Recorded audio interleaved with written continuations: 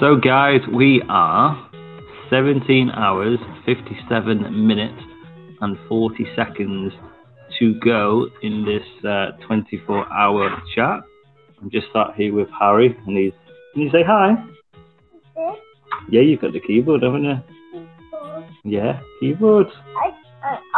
Off. Off. No, don't turn it off. Welcome along to Diabetes Chat. This hour now that we are in, we're into our 7th hour, is the open forum chat. And if anyone wants to come talk and share their journey with diabetes, ask any questions, connect with people from all over the world, this is for you this hour to come talk.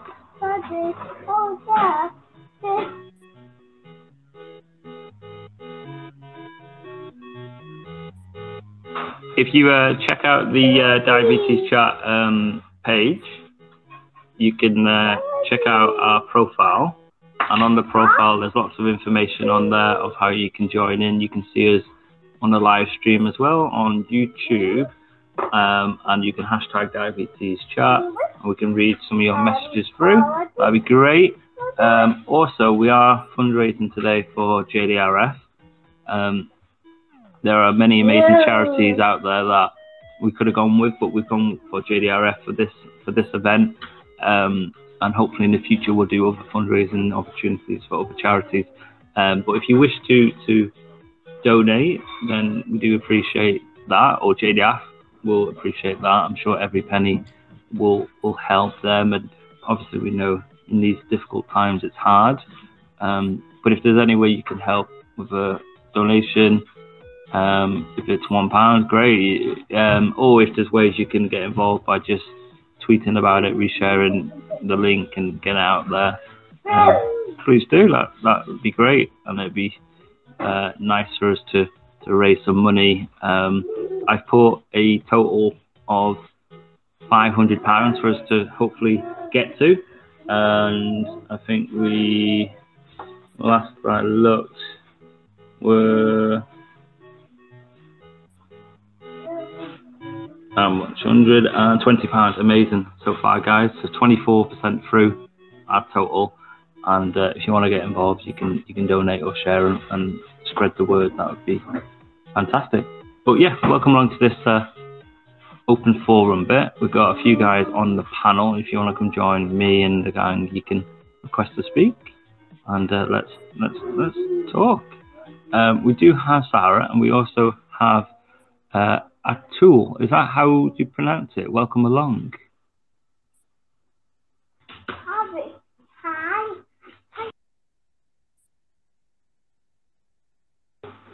Is it Atul? Atul, is it? Hi. Maybe he's just away at the minute, but hello, Harry. Turn the microphone around. Can you say hi? Yes. You've got his car, haven't you? You're showing everyone your car. You missed the opportunity to turn your webcam on there. I know, I will. I'll sort that out in a second. Hello, Norm. Welcome back. Oh, I'm here. How's things? Oh, standard.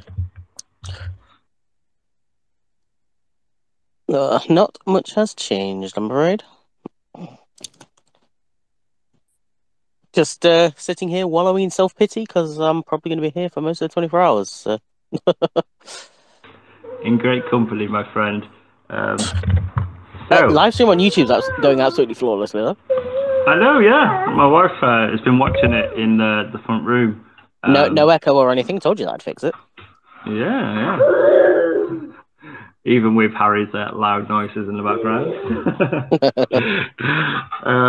We're just cooking tea, or when I say we, that's cooking tea. Well, then tell us what you're cooking. What are we cooking? Mummy, what are we cooking? Pizza? Yes. Sweet potato fries. And salad. Salad? We don't normally have salad. She's being healthy because you're online for 24 hours. Yes. She's. You want to start bringing me into this open forum? Yeah, Carter, do you want to bring her into the open forum? Sure. Yeah. Where's Hey, the she has a chocolate Twitter cake? account. I've now found out, so I she know can. she did.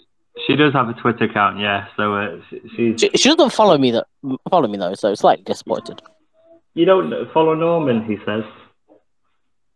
You've only just following her. There you go. To be fair, I didn't know she had a Twitter until this point, so. Kat said there's not much going on her Twitter. It's all about car giveaways, and we need a new car, right? You've so only guys, just got a new car. Yeah, but we need another car, like for her and Harry. Her cars, we're only kind of temporary using it, kind of. So yeah, we borrowed it off my mum. So we need one potentially, hopefully. But as you know, it costs a lot of money, doesn't it? It does indeed. So then again, so does charging your phone in this economic time. And I've had to charge it twice just from being in the Twitter space. Is that why you keep going? Your phone keeps dying. No, not particularly. It just I really can't be asked to listen to 24 hours solid. I just watched an episode of Gordon Ramsay's Hell's Kitchen. Ooh, good old Gordon Ramsay. I like a bit of Gordon Ramsay. What are you? An idiot sandwich. You say hello then. Can you say hi? Hi. Yeah, you've got your cars and your bus, and you're licking your bread, aren't you? You're eating your bread. Can you say hi, bread. everyone? That's what I haven't done for a few years. You're showing everyone your bread. Oh, you know what? If you guys click on the Diabetes Chat page, you will see the live stream that we have going on YouTube. And I am going to switch on the camera. My wife's like, oh, whoa, quick. So where is? Let's have a look. You can see we're live right now. Right, meow. And she literally ran upstairs. So right now, if you want to go into live stream, you can see me. And let's turn the camera. Hey, there we go. Oh, didn't prepare for this, did I? There we go. Let's see if we can get Harry into it as well. There he is, eating his bread. So, guys, welcome along to Diabetes Chat. This is the open forum where anything goes. We're literally talking about everything and anything literally in this 24 hours. Hello and welcome to all of you tuned in. Claire's still here, Alison's here, Sarah, Norman, Flipper, Alex on the speaker panel. Atul, is that, I hope I can pronounce it right, is on the speaker panel as well. Hello, buddy.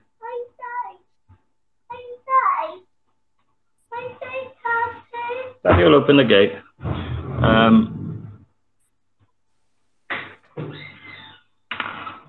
I don't know if you have to unmute the microphone. Or can I do that? Let's. No. I didn't see it when I had temporary closed. If you can hear us, you can tap on the little mic button on the bottom left and it'll unmute your mic.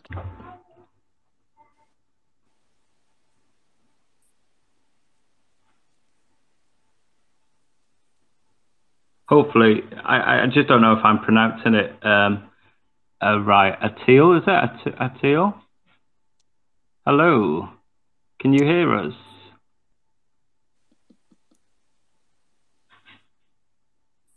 Not right now. That's all good. Claire, how are you? Everyone's gone away to do some cooking. But it is that time. It is that time. Saturday evening. It's sounding like a type of seance and you're not getting through. I know, right? Is anyone there? Is there anybody there? Even my wife's done a runner. She's gone upstairs. She's like, I'm not going on webcam. The rumour has it if you say Diabetes Chat 3 times in a mirror, it'll magically appear in the Twitter space. Well, no, I don't blame your wife, Tom, at all, because I would at this point be killing you, because probably you haven't taken into account that there's a pile of washing behind you and all these things, and you're like, if I knew you were going to put the webcam on, I would. I know. We have to do a deep clean yesterday. We had to empty we have to do the dishes. And we were talking about that with Paul earlier on. He says we can't be doing the cleaning, can't be hoovering, can't be Dustin, we can't be doing the dishes because the potential you had to adult incoming. I have to adult, yes, indeed. Anyway, I just have to let the dog out as well. You can tell us we're live. So you guys carry on talking. I'll be back in 30 seconds. I saw your tweets, Flipper. You posted some photos of various knitted things. I just thought I would illustrate for anybody who didn't know. I would bore more people with my knitting. No meatballs. I'd take a few of those. I'd definitely take a Humpty Duck. You see me a very detailed meatball. Come on. Goodbye. No, there was a couple on there. The superheroes look nice. I mean, the fruits look nice. I'm just not really into knitted fruits, so. No. I can't quite see that. I am debating. Just carry on this not very interesting talk. I am enjoying knitting them because it's just something different and they're small and whatever. But I'm thinking that I may put cords on them so they're like Christmas tree decorations because they're quite small. Or get a t-shirt cannon off Amazon and fire them around your neighborhood. It'd be interesting to see posts pop up on like Facebook saying, "Random knitted beetroot found in garden of elderly woman." I do put things in trees. I knit bees, or I did knit bees. And during lockdown, I put them in the trees all around me. And quite a few, some of them are still there. And it's like, well, over 2.5 years later. That's pretty cool. Yeah, some of them are a bit faded and that, but yes. So I did do a bit of knitting bombing, and did some bees, ladybirds, and I did poppies last Remembrance Sunday. Oh, that's cool.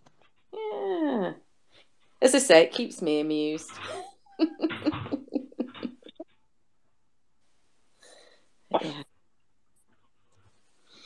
Yeah. If you're watching on a YouTube in a YouTube stream right now, you can see Bailey. He is climbing up or trying to climb up on the kitchen unit.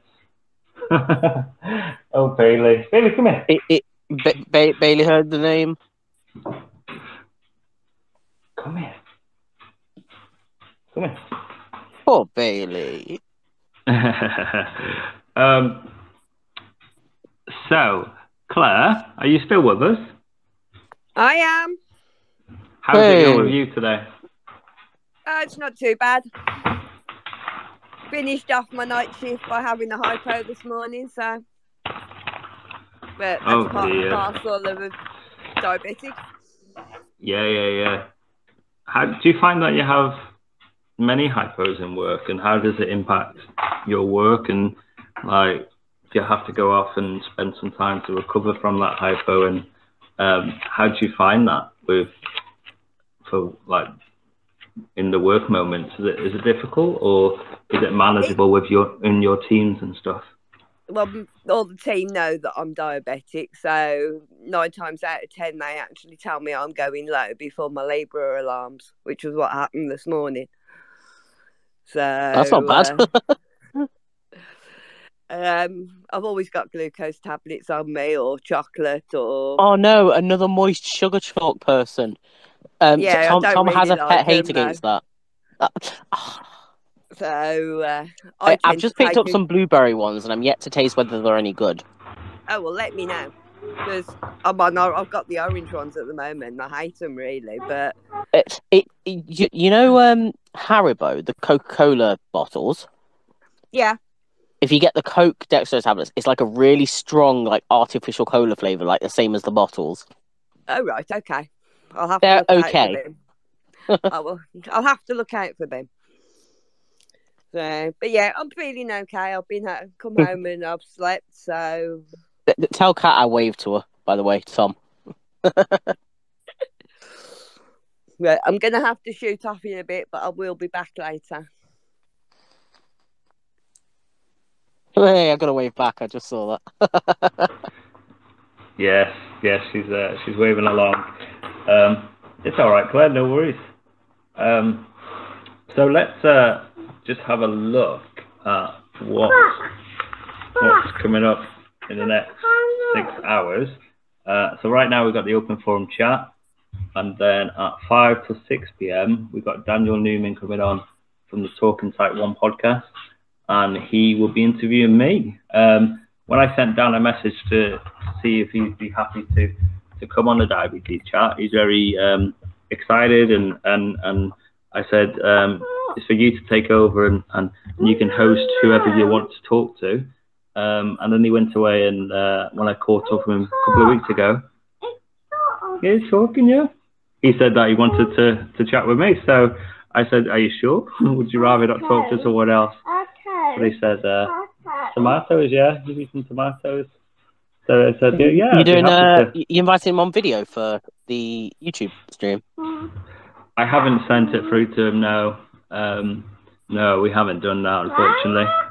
Can you see yourself on the camera? So yeah, we'll be talking with Dan at 5 o'clock, and then 6 o'clock later on we have Stacey Sims from the Diabetes Connections, who will be talking live, and she's at a diabetes conference event today, and she'll be doing mini chats with people there, so that'll be really exciting.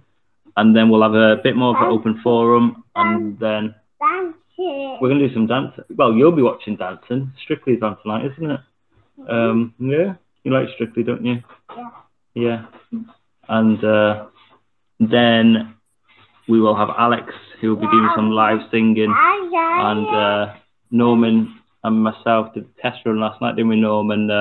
We had the honour to listen to Alex. You exposed our test space to the world, man. I know the secret, right? So Alex will be joining us at 7:45 to 8 o'clock with some live singing, and then we have GBDoc, who will be doing a 2-hour tweet chat with us, so let's get some conversation going, and then we have a couple of hours open forum, and then it'll be midnight, and then we'll talk about that later on, shall we? But yeah. Well, your timer's not currently on the YouTube stream. I was going to remind you of how much you've got to suffer through still, but it's not there. Oh yeah, it's yeah, you are right. I'll have a look at that in a second. I'll see what is. I know what it is, Norman. I forgot to paste that into the slide. You can add it from an existing scene. If you add a text element, you can add an existing one. Yay. There you go. 17 so we've got hours. to deal with you for 17 hours, 40 minutes, and 5 seconds. There we go. And to be honest, it will be more than 24 hours. It'd be more than 24 hours. It'd be 24 hours plus a little extra time. Because well, you were predicting 25 hours for some reason, which, I mean, if you are, good luck. I think so, because I think we don't want to get to like dead on 10 a.m. and I'm saying bye bye, see you later. I'm sure we'll have a little time extra, but then again it might get to 10 o'clock and I might be like, I'm going, guys, sorry. I'm going to bed. Daddy's going to bed. You're going to sleep for a very long time once you've done with this. Yeah, at least it's Sunday tomorrow, the day of rest. For you, indeed. Are you not handing over to Chris then, Tom? I'm hoping that Chris will be around overnight. Yeah. So then if I need to rest a bit, then yeah, I'm hoping so. I haven't heard from him, so I'm hoping Chris will jump on. I know Ben West is his guest, so I'm hoping between midnight and 3, 4, 5 in the morning, then Chris will be around for a little bit of that, which would be good. At least then it can just give me some time to.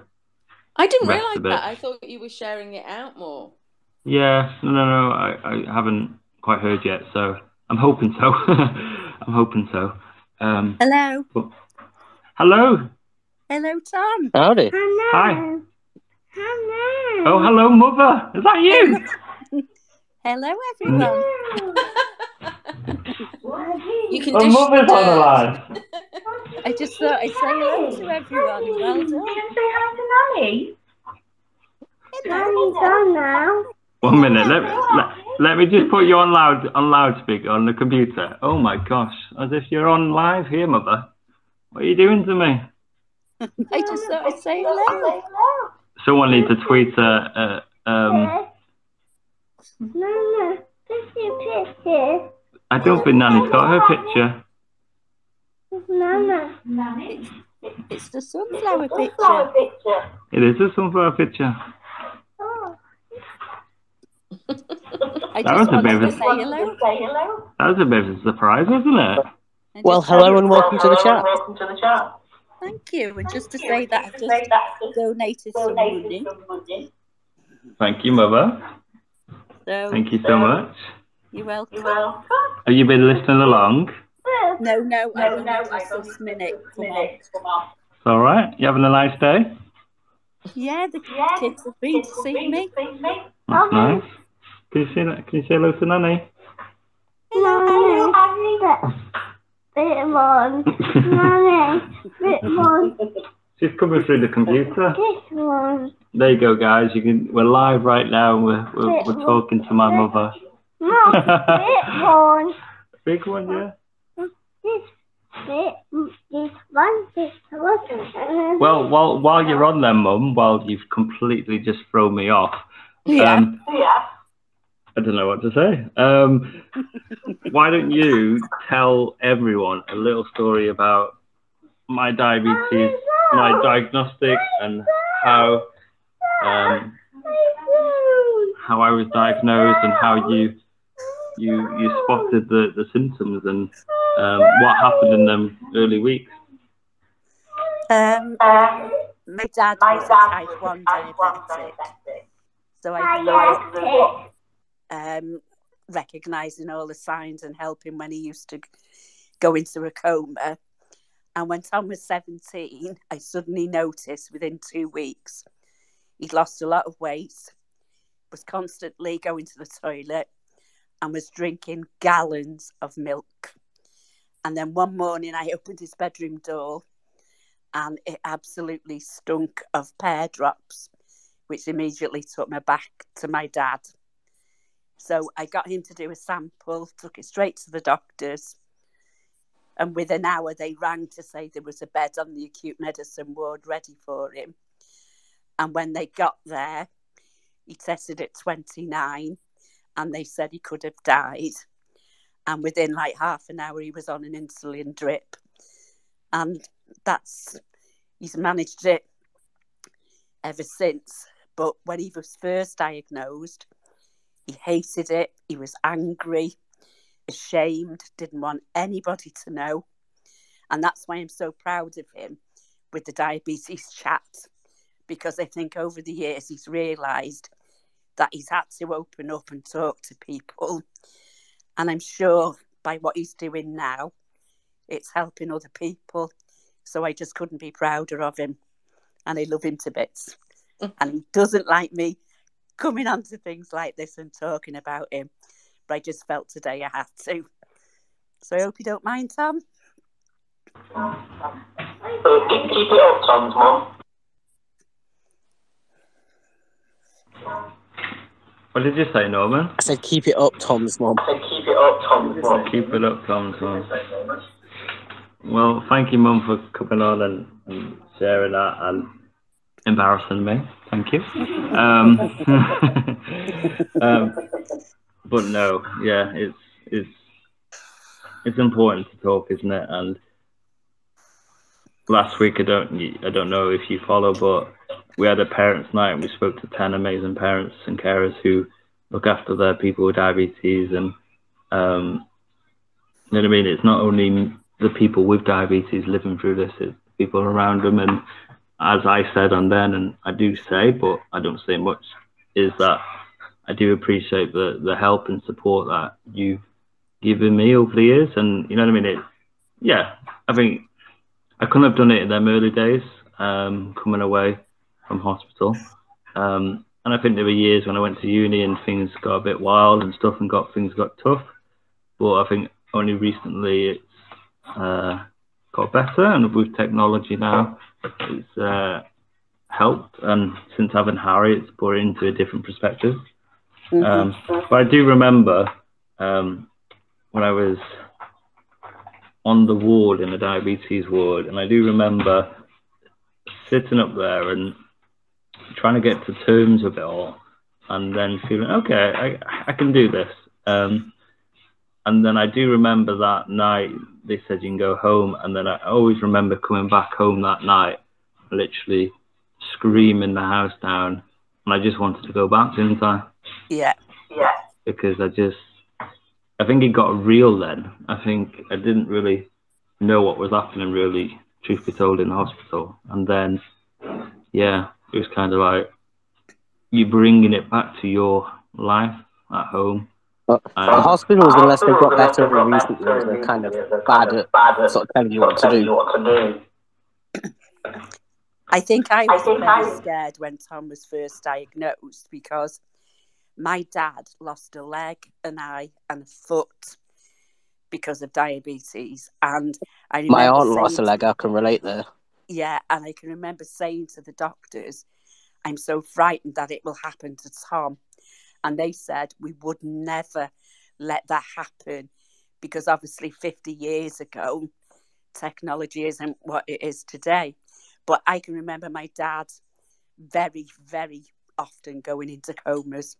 And, you know, that was, you know, he died at 52. And, you know, I think when Tom was diagnosed, it was really scary for me. But, you know, the hospital reassured me that they would look after him. And, you know, he's had... I'm glad technology's improved sort of to that. But if Tom does lose another leg, he can be assured as a friend I'm going to come and cut the other one off for him.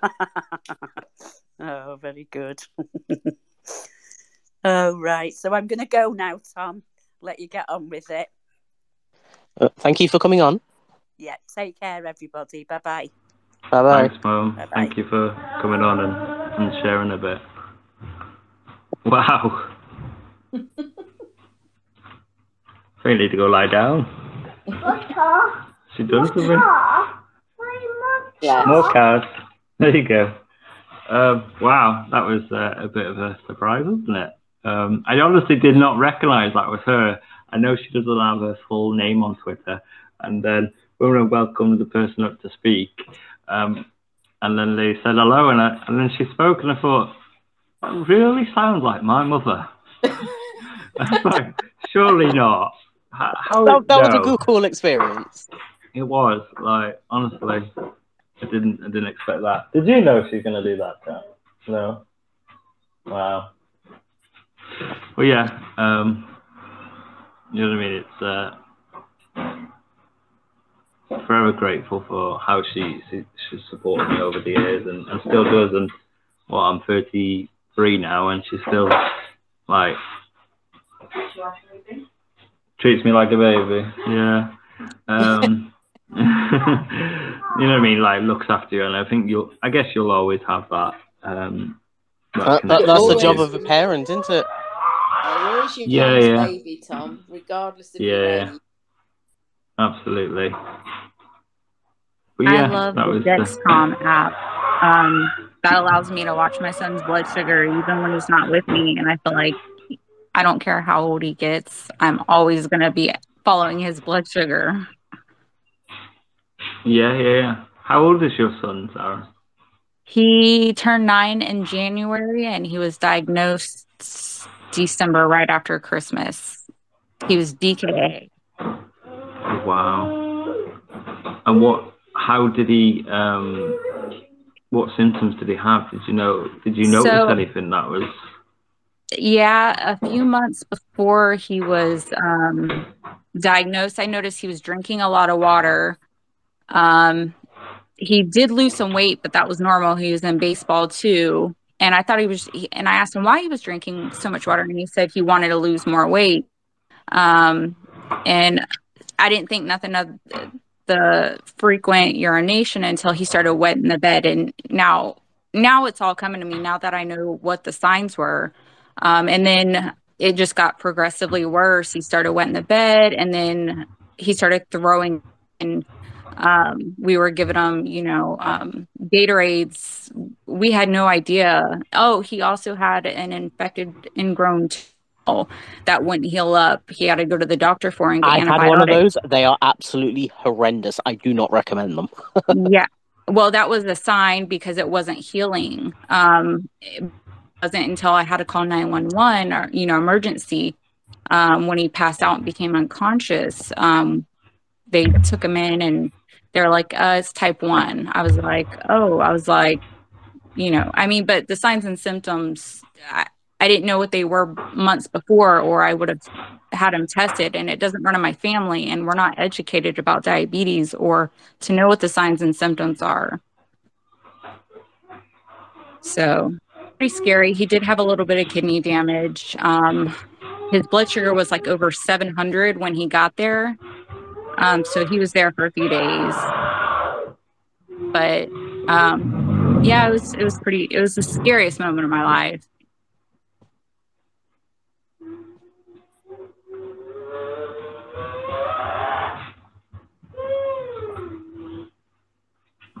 I bet. Yeah, how scary that must be. And what does he use? Is he on, just to give us a bit more sort of context and understand a little bit more, what is he on? Is he on insulin pens or pump? Does he use technology?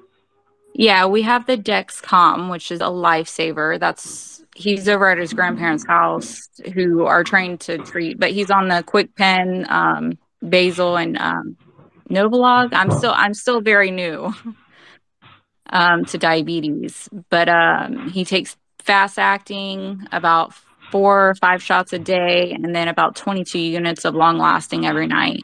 And he has the Dexcom CGM. Like you say, it must make a big difference for you that you can see his readings. Yes. For you to help. And how involved is he in his diabetes management and control? How old did you say he was? Sorry. He's 9. He's 9, so fairly young. But how much does he get involved in it and understand it? And it's fairly new, of course. But he's pretty good about giving himself shots and stuff like that, and looking at his blood sugars because he has it on his receiver, and I got him just a cheap Android phone so I can track him, and so that will send me the numbers to my phone. So it alerts him. The only thing at nighttime is he is a heavy sleeper. He does not wake up through those alarms. That's the only thing I need to work on. I need to figure something out on how to, when those alarms go off at night, to wake him up so he can start treating himself. But other than that, he's doing really good.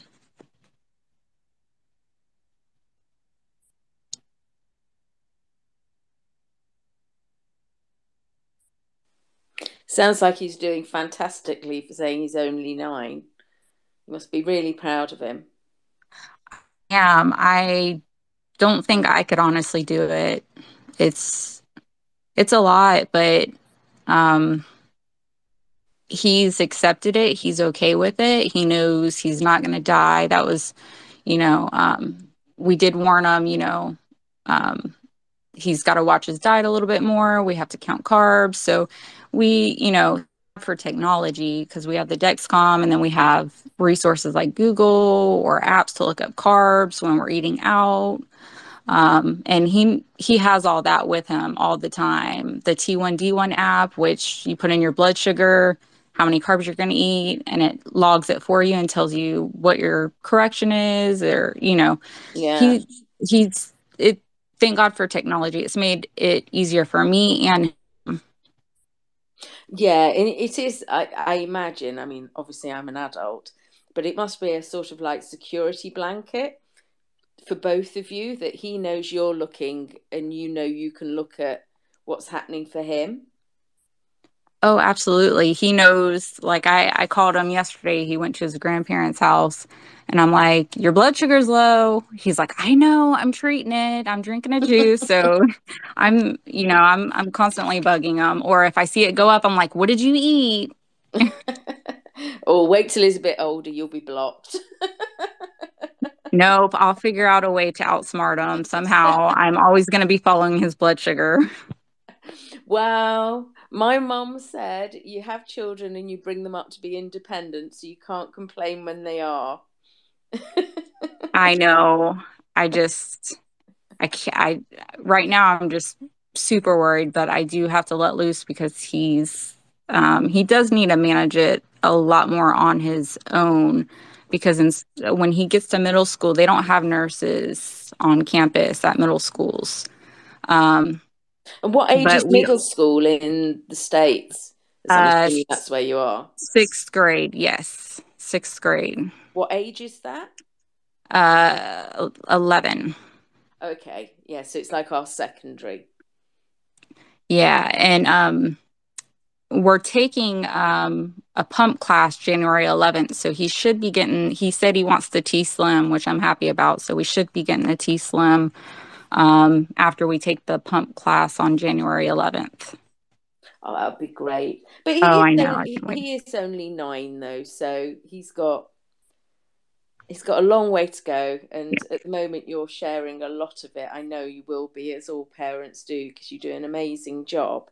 But he'll get there. Yeah, I know. It hasn't even fun. been a year, so yeah. I think that's it. There's enough of us that have grown up without, sort of. Well, I was an adult when I was diagnosed, so I'm a bit sort of different there. But if you look around the community, there's so many people who were diagnosed as children and were relatively sane. I'm not saying totally. He'll get there. But there'll be. Oh, I know. He's smart. He knows how to, write out the carbs, the math part. So if he ever loses, I have to, I'm preparing him for that. Make sure he's got glucagon. Because he's still in the mindset where he just wants to run out of the house and jump in the car and go. And I'm like, no, we have to grab your diabetes bag. I mean, that's the only thing. But I try not to bug him too much. Like, it's been a few hours since I've texted him about his blood sugar. So I'm just like, okay, I'll wait for it to go down. And then if I don't see it go down, then I'm calling him because I'm getting alerts on my phone. Yeah. And I think that's it. I remember listening to a podcast. And it was a mother and son being interviewed, but the son was older than yours. I think, off the top of my head, he was about 16, 17, and they were interviewing. And it was really weird you saying that about him saying, I'm fine, I'm just waiting. And that was one of the things the son said that bugged him the most, was that his mother could see his readings, but had no idea that he'd already acted on them. He was just waiting, he just had to wait for it to work. And his mum was sort of saying, oh, maybe I have to start not doing that so much now. I know I shouldn't. He needs, I think it would probably build more confidence. Yeah, I'm just. So I'm saying age difference is that, but, sort of as him as a teenager, he was like, yeah. I've done He's it. He's going to be aggravated with me then. But no, it's a hard job. And you were saying, oh, I don't have to deal with it, but you do, because as a parent, you've got all the worry and. Oh, I absolutely feel like I'm a diabetic. All the time, yeah. Yeah, I mean, I know I don't have to take insulin shots, but I do feel like, I mean, I am living with the disease. My son, he has it, but I'm constantly looking at blood sugar and calculating carbs and helping him and applying. He won't apply his Dexcom yet himself. I don't know why. I'm not a diabetic, so I don't know. Does it hurt any of you? He complains about it hurting. Well, I would say I'm an adult, so, different things. I would say no, but occasionally you hit near a nerve and it can really tweak. But I'd imagine if he's a child and 9, he's going to have a lot thinner skin than me and less of a layer of fat and whatever. So it may be more stingy for that. I don't know. Probably. He only lets me do his stomach, so that's the only spot we've tried it so far. Mm-hmm. And do you lift the skin at all? Well, not lift, but do you know what I mean? Mound up the skin when you fire it? I do a little bit, but I don't. Yeah.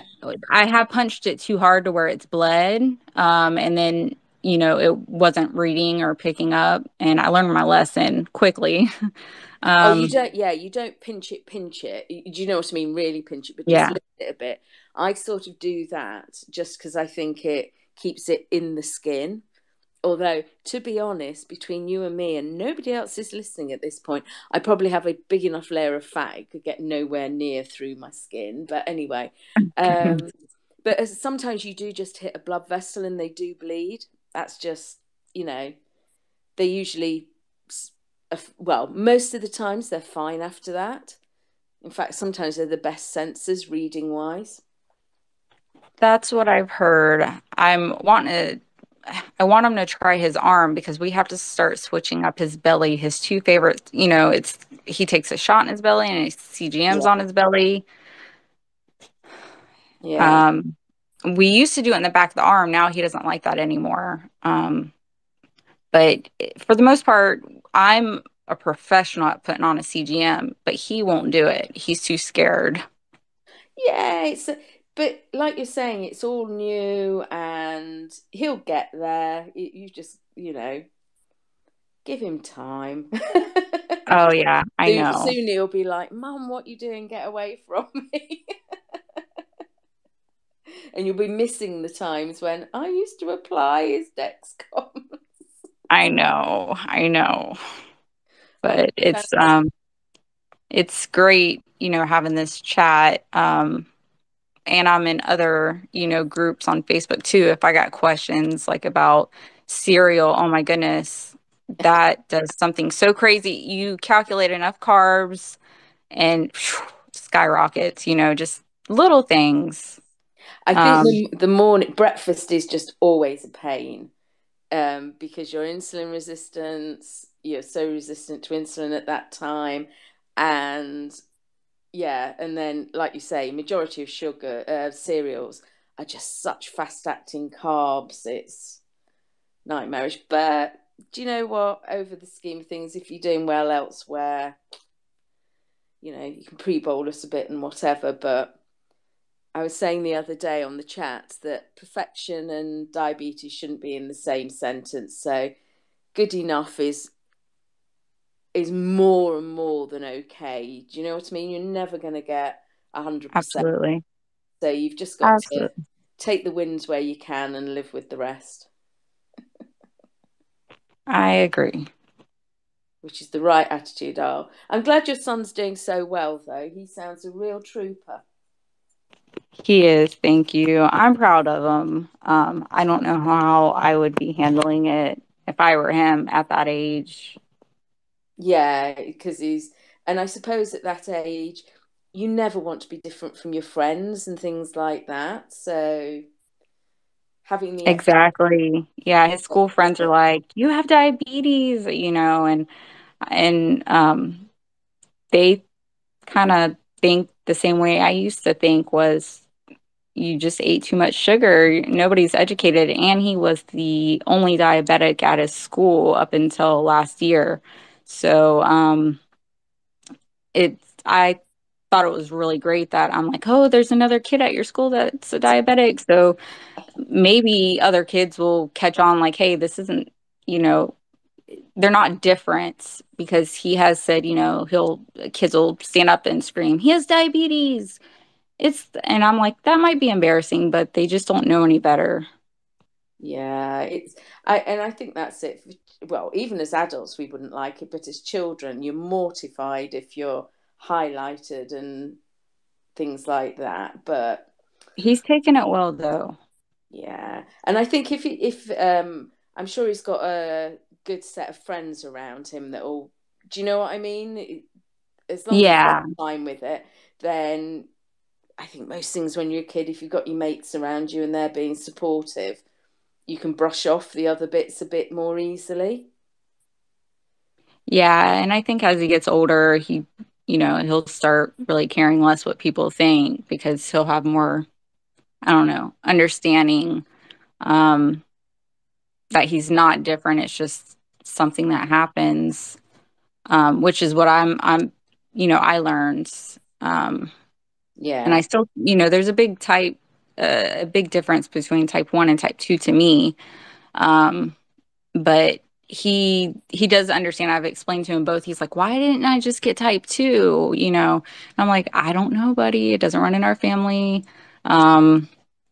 It wasn't because you ate too much sugar. He's a little chubby. I was a little chubby at his age too.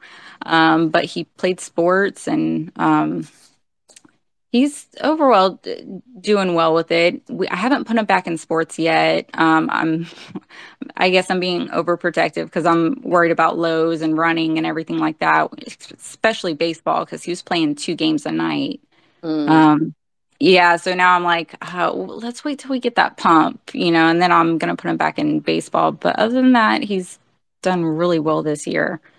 I don't know how I'd handle it at that age. It would be really rough. And it's all a learning curve. Do you know what I mean?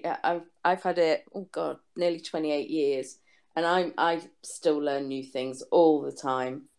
And you just find your way through it and round it, and so you can do what you want to do.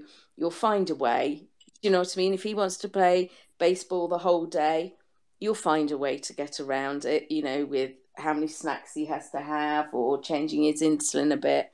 So it is just rolling with the punches, really. Yeah, and that's kind of what we're learning at school too, because they're more active at school. So I'm changing his carb ratio at school to where, I believe it's 15 carbs. His carb ratio is 115 at school. At home, it's 112.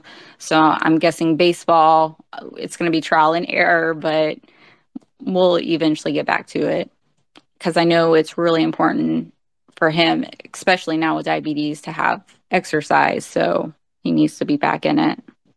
And I think I always sort of think it's like there's no special thing about being type 1, but if you're honest, all children, all people should be active and whatever. It's no different. And a bit like food and things like that. Well, we all should have a balanced diet. And that doesn't mean that we can't have cake and sweets and chocolate and things like that. It just means that you don't sit there all day only eating sweets and cake. But that would be the same for anybody. So I think it is just normalising it, that actually you're just doing what everybody should be doing. Oh, I agree. So, yeah. And when you were saying about type 2, I think there's no easy type of diabetes. None of them. They all have their, well, I would say advantages, but that's the wrong word. I know what you mean.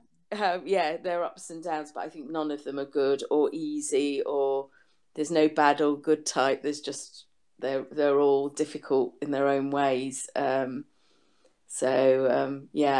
I don't know. I don't know if I was given the choice, which I'd prefer. Hopefully neither, but yeah.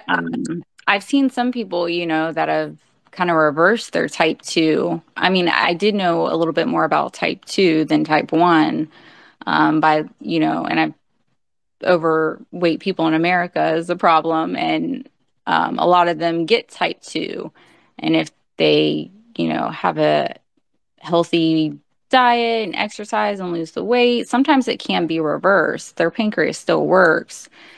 So I'm still learning. I'm still so new to it, but yeah, no type is a good type, or they're both. I've seen people with type 2 that aren't extremely overweight, so that's another stigma with type 2 is and there was some research a few years back now, and I find it really interesting because they were saying, is it that being overweight triggers the type 2? Because there's a big genetic element in it, because not all overweight people will get diabetes, so it's not correlation. Or is it that actually developing type 2 makes you more prone to put on weight? So before it actually is fully apparent and diagnosed, the actual symptoms make you put on more weight. So a bit of a chicken and an egg, which comes first. And with the genetic element, I know somebody who runs marathons and things like that, who has type 2 and takes medication for it. And he is one of the fittest people I know. So do you know what I mean? I think it comes in all shapes and sizes. So I just have sympathy for anybody who has to live with it, really. Yes. Or like yourself, care and live with something as well, because I know it affects the whole family, not just us. which is there. But no, but it is nice to hear your story, and it's nice that you're along and listening to people and connecting with people, because you always pick up little hints and tips and just sort of that thing that you're not the only person. I know, it's been great. Because like I said, I don't have anybody close with me in my family or friends with type 1, a few people with type 2. So it's nice to have people that have been through similar situations or are going through something like I'm going through. And as you're in the States, and I don't know this because obviously I have an impression of people who live in the States, probably like you may have an impression of people who live in England. But does your son go to summer camp? Would you send him to one of the diabetes camps? I've looked that up. I want to get him enrolled probably this coming up summer. They do have summer camps for diabetics. It is kind of pricey. Everything diabetes related is very pricey over here in the States. I don't know about over, in England or Europe. But I did look at the price, and I want to say it's like $4,000 to $5,000, dollars for a week, because they have, dietitians and endocrinologists there, but they do have it. And I'm in Florida, so there's chapters in Florida that, I'm sure I could get them into this coming up summer. Yeah, the only reason I say that is I know here, obviously because of the pandemic and stuff, they've not been running for a few years, and I don't know if they've started up. But Diabetes UK, one of the big charities, they used to run like long weekends for, I think it was teenagers, so it wasn't real littlies, but they'd be older than your son. But I think a lot of I know somebody's child who wasn't that keen on going, but actually came back raving about it. And I know myself, the first time I went and met up with a group of type 1s and went out for a meal with them, and it was pre-CGM days for me, and it was just so nice being at a table of people, and we were all testing our sugars, and we were all joking about the carb content, and, well, what do you think? What are you going for? And it was just so nice being in the majority. So even if you just have a day thing rather than a camp, do you know what I mean? Even if there was a one-day meet up, like a JDRF thing, or we just went to the JDRF walk back in May. That was amazing. I think it's just so nice, and I think me as an adult, I just found it amazing. So I'm sure your son, he would as well. It's just nice to feel in the majority. Oh, absolutely. The JDRF walk, I think, was great for him because there was other kids, and you can see them wearing their Omnipods and their pumps, and they had, an NFL football player there that's living with type 1. Yeah. So, and he got to meet him, and the football player told him, hey buddy, I got a CGM too, look. And then there's other kids running around, and it's all sugar free, and he thought it was really cool. So I think a summer camp is going to be a good idea for him. I got to get him in. Oh, that's brilliant. That's brilliant. Anyway, I should check if Tom, are you still awake? Because I'm checking and it's nearly 5 o'clock. Yeah, thank you. It's been really fascinating listening to you and Sarah talk, and you've enabled me to have some tea while doing so. So appreciate it. It's been really fascinating, and I'm just getting ready for our big chat with Dan in a few minutes' time, which I'll be looking forward to. But if you guys want to get involved, you can hashtag DiabetesChat. You can request a microphone and come speak to the guys on the panel. And with Dan shortly, you can check all the content on our Twitter page and all that jazz. And also we're fundraising for JDRF UK as well for this particular event. So if you want to get involved in that, you can click on the Diabetes Chat account, and then you can have a look at the fundraising page.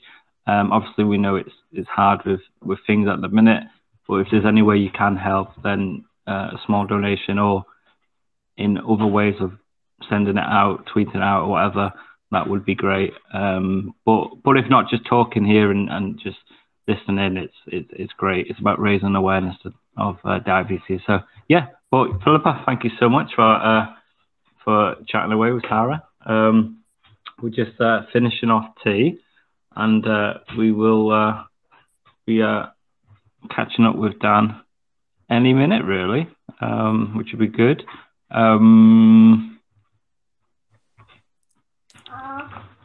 No. So you've finished eating tea? We are, and we're just gonna. Harry and Kat are just gonna head up to bath time in a minute, so I'll be back in 1 minute. Okay. Yeah, no, not a problem. I can see Dan, you're there. Are you ready with some hard questions for Tom? I am here. I am ready. I don't know if I have hard questions, but if anyone has some hard questions, feel free to tweet them to me, and I'll ask them to Tom. But hard questioning isn't my style on my podcast. So, but I can do if that's what the people want. That's what I will deliver. I might have to DM you so you can ask him, why are you playing that music all the time? It's like being in a 90s Game Boy or something. No, that is a throwback. Yes, Tom knows that. I'm acting my age here. It's like, what?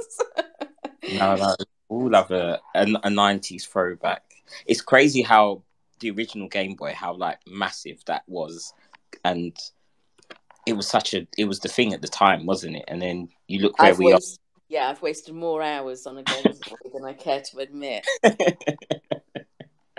Oh, life was simpler back then. Yeah, I was going to say it was just Tetris, Super Mario. and I used to dream in Tetris. Yeah. Those were the days. Yes. Those were the days. And I'd love to be able to say I was a teenager at the time, but I wasn't. Well, I won't ask your age. I won't do that. I won't do that. I was working and employed, etc. You volunteered that information. You didn't have to. No, but I've already said that I'm nearly 28 years with type 1 and I wasn't a child when I got it.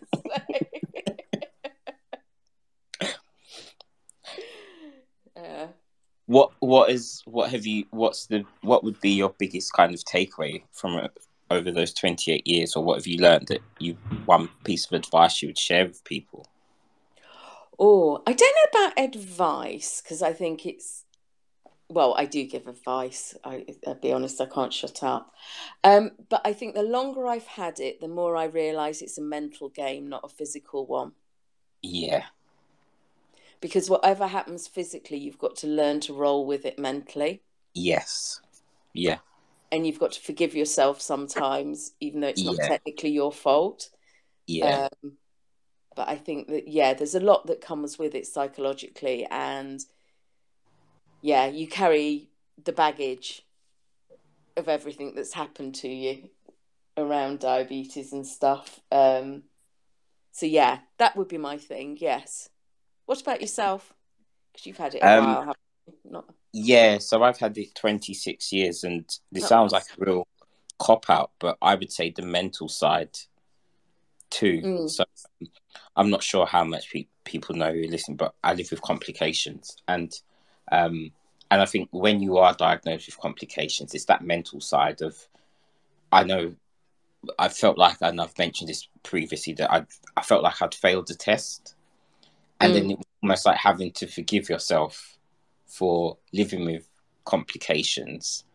But mentally, it's that challenge of overcoming, if only I did this, if only I did that, if only I... And actually just getting to the point of acknowledging that you were doing your best at the time and you're living with a chronic illness that is relentless, it's hard, it's always there, you always have to be on. Yeah. And it's okay to kind of forgive yourself for where you are. So I totally agree with the mental side. Yeah, and I think one of the things that I always, in fact, I ought to start tweeting out about it or do something more about it, is that I think at diagnosis, particularly, I mean, with children as well, don't get me wrong, but particularly with adults, is I don't think they ever mention the psychological impact of it. And not just, oh, you've been diagnosed with something, you take you a bit to get over it, it's a grieving process, but actually say, you will get burnt out. You will come to a point where this, and if you do, these are the services that are there. Because you sort of get told, oh, well, if you have anything wrong with your eyes, do this. If you have something wrong with your foot, do that. But then you talk to people and they're really shocked that you've been through the same as them when it's the mental side of it. Whereas I'd say virtually 100% of us have been there. So why don't you mention it to prepare people for it? Yeah. Just to know that it's a common thing and, you know, yeah, it will happen. Don't worry about it. You know, if you let us know or talk to people, we can help.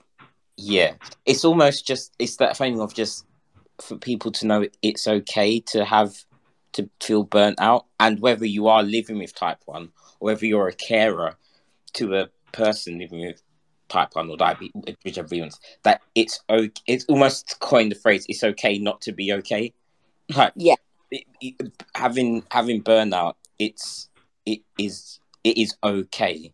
Like, I don't think there's anyone who could, like you quite rightly say, we will have experienced it at some point, because it just does take its toll. We do so much each and every day, and we have no choice in the matter, that it's a bit inevitable in a way. Yeah. Because we do have lives as well, surprisingly. Yeah. I might not have much of one, but I do like it. Yeah. But you're right, because we are like fundamentally humans living our lives, but we've got this condition that's there that was it 180 extra decisions a day? Yeah. That's on average, but that's a lot. And yeah. I don't think it's necessarily the decisions. For me, I'm trying to think. I read somebody, and it was on Twitter, and I can't remember who it was because it was only yesterday or something. Senile decay has started. But they were saying it wasn't necessarily that, but it was the fear that something would happen. Yeah. That you could have a day and your numbers were amazing, and that should have been a fantastic day. But actually you spent the whole time thinking, like on a day out or something, oh God, but what if I go low there? Or have I got sugar with me? Oh, I've got sugar. Oh, how long is it to lunch? Or what should I do at lunch? Because we're going to be doing this afternoon. And you can get everything right, but you've still had a stressful day. Yeah, no, you're totally right. And something for me quite recently is I went a long period of time. So I used to be really worried about having a hypo in my sleep. Mm-hmm. And I went for a period of time where that kind of settled down and it being okay. And then recently it started to come back up again. So it just goes to show that even if you feel that you have felt with some issues, it's always still there. And even though I have a Libre, I've got an alarm. It's like, but what if I don't hear the alarm? Yeah. It's always the what if, worst case scenario thinking. Yeah. Oh, no, I'm totally with you there. And I think it is difficult living in the moment. That sounds so sort of deep, but actually you can't do anything about the future. You can't do anything about the past. Yeah. I mean,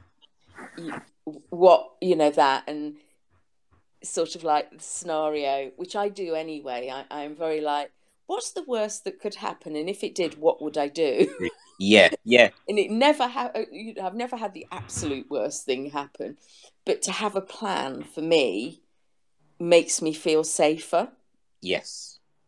Just in case, but that does mean I overthink things quite a lot at times. Well, sometimes. Other times my friends will say, you don't overthink anything, Cooper. You just go for it.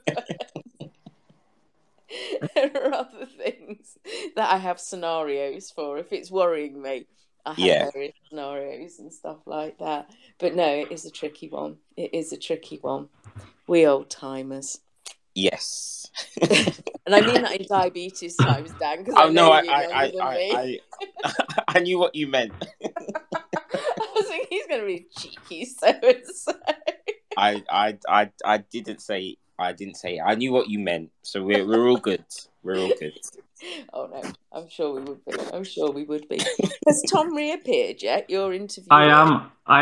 I'm just cowardly sitting in the background. Taking a rest much you can. I am. It's like, go on, Dan. Do the chat with Philippa. I'm okay.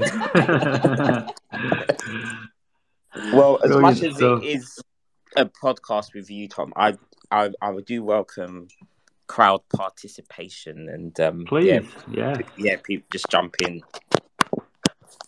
but just keep the heckling to the end, please. Like, to the end.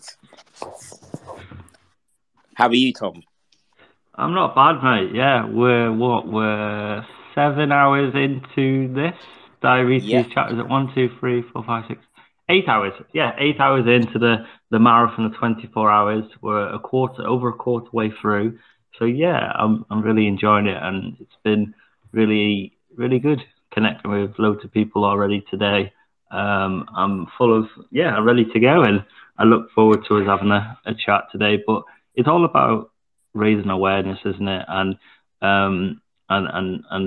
talking with people and connecting with people from all over the world. And I'm sure you'll ask a lot more about diabetes chat later. But yeah, this opportunity today is a good one to have, and I look forward to connecting with everyone throughout the night and into tomorrow, and learning new things and seeing how diabetes is around the world. So yeah, I'm really enjoying today. Good. And it's as if you've seen my overview because one of the things I will be talking about, I have got this to talk a bit more about diabetes chat, but that's a bit further down in the conversation. And so, as I normally do with most guests on the podcast, is I get them to talk about their diagnosis story. However, I did see a tweet from you not too long ago where you mentioned that your mum had joined the space as you were talking about your diagnosis story. So apologies to anyone who may be hearing it again. But Tom, can you start us off by talking about your diagnosis story? Yeah, okay. So I was diagnosed officially with diabetes on the 30th of November 2006. So that is 16 years ago nearly. So my anniversary is this month. I'm looking forward to it, and my wife's listening on the line, so I'm just pre-booking my my chocolate cake in advance for that celebration. But yeah, in the lead up to the and how weird is this? That normally I'm the one that prepares all the questions with my team, with Philippa and Chris, and tonight you're asking me the questions. I feel like the tables have turned. I feel on the spot. But yeah, in the lead up of being diagnosed with diabetes, I went through the typical signs of symptoms of diabetes. I was losing weight. So for me, I was loving life because I was not like fat, but I was, I don't know, a bit of puppy fat, I guess, when I hit puberty. And I was diagnosed in sixth form. And yeah, I was losing weight. So I was like, yeah, I got a good image going here. I'm liking my new look, eh? And yeah, that was interesting. And then I was always tired all the time. And I just had no energy, and I was drinking a lot. And I just remember all the time drinking milk, and I'd go to the fridge middle of the night, throughout the day, whatever, but especially overnight. I'd come through my door, go through my bedroom door, go into the kitchen, which was next to my parents' room. We were in a bungalow at the time. And I remember my dog was in the kitchen, so I had to like try and be careful and not over wake her up. And basically, yeah, I'd get a pint glass. I'd probably down a glass of milk there. I'd then go to the toilet. I'd be urinating, and then I'd go back to bed. And I probably had 2 glasses of milk by the time I've done that process and got in bed and finishing that glass of milk off. And then within an hour or 2, I'd repeat that process over and over throughout the night. My poor mum, I remember her saying that the amount of times she'd hear me doing that and hearing the fridge door being slammed. And the second, I guess, she falls off to sleep, and the next minute she can just hear the wallop off the fridge door again, and she's thinking, oh my God, what are you doing? So that was that. And my mum, basically, her dad was type 1 diabetic, and he died, I think, within the first year of my life. So I was just under 1. And he had complications over the years with his eyes, with his feet. And he had amputation of his feet and legs and his eyes. And I think she was really concerned in them early days of, in 2006 when I was diagnosed, like, oh my God, is he going to be okay? Like, she's probably reliving them moments. But how I got diagnosed was that she knew there was something wrong with me. She knew there was something quite right. And she came in one day, and she actually popped on earlier on today, about an hour ago, didn't she, Philippa? Oh, this hour, I can't remember now.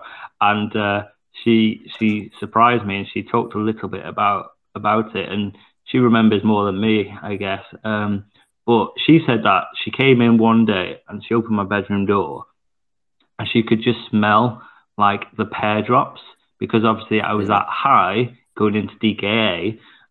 She could smell it, and she just instantly clicked and was like, he's diabetic. And I can't remember how she went about it. I think she just would have said, can you do this sample, this urine sample? And then she took it down to the chemist, who she knew someone down there. And they said, look, Sharon, we'll do some tests and we'll get back to you as soon as possible. And I will always remember I was doing prefect duty. So I was in sixth form. And we were doing duty, me and my friend Dan. And my mum just turned up at school. And I was just like, what are you doing here? Like, just totally like shocked. I didn't understand. Like, yeah, I probably didn't even process like what had happened that morning, me doing the test. I didn't really add things together. And then I remember just my mum saying, look, you come back and it's really high and you could be diabetic, and we need to go now. And I was like, no, I got duty. I need to finish this off. I've got lessons this afternoon. I can't go. But obviously my head of sixth form said, you need to go. You need to go now. Yeah. So I did, and obviously got, I remember driving in the car, and I remember getting upset and thinking, what will people think? What's my dad going to say? What people are going to say? Like, I was just totally didn't know what to think. And then got to hospital, and I remember sitting in the acute ward, or whatever ward it was, and they did the blood tests and things like that. And then within 10 minutes, they were there, and they said, you've got type 1 diabetes. They confirmed it, and it was, yeah, surreal. Yeah, thanks. So just a couple. So what I've when I've spoken to people about their diagnosis story, particularly the first part, when it comes about drinking, there's always like one specific drink that people tend to like. You mentioned yours was milk. Yeah. Other people have had water. I know mine from my story was like Ribena. That part is so specific in terms of your diagnosis story and leading up to that. So you've just been taken out of school, taken away from the prefect duties. You're there in hospital. When you hear kind of you've got type 1 diabetes, what's going through your mind at that point? Is it just what is type 1? I didn't know. Yeah, I didn't know anything about it. I didn't really know, to be honest. My granddad had it, that sort of thing. I've not really heard. I've heard of diabetes, and I've heard the stigmas attached to it, and you hear the horrible things. But then I was I've got it. And then just going through my head, I'm worrying instantly of are people going to associate me with the bad press it gets, the stigma. And I think times have changed over the last 16, 17 years or what, for the better. But yeah, I was really scared and panicking to be like, oh my God, what are people going to do? Like, they're going to judge me and blame me. And it put me in denial for many years, to be honest.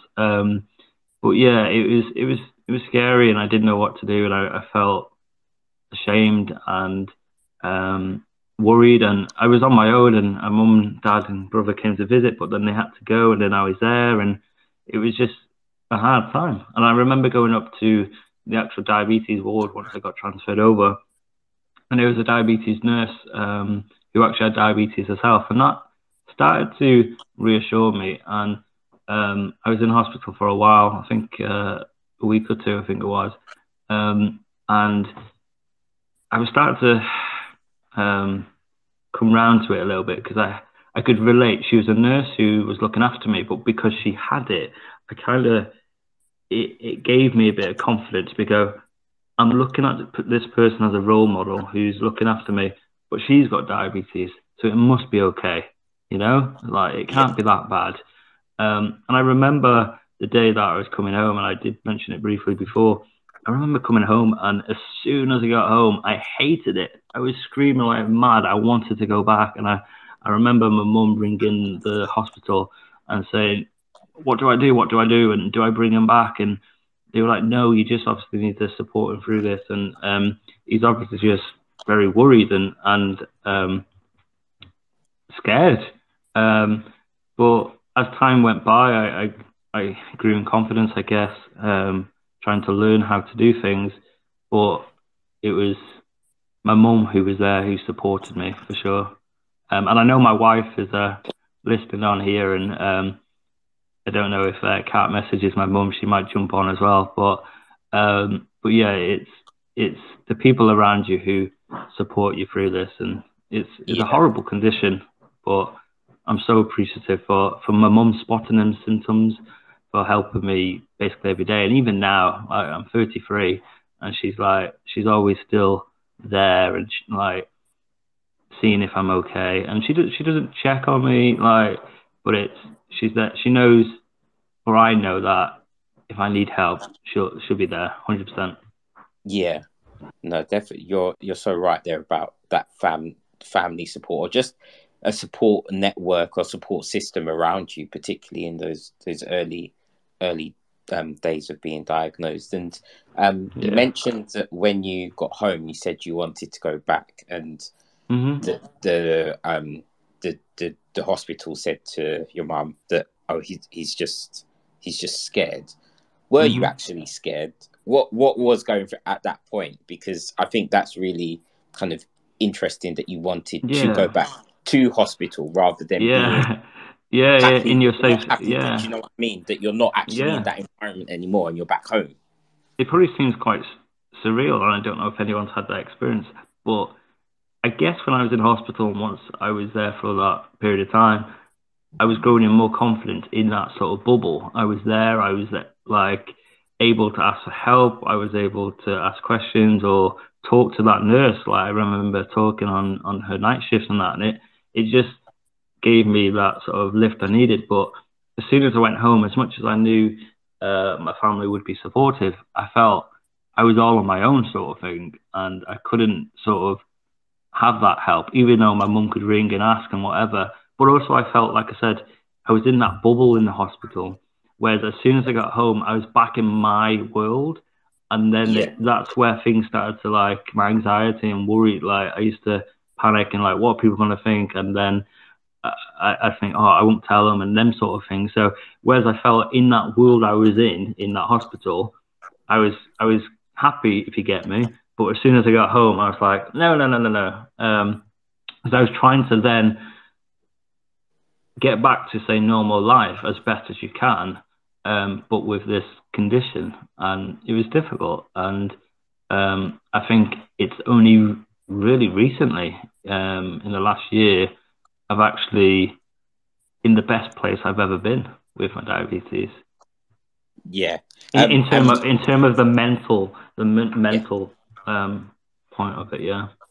Yeah, and we will get to that kind of to talk about that a bit further in the conversation. And just to kind of what I'm really taking away from what you're saying is that when you were in that hospital environment, it was away from the normal day to day. It was a safe, secure environment. Yeah. And there was a security net and a security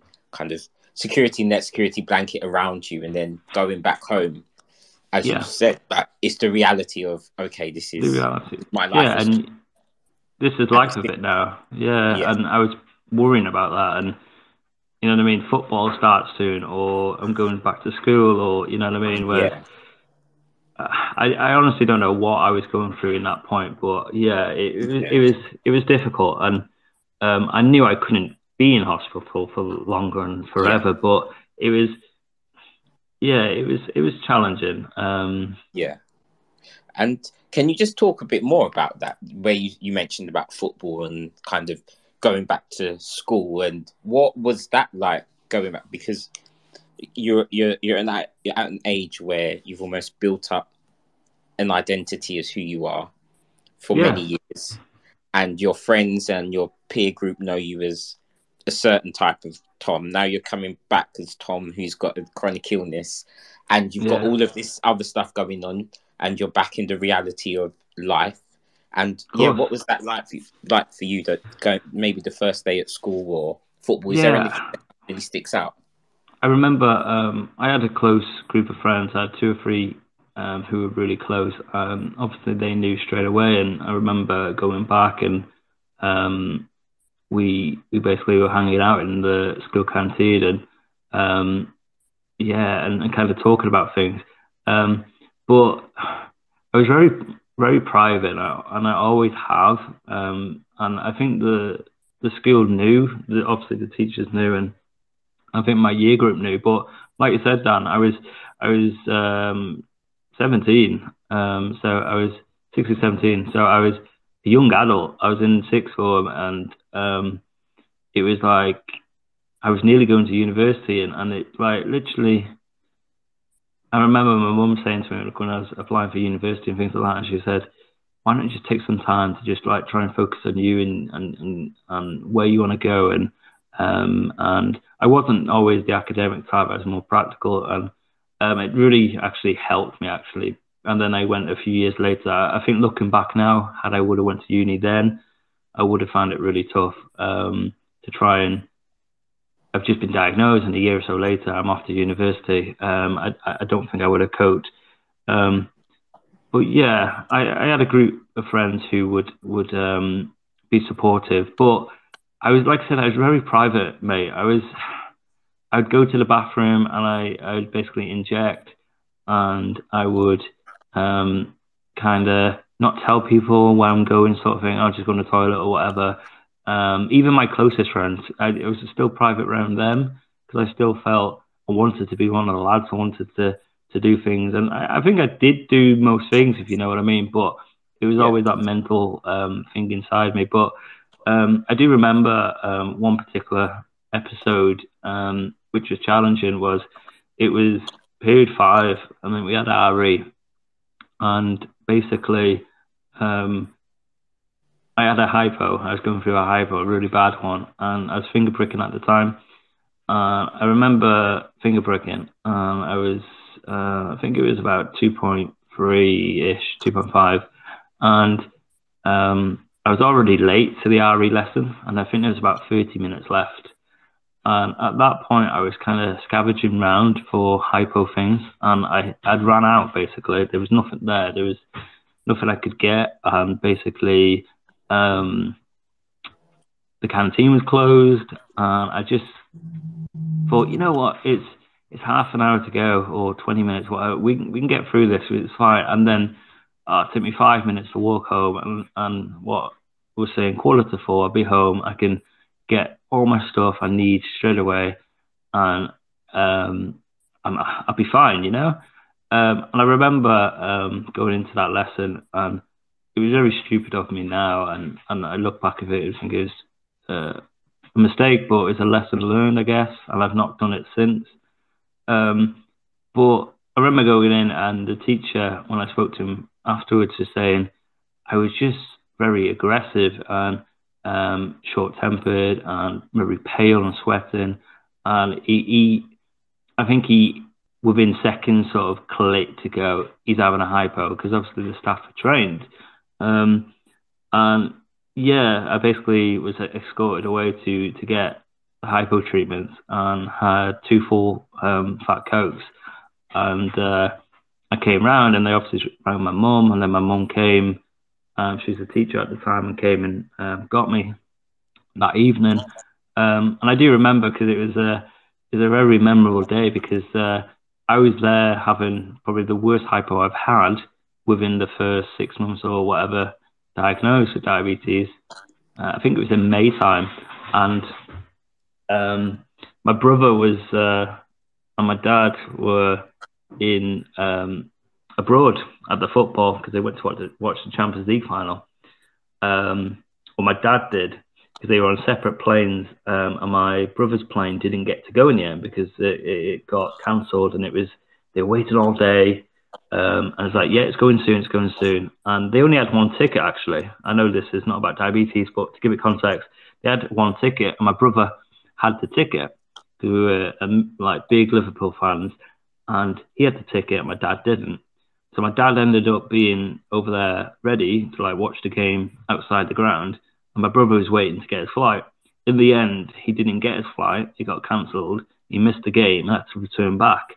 So that night, of course, my brother's in a foul mood because he obviously couldn't get to the football.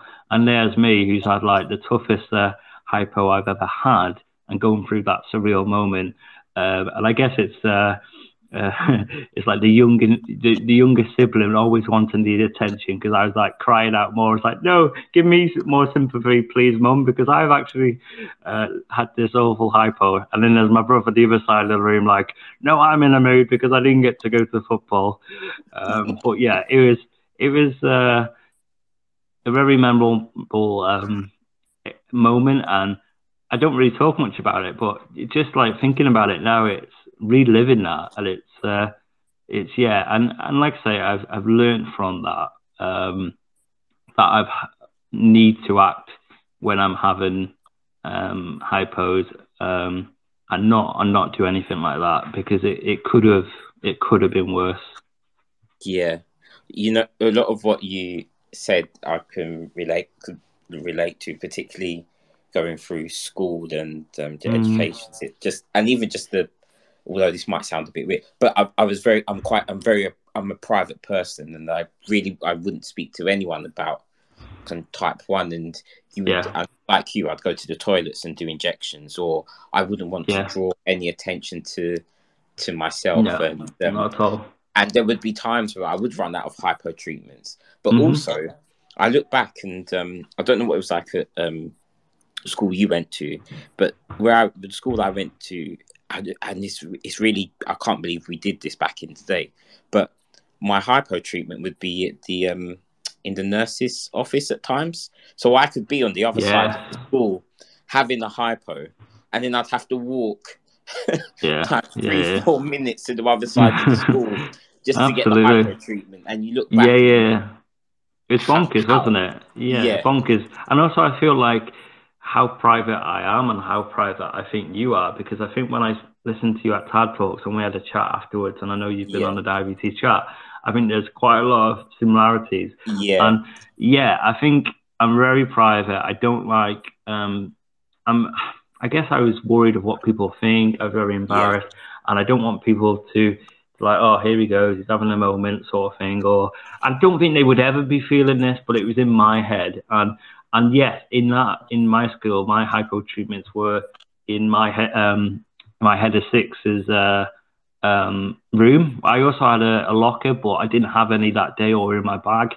But I had a lot of my stuff in my head of six. And as much as I got on with good old Gwen, I think in that moment it's like, no, I can do this myself.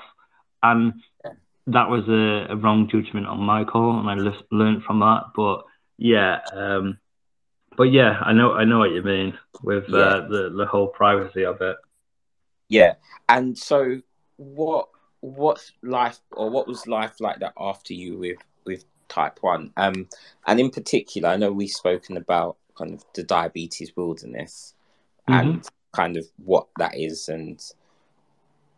but we can expand on that a bit more. But what kind of led you to that point of, say, not engaging with the healthcare team as such? Yeah, I think because I went to university, I wanted to. So I left school and I did apprenticeship, and I did that for a year. Then did 2 years in a school as a technician, and I was still young, as like 20-ish, and I was still at home with my mum and dad. I was still with my friends, my close friends that I was through whole school, and we used to hang out on weekends. So I had that close group around me, and then I decided I wanted to go to university. And when I went to uni, I just wanted it. I wanted again, like I guess, start again and be one of the lads and just enjoy life and enjoy this moment. And you hear all the amazing things about uni and stuff and freshers year, and I just wanted to have a great time. And I think from there, I just kind of switched off from my diabetes, and then, like I said, I was so private anyway, so I didn't even tell people in university. And when I set the diabetes chat up, one of my friends sent me a message and was like, "You diabetic?" I was like, "Yeah." And he's like, "Why didn't you tell me?" I was just like, "Because I just felt so like I couldn't." And it was very stupid of me. But yeah, I think over the years I disengaged with my team. I think every time I went and sometimes had some negative times where they would say, "Look, your A1C is this, and you need to be this." And since last time, it's got worse, and you need to do this. And I felt probably even more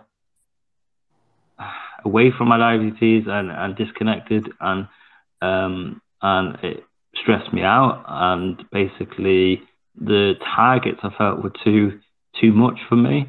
And then I remember when I moved to Bakewell, basically with my wife, and the nurse there, she was just so great, and she listened and gave me empathy, and she said, "Look, this is your A1C, right? And this is what we would like you to try and get to, of course, but you need to do it in small chunks. You need to do it for you.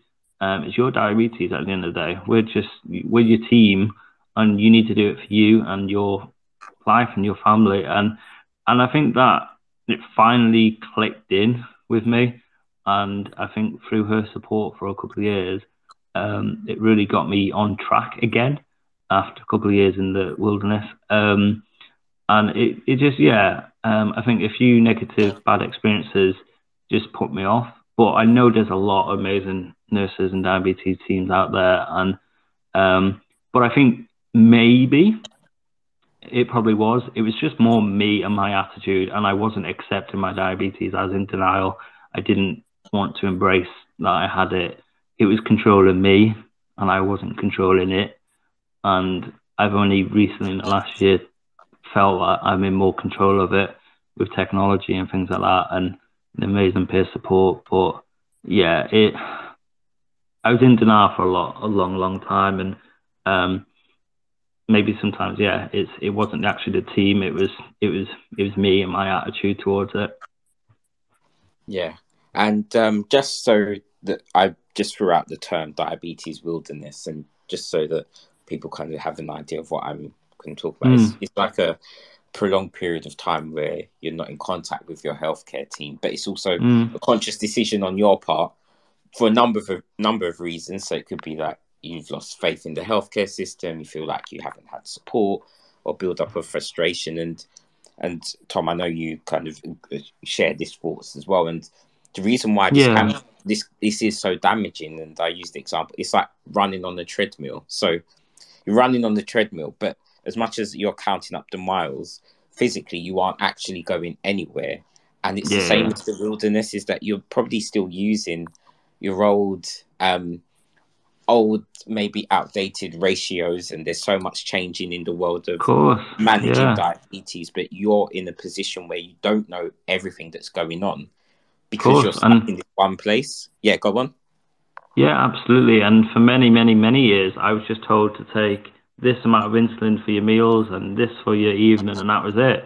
And it wasn't recently, I think, till I think it's about 2012. I think I went on the Daphne course and met people, and then started applying the principles, or starting to apply the principles and understanding it. Then I got more understanding. But in them early years, I was just kind of just winging it. But I remember Dan going to appointments that I'd either not go to, or especially when I was in uni and I was away from home, and my mum, I guess, gave the power for me to take the lead in these things more.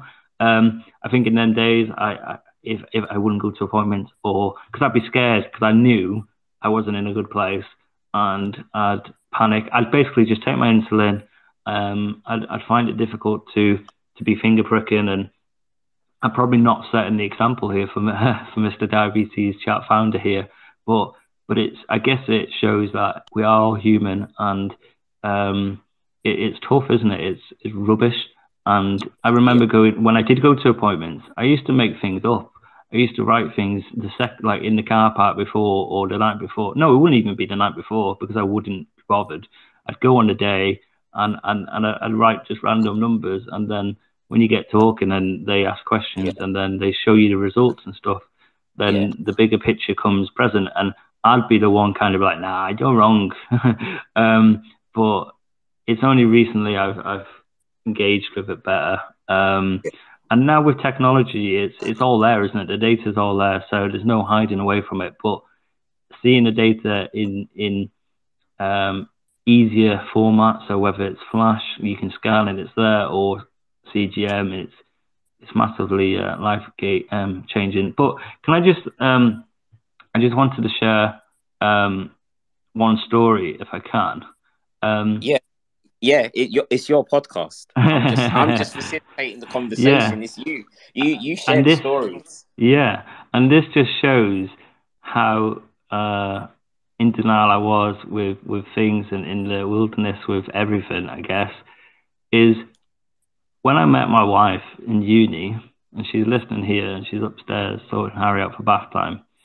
When I met my wife at uni, I knew her in my first year.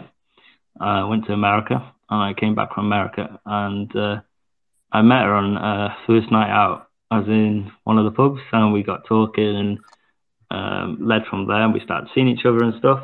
So that was September, and December we kind of become official as boyfriend, girlfriend, and I told the world, and eventually told the world, because it was all me that wasn't wanting to come out, because I was always worried about things. I always panic, and I'm always critical of myself all the time for everything.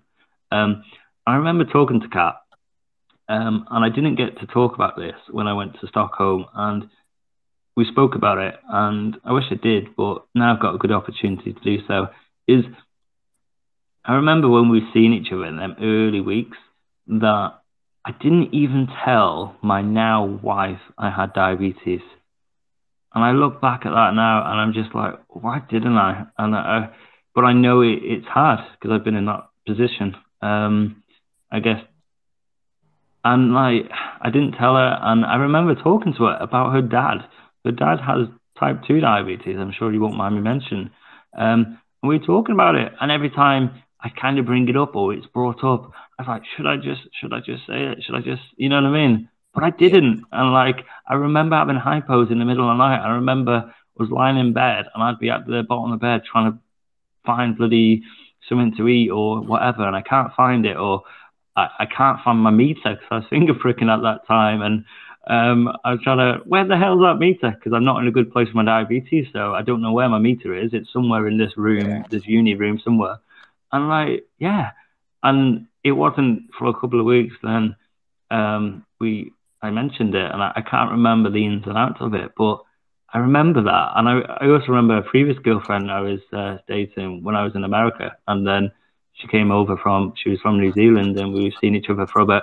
And I remember not telling her, and I remember, like with my wife now, I remember going into the bathrooms to inject and like hiding everything. And I remember like putting everything under the bed in like a suitcase, but like 5 layers in with like, so you can't like, you can't see what it is. But I guess that's been with me for many years, and that came from when I was diagnosed, and that feeling embarrassed about it. And I shouldn't have done that. I know that, but I know how tough it is for everyone, but particularly I guess young people, young adults in my case. Then I know how challenging it was, and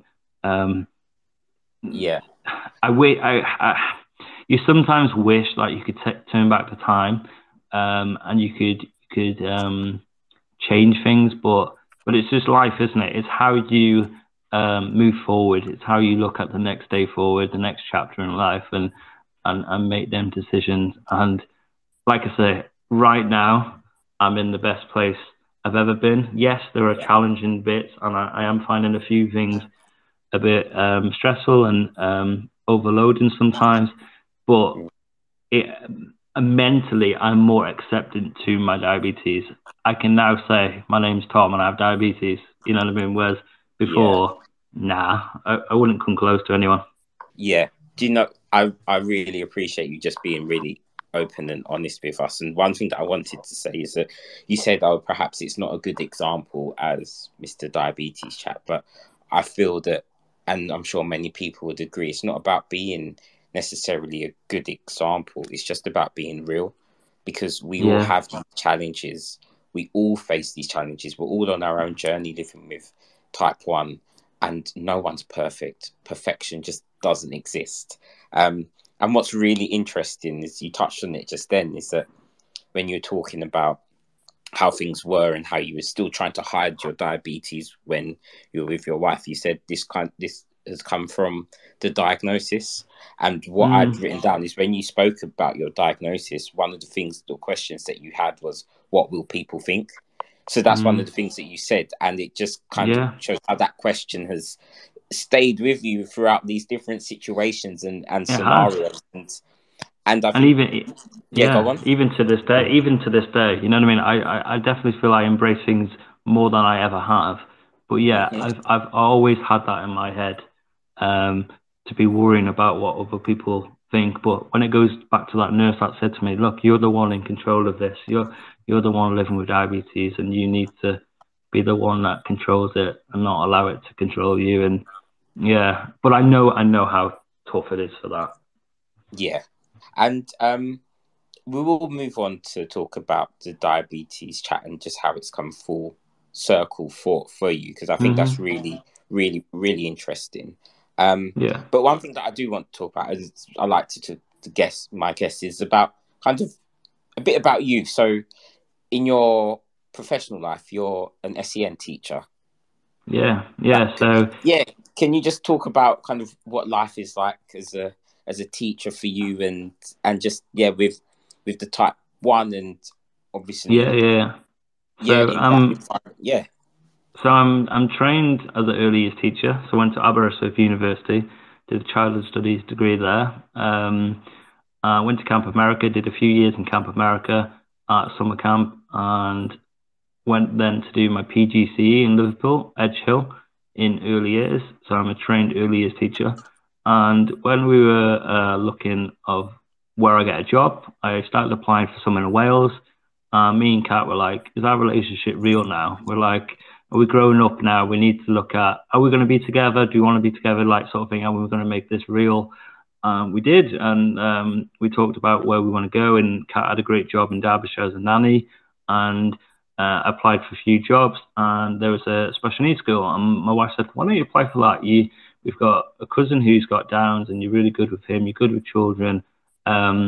And it could be a good opportunity. It's a 1-year contract, and see what it is. So I applied for it, and there was a few other positions that I applied for. And I actually had 3 interviews on one day. And the special needs school knew about this. And they asked for me to go in for, I think it was like 8 o'clock. And I got there and had the interview and everything. And then I was looking at the clock, and I was thinking, it's 9:15. I need to go. My interview is 10 o'clock and it's a 40-minute drive. I'm going to be late. And I remember they were just like 5 more minutes, 5 more minutes. And then eventually got called and got offered the job. But yeah, in terms of my job, I'm an SEN teacher. I did 1 year there, and then I did 2 years in mainstream. So that was good experience, especially in the area that I trained. And then I've gone back now. I went back as a TA initially, after a bit of a bad experience in mainstream, if I'm being honest. And I went back as a TA, and a job opportunity came up as a teacher after a few months of sort of covering and supply and things like that. A permanent job came up, applied and got the job. I think I've been there 4 years now since. So I think I've been teaching 7 years, and you know what I mean? I really love it. It's hard, and my wife probably gets the brunt of everything when I come home and tell her about everything that's going on. But it is rewarding when you do see the massive achievements for the children that they make. It's hard and they have autism, so all our children have autism. And in terms of me managing my diabetes in that level of work, it can be tricky. I'm always on the go, on my feet all day long. There have been situations where I'm feeling a bit hypo, or I check and I'm starting to drop, and it's like, oh, 5 more minutes, I can do this. Or my team last year were great, and they were like, you need to go. And then I'd come back 5 minutes later, and they're like, don't be ridiculous, go back. You need to treat this properly. And I learned from things like that because I felt I couldn't leave my team. I trusted them, but I just felt I had to be there. I felt I'd be letting them down, the kids down. But again, it was that sort of mental block I was having. And ever since them sort of episodes, I've sort of learned that, and now if I have a hypo, then I go and treat it, and it is difficult. And you just want to get back to work, don't you? You want to get back to things, but if you go back too soon, then you can get really ill. And I did have an episode last year after COVID, and I went back too soon, and it got me really ill. So I think with life, I'm learning from lessons. I don't know if that's a good way to do it, but I seem to be learning from mistakes and hopefully getting slightly better. Yeah, I think that's probably what most of us are doing in life. We're just winging it. winging it, basically. Doing that bit. And so, yeah, the next is diabetes chat, and how you got to this point, because you've really taken us on the journey of where you were diagnosed. The thought of what will people think. There's denial. There's almost like the hospital. When you got home, the hospital was a place of safety for you. But then in a few years, the hospital became a place of fear, for want of a better word. And then it was the diabetes wilderness, not talking about your type 1. But then you've got to a point where, as you've said in your own, mentally you are in the best place that you've been for with your diabetes, and that's great. That's really great to hear. Yeah. And so, what were the steps leading up to you creating Diabetes Chat and leading to the point of doing what you're doing for World Diabetes Day this year? Wow, thank you. Great question. Basically, I had COVID. I was at home. I was upstairs isolating from Kat and my son Harry, who definitely keeps me on my toes when I've had a busy day in work, and he's like, Daddy, and love him to bits. And I remember being upstairs, and I had more time to think, and I was checking my levels more frequently because I was looking at the sick day rules. I was trying to follow that to try and help me even more so. So I had 10 days, I think I was up there, right, Kat? I think if she's listening, she may be virtually nodding. And I had more time to think, and I was cleaning the cupboards out when I had energy, and I was looking at all my old kit and all my notes and stuff, and I was feeling okay.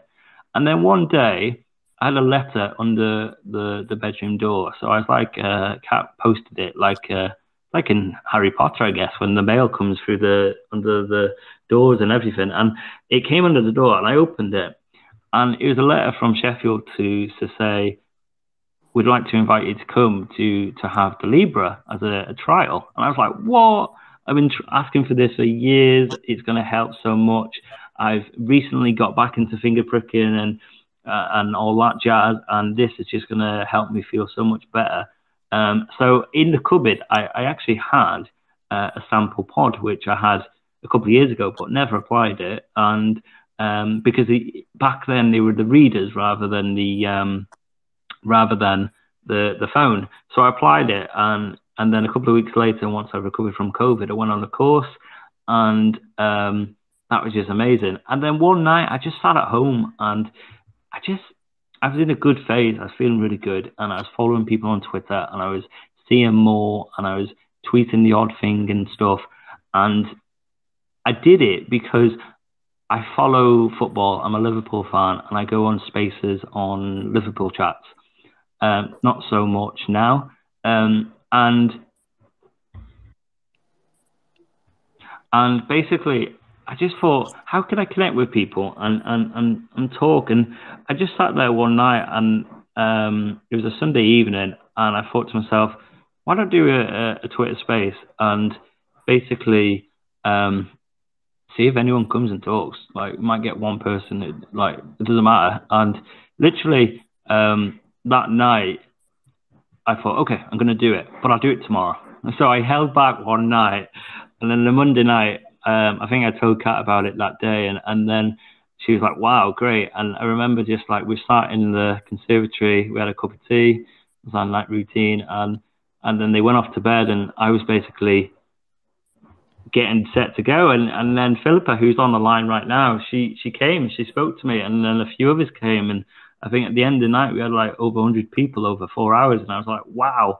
And like that just like took me by surprise, like how it went. And then we just continued like growing and growing, and each week we kept going, and we looked at how we could involve other things and people. So Chris came on board, Chris Wilson, Morgan came on board and helped me co-host, and Philippa helps and co-host now, and Tony and Norman are help behind the scenes with a lot of stuff now, so I'm grateful for all their help.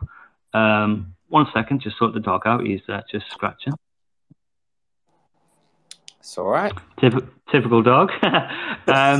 So basically, it's just really just grown, and we decided to try and connect with people and do our guest speaker chats. And from that, we've just connected with so many amazing people like yourself, Dan, who are amazing diabetes advocates who have fantastic stories and have done amazing things helping other people.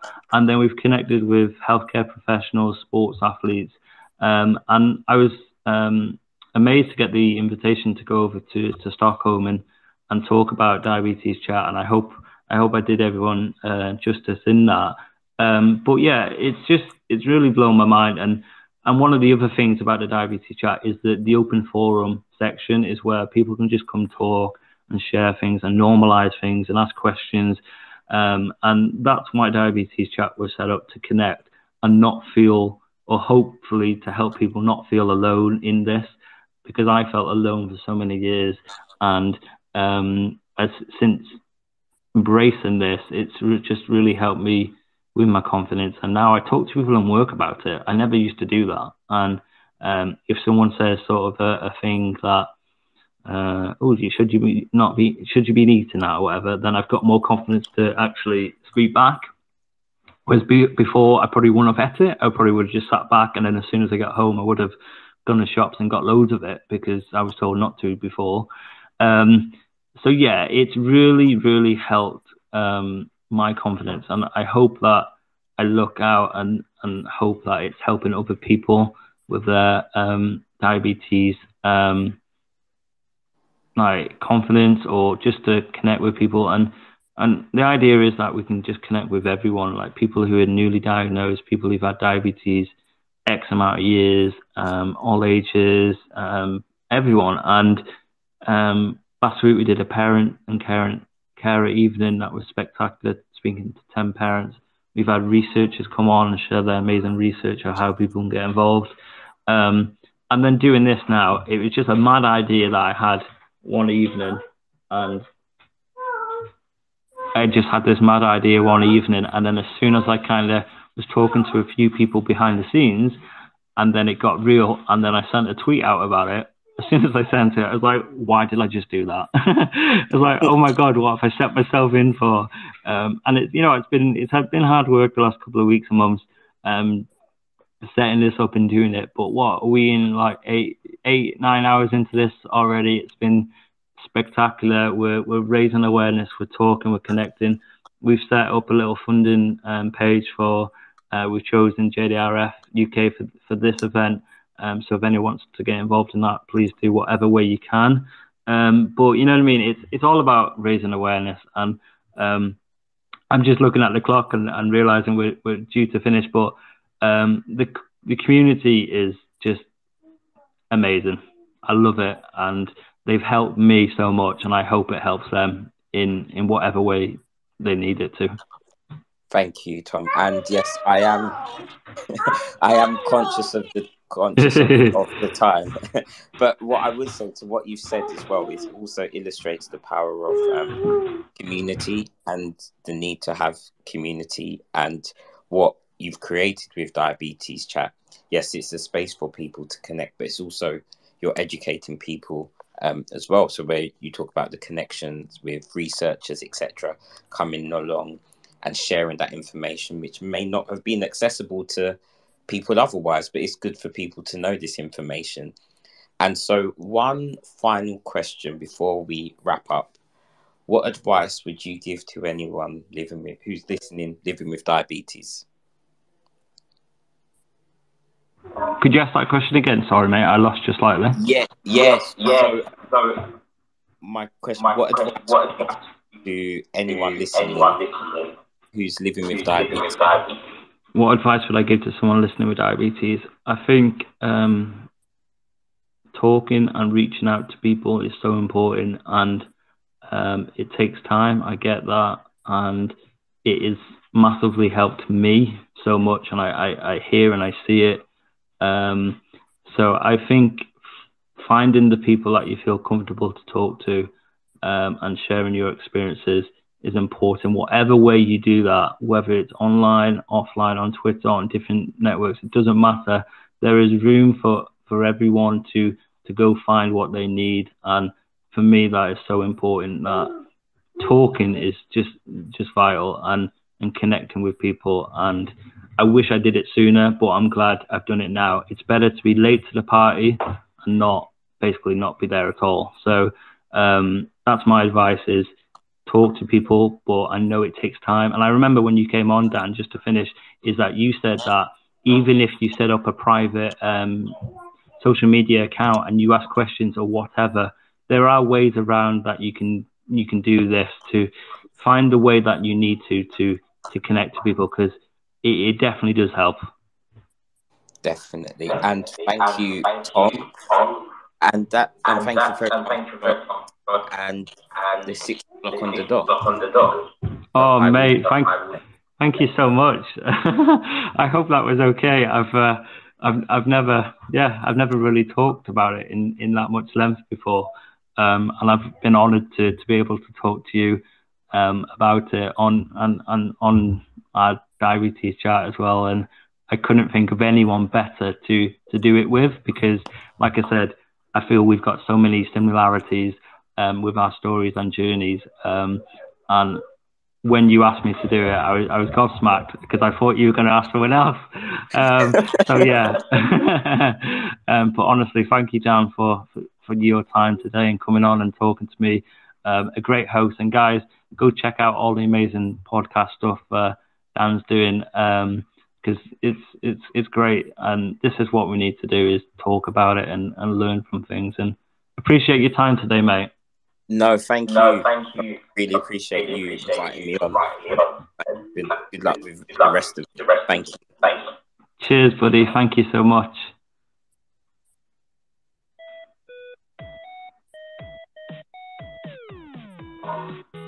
Wow. They say that I can talk, but I definitely talked a bit there, didn't I? Thank you, Dan, again, mate, for that. Amazing. The Talking One podcast with me. just felt it was great just talking and reliving some of the times, some difficult times, but some amazing times, and how it's helped me now. And some bits I haven't spoke about in a long time. So yeah, it's great.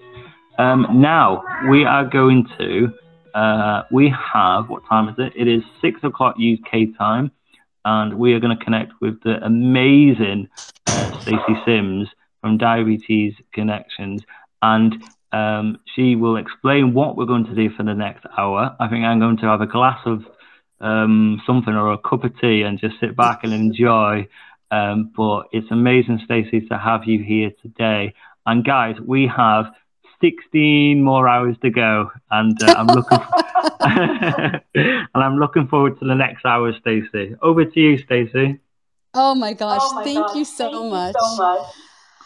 I am getting a little bit of feedback. Does anybody know how to fix that? Let me keep talking and see if it goes away. Yeah, are you just on your phone and you haven't got any other devices in the background or nothing else tuned in, no? I don't think so. I just have my headphones. Let me unplug those. Tom, have you got it on your laptop and your phone? No, it's just on it's only on this, so it shouldn't be me. But if I mute my microphone, then hopefully let's see, because she was echoing too. I was just going to say, if you muted it, any speakers, mute your microphone if you're not talking. That might just fix it. Well, thank you. I think that fixed it. We're good now, right? Okay. I'm new to Twitter Spaces. I feel like there should be a side chat where we can message each other. So if I missed that, somebody message me and let me know. But anyway, what a way to enter. Sorry about that, you all. I'm Stacey Sims, and I'm so excited to see so many people here. Stick around, because it said that there was a panel discussion, but the panel discussion is going to be you. So I need your help for this one. And I'm telling you right now what I need you to think about. I'm going to introduce myself and take you through the whole thing. But what I need you to all think about is the diabetes mistake you are willing to share that you made. It can be for you. It can be for if your child has type 1 or any type of diabetes. But I want you to think about your diabetes mistake. So we'll come back to that. But hi, I'm Stacey Sims. I am the host of Diabetes Connections, a twice-weekly podcast that's been around since 2015. I do one long-format interview a week and one really short newscast. And we focus on information and inspiration, I like to say, for people with diabetes, with a focus on those who use insulin. And as we all know, everybody uses insulin. But, I use that as my little shorthand because more and more people with type 2 are finding the show because we do focus on technology. But I think this is a mostly type 1 audience, and we're going to focus mostly on that today. My son was diagnosed right before he turned 2, and that was back in 2006, and now he is almost 18. So we have made a lot of mistakes when it comes to diabetes, but that, it turns out, is how I learn. So it actually was very fortunate that I made so many mistakes with my son. He is far from perfect, but he is doing really well. And all of those mistakes led me to write my first book, The World's Worst Diabetes Mom.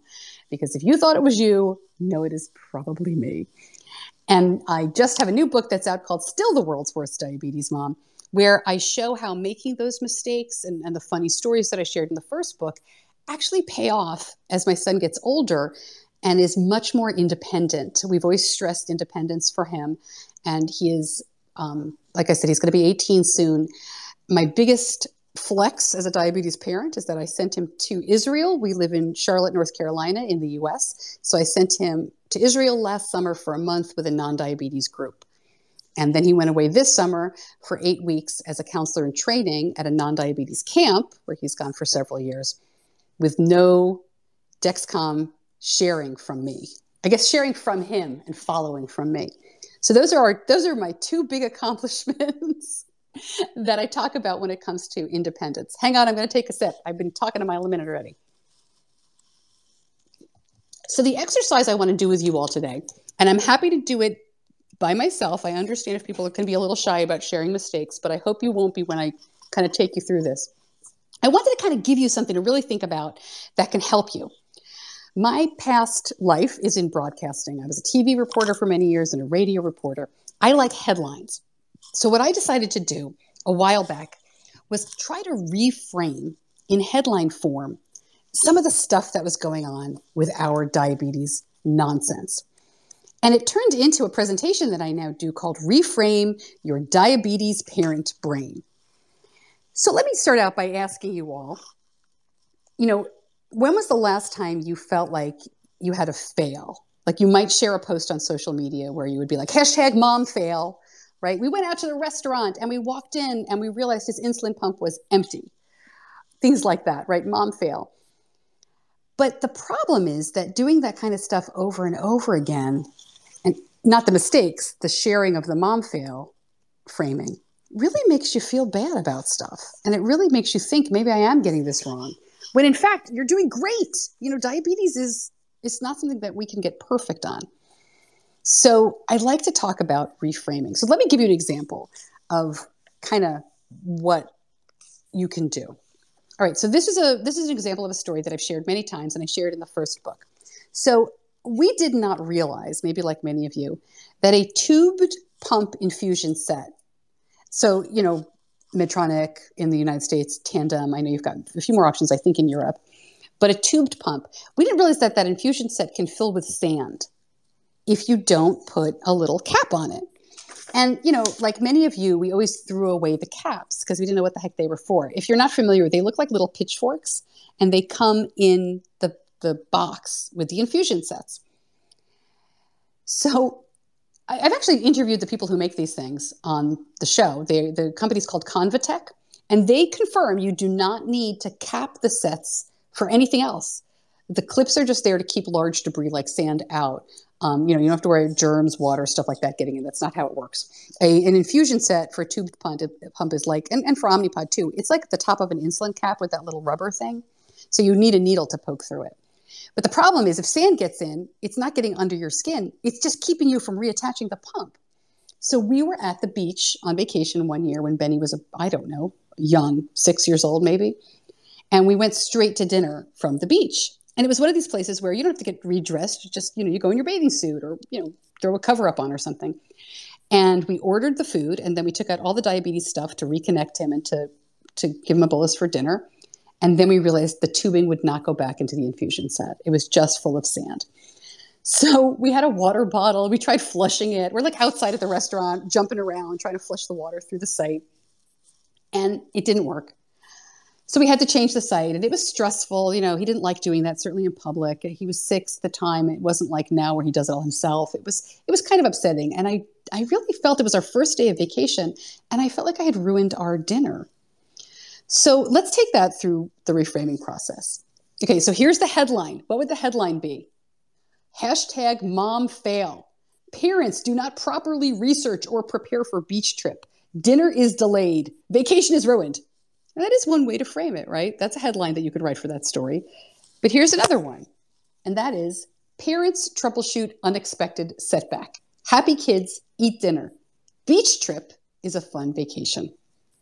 So it's not making it happy and lying to yourself, right? But it's about taking a situation that you thought was lousy and turning it around. And by the way, we did not have any of those clips with us, and we had 3 days left at the beach. So here's a tip. If you use a tubed pump, we simply took an old tubing. The end of it is just like the clip. So we cut the tubing with enough space to tie a little knot. I wish you could see me. I could show you. We tied a knot in the tubing, the 2 inches that were left. And then that little clip with the little piece of tubing sticking out of the top was what we used for the rest of the beach vacation. And it worked out great. So as you've already learned a bunch about me, which is that I talk a mile a minute. I have lots of goofy stories, and I'm not afraid to share them. Before I barrel on, hi, how's everybody doing? Would anybody like to step forward and share a diabetes mistake or just share more about your stories? Dan, can I empower them if they're raising their hand, or do you have to do that? I can't hear it. So the guys on the speaker can either unmute their microphone, and they can also raise their hand, and also people that are listening on the listening panel, if they want, they can request to speak and come and join the discussion, or also tweet #DiabetesChat, and any comments there, I'll fire them into the conversation. Fantastic. And I don't want to barrel ahead, like I said, and just take over. But it's up to you guys if you want to chime in, because I can obviously talk. So no mistakes, nobody brave enough yet. I know, unless you're all perfect. I know we have a lot of perfect people. I'm going to give you, okay, so here's another example. So we went from the 6-year-old with, oh wait, Allie has one. Okay, good, I'll hold my story. Allie, go right ahead. Hello. Can you hear me? I can. Yeah, hi. Hi from Edinburgh. Oh, hello. Where it's very dark right now. No, it's just, I've got loads of stories, but one of the ones, I guess, for me, being on an insulin pump, she was talking about insulin pumps. I remember, rushing to get to work in the morning, as we all do, and getting to work, going to the loo, and then realising, oh my God, my pump is still lying on my bed at home. I wasn't laughing, I can assure you. Oh, I'm sure. But I laugh now. But yeah, fortunately, it wasn't that far to come back home and retrieve it, and my blood sugar wasn't actually up that much. But I've never done that again since. Touch wood. But yeah, it's just easy done, isn't it? Yeah. This thing that you've got to reattach when you come out the shower and you're in a hurry.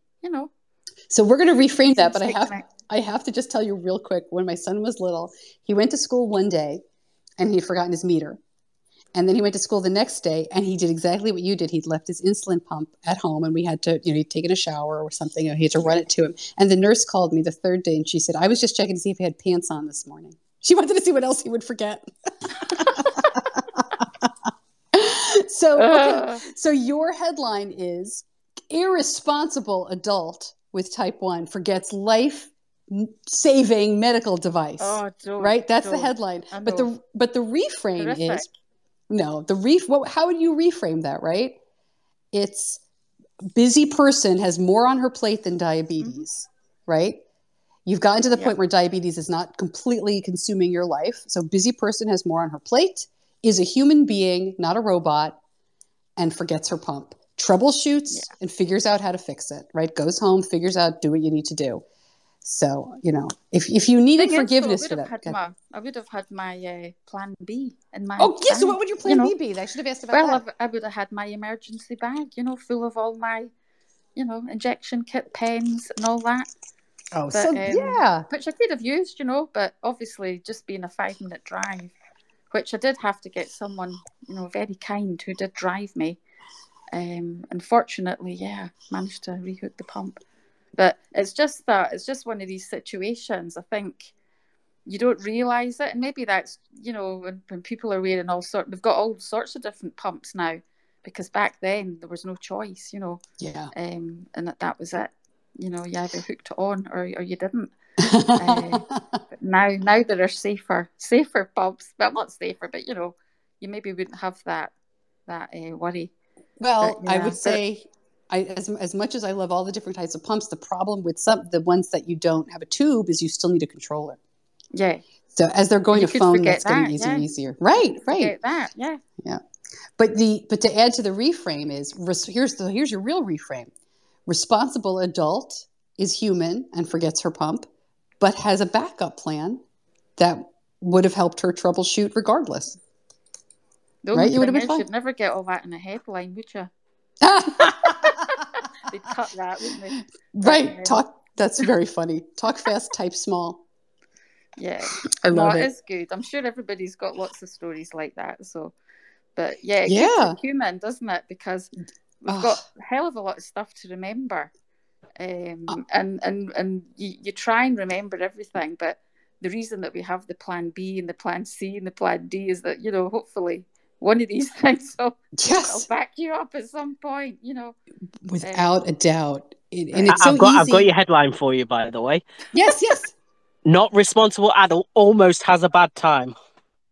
That's clickbait enough that people are going to want to click it to find out what you almost had a bad time almost. about. Here's the real headline. This one thing saved the day. Like this one thing. And oh my God, that's perfect. Right? This one thing. Endocrinologists hate this one thing. Perfect. That's great. So I've got another. I mean, like I said, I could fill the hour with our own mistakes. I'm going to barrel ahead, but if someone has one, raise your hand, and I will definitely call on you. So here's one that happened more recently. My son is completely independent with his diabetes care at this point. Our plan was that his senior year of high school, which is right now, we would let him do that because we could be a backup plan. And so when he goes to college away from home next year, he knows how to be completely independent and troubleshoot and do all that stuff. So I also, this is, gosh, guys, I don't have any Dexcom alarms on my phone anymore. I keep urgent low, but I don't have any high or low. I just took it off. It's a long story, but it's better for how we do things. But I still check, obviously. So one morning I looked at the Dexcom. It was about 7 o'clock on a Saturday morning. My son did not have school or work that day, so he was sleeping late. And I could see there was a problem because he was perfect all night long, nice, steady, even line. And then, of course, boom, he's going way up. So I assumed that he'd run out of insulin. And I decided I'm going to be a great mom. I'm going to help him out. So I filled a cartridge. I went to his room. He was already awake. He had insulin in the pump, but he had no charge in the pump. He uses the Tandem T-Slim, which you do have to charge, and he'd let it run down. He'd already treated. He'd figured out a little, as you know, non-medical advice here. You have to give yourself a little more insulin when you're that high. So he had taken care of everything the way I would have and was drinking water. And he was like, I've got it, Mom, kind of grumpy at me, but that's because he was tired and grumpy. So I thought to myself, okay, what's the headline here? Is it irresponsible mom lets child's pump die overnight, right? Is it irresponsible child, does not check his insulin pump before he goes to bed? Or is it independent teen troubleshoots mistake and knows and has the knowledge to correct what he messed up? Now I'm thinking this is a terrible headline and I need to really spice them up. But you can see the difference there, right? He obviously didn't do that correctly. But once it was wrong, is it better to focus on the mistake, which was obviously not intentional, or is it better to focus on how he fixed it? So I see somebody here. I can't see your name. Oh, Natalie, can you jump in? Hi. Hello. I am the mom of 2 type 1 diabetics. Lucky you. Yes, very lucky. We, years ago when my first, I have 4 kids, 2 are diabetic. But when the first one was diagnosed at 4, it was probably a year in, and we were in a hurry to get somewhere. And so instead of changing the whole infusion set, we just were going to add some insulin to the reservoir. And mom mistake, I pushed the insulin into the reservoir before detaching it from her. And it pushed like 20 units of insulin into her 5-year-old tiny body. And we spent the day shoving food and drink down her throat to, keep her from crashing. And she didn't, luckily, but she felt sick, and it was definitely a, oh my God, I almost just killed my kid moment that I could have reframed to be more positive. I'm sure I didn't kill my kid. show for that. What's that? I'm sure there was a TV show for that, like Honey, I Almost Killed the Kids or something. Well, here's what I think is funny, because you told this story, which is, we've actually had that happen to us too. We did it once, but it's so scary, right? And it's real. It's a real fear. That's not something where, you have any alternative but to really treat that as an emergency, especially these tiny little kids. But I guarantee that I wasn't the only one in this group who laughed when you said that, which just shows that once you have time in the diabetes community, what would horrify maybe some medical professionals and some newer folks. And I hope if there's any new families here or newly diagnosed people, I promise you someday you will laugh at this stuff, which is impossible to believe in the beginning. Before I write the headline for that, Natalie, let me just share our story. Benny was 7 or 8 years old and wanted to change his own infusion set and do everything that, as you mentioned. And my husband and I both worked at this time, and we actually had a sitter there. It's a long story, but I worked very early morning radio. So I left my house for work at about 3 o'clock in the morning for a very long time. And my husband worked nights. And so sometimes we would get a sitter or somebody just help us in the morning, get the kids to school. And that's what happened. This one day, he's he wanted to change his own stuff. And he's like, well, Miss Jackie, our sitter, will watch me do it. And I was like, all right, fine. So I wrote out all the directions and I said, remove pump from your body, unclip it from the infusion set. But what I wrote was remove pump from body. And he wore his pump in a fanny pack around his waist, like a spy belt, or one of those branded ones. And all he did was remove the pump from the belt because that felt like removing it from his body. And he laid it on the counter in front of him. And then he just, as you said, he did everything and he primed 15 units of insulin into his body because he never removed it. And I don't know about you, I'm going to ask you to unmute again. We didn't have a Dexcom at the time. So she just noticed that he looked weird and, tested his blood sugar and it kept going down. But I guess you realized it right away you didn't need the Dexcom or you didn't need a blood sugar meter to tell you what you knew you had just done?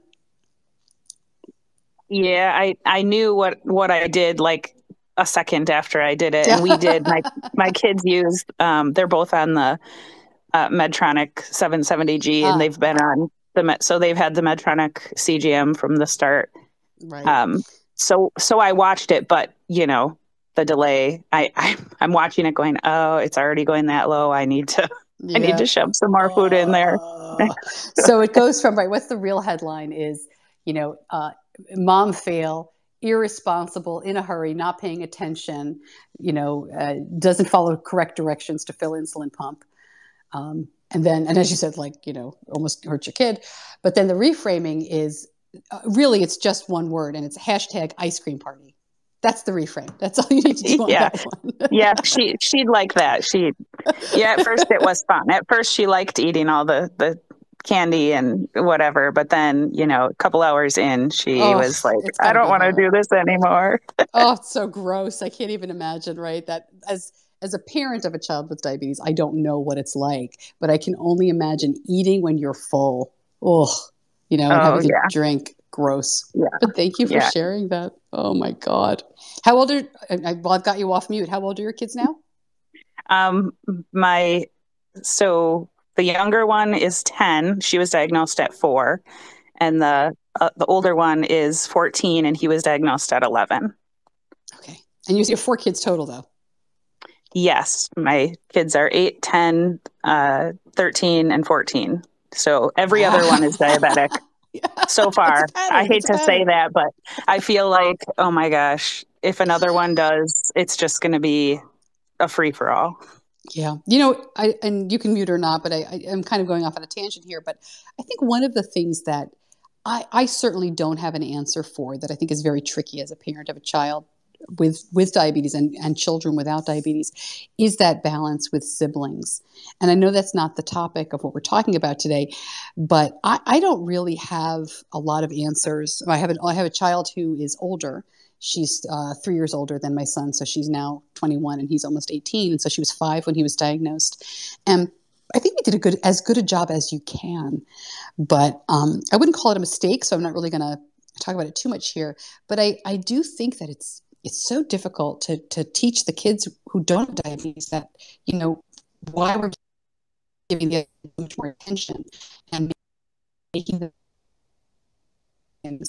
And we worked very hard on that on my daughter now. I have a podcast episode coming up with her later in November. We did an interview because I was really curious about what she had to say. So, and I'll spoil it for you guys, but basically I said gee, I kind of wish I could do it over, and she's like, I'm fine. You don't have to worry about it. But I really do in some ways feel like that's a really tough one that I certainly haven't found any answers to. So if anybody has any, resources on that or has stuff to say, go back, Natalie, go for it.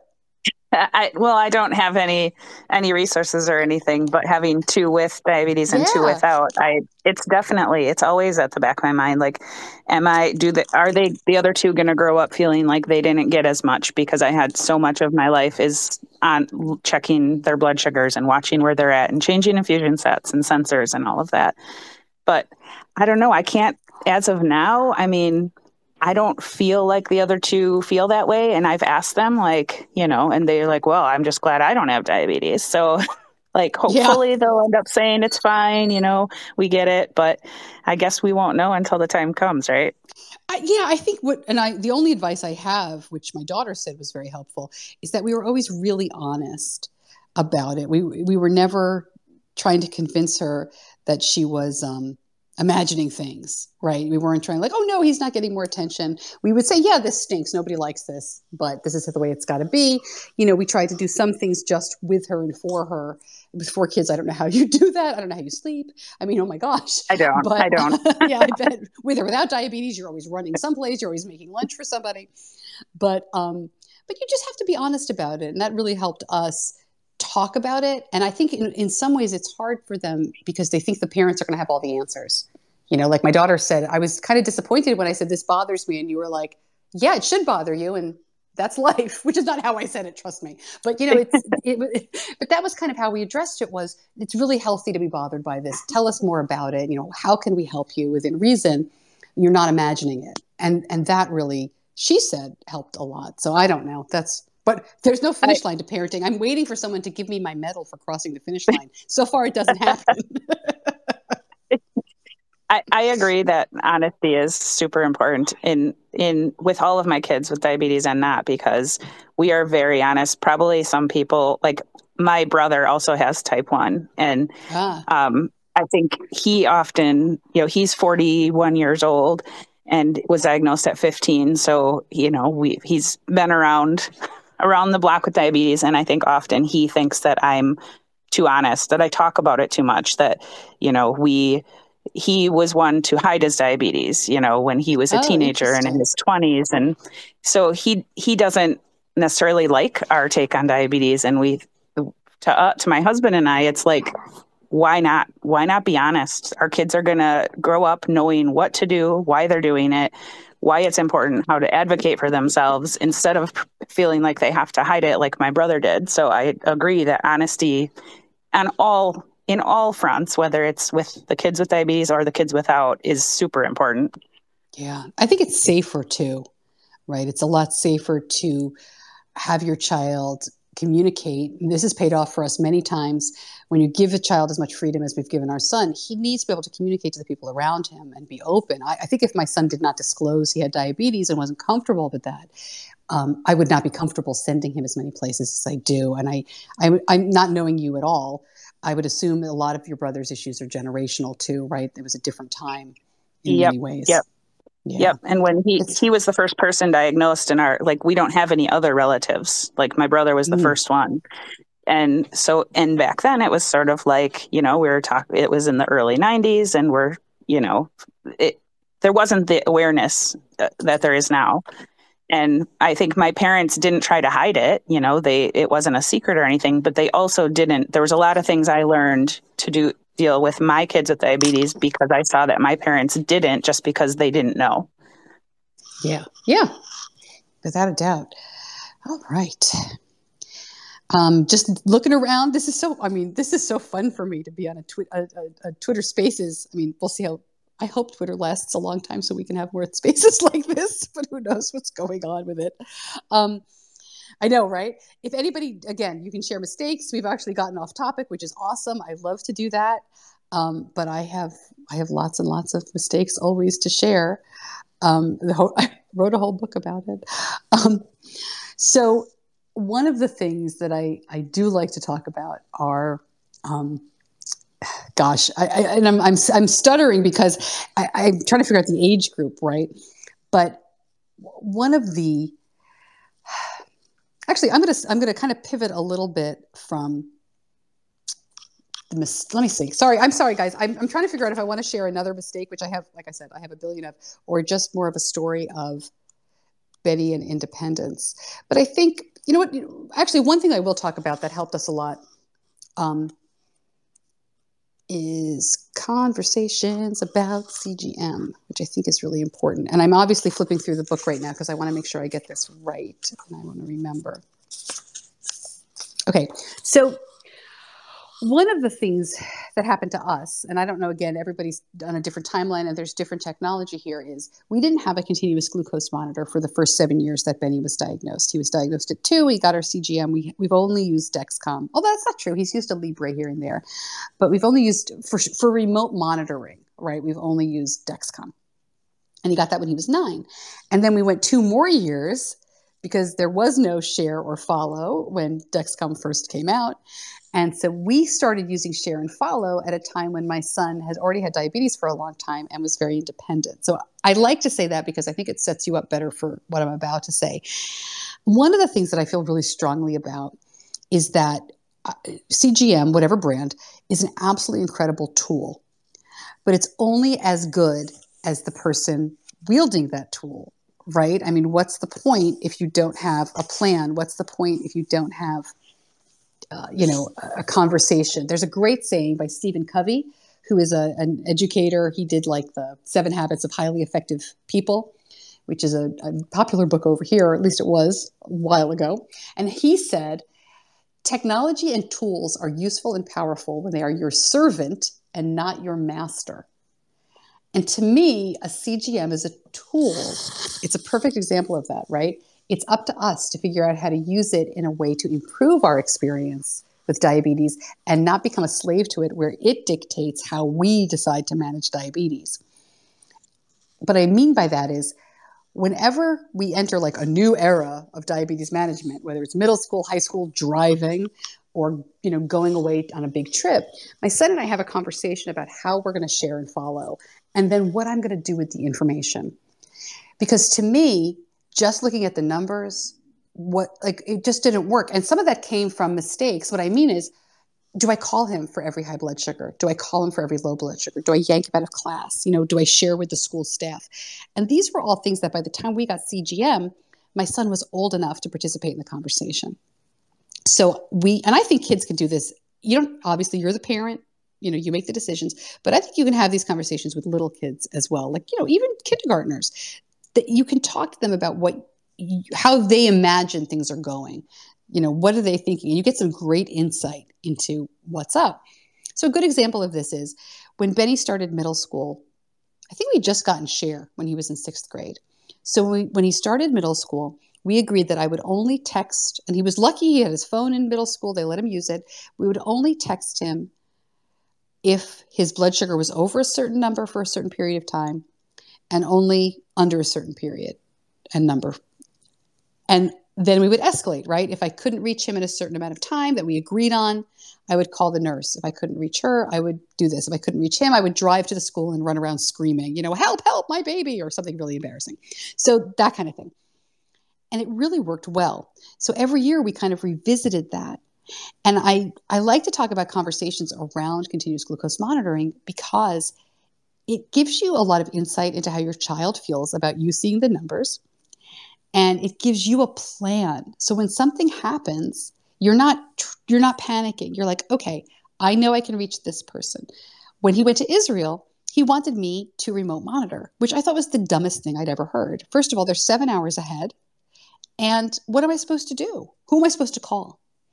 But I did it, and we worked out a plan. And of course, he also decided to share with somebody who was there, which made a lot more sense.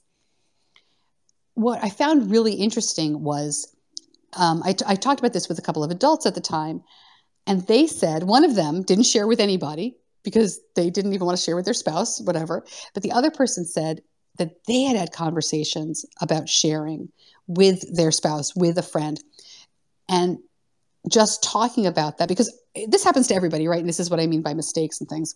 You do it without thinking, and then your mother calls you, or like Benny's grandmother called us. I had accidentally continued to share with her after we were not with her. And so he went low in the middle of the night. She called me up. I was like, what's going on? In a panic. And that's when you realize, oh no, we need to have a conversation about this, right? So it usually happens because a mistake has been made along the way. And by having the conversation about it, it really changed the way we use CGM. And I was stunned and really excited to find out. I saw the Dexcom folks at a conference here in the States, or at ADCES. I don't even know what they're called, the Diabetes Educator Conference. And they actually now have a guide. It's like a worksheet guide about conversations to have around CGM. So I just thought that was absolutely fantastic. I can also share with you that for those of you who use Dexcom or other kinds of CGMs that were older, when you had to have a receiver, which you still can use, it took my son 2 weeks to lose that receiver. He had it for 2 weeks and then he lost it. So, when you talk about reframing, we actually did find that one. But we were very happy when we were able to just use the phone, which he still loses, but he loses less. And I'm curious if anybody here would like to share, no pun intended, about how you share CGM data. Like, do you have those conversations? Have you thought about it before I even mentioned it, or do you just automatically no sharing, or you share to 10 people?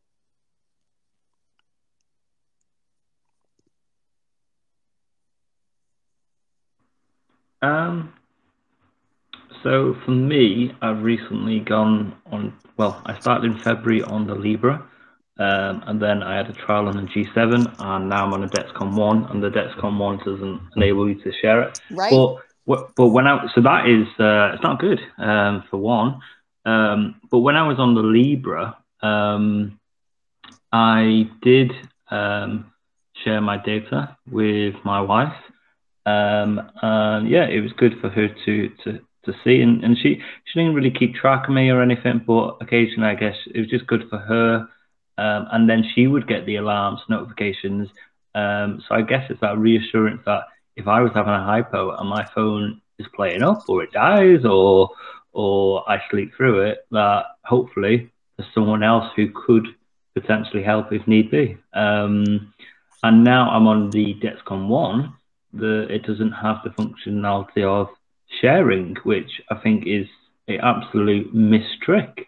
Yeah. I can see why they've created the Dexcom One, maybe to compete more with Libra or other technologies, but I honestly feel it's a mistrick, really, because I think sharing data can be helpful, and I think in parents. For parents, I think for their children, I think it might be important. And I've just seen Mary jump on, who's a parent. How do you feel about it, Mary? I'm really interested in the way the conversation was placed, Stacey, because we're maybe in a unique position where we DIY, so we DIY CGM and we DIY AID as well using Android APS. And when we share all the time, but Johnny is 13, but we share all the time because I can actually do something with it rather than not do anything. And how we use the CGM, how Johnny uses the CGM and how I use it are in two different ways, because his data will go to his watch and alarm in school for him, and it doesn't alarm once he's home, because that I take over and give him a break then when he comes home. And while he's in school, I'll get alarms on my watch and on my phone, and I can raise and drop targets and maybe add carbs to the system to give him a bit more. I can do something, you see, and that's why, and I can understand fully why there would be a system to manage sharing when you can't do anything, because it just creates anxiety otherwise. Yeah, that is such a great point. And it's also an age and stage situation, right? Yeah. How old was your son when he was diagnosed? Johnny was just turned 6, and we've been DIY closed loop for almost half that time. And before that, so he was on Libra within 2 months of being diagnosed. And then, because he was diagnosed in 2015, and the 29th of December 2015, or of November, I mean. And in January then we got Libra. I got Libra because I was on the waiting list for myself, and I put it on him, you see, when I actually could get it, and we self-funded it. And so we've never had shareable CGM funded, or we've DIY'd it, always with a Libra. And but it has been shareable all the time, and but we couldn't do much with it until we had a closed loop system. And I think when he was younger, I was doing what you were doing, maybe phoning the school. Well, because we could share it to the classroom assistant, they could do something within it and get the alarms. And it was there, right? I'm relating it to when Benny was in Israel and sharing it to somebody who was actually there. Like there's right. It's useful. When it's useful, it's fine. And otherwise, like, you're just tormenting yourself. Right. Yeah.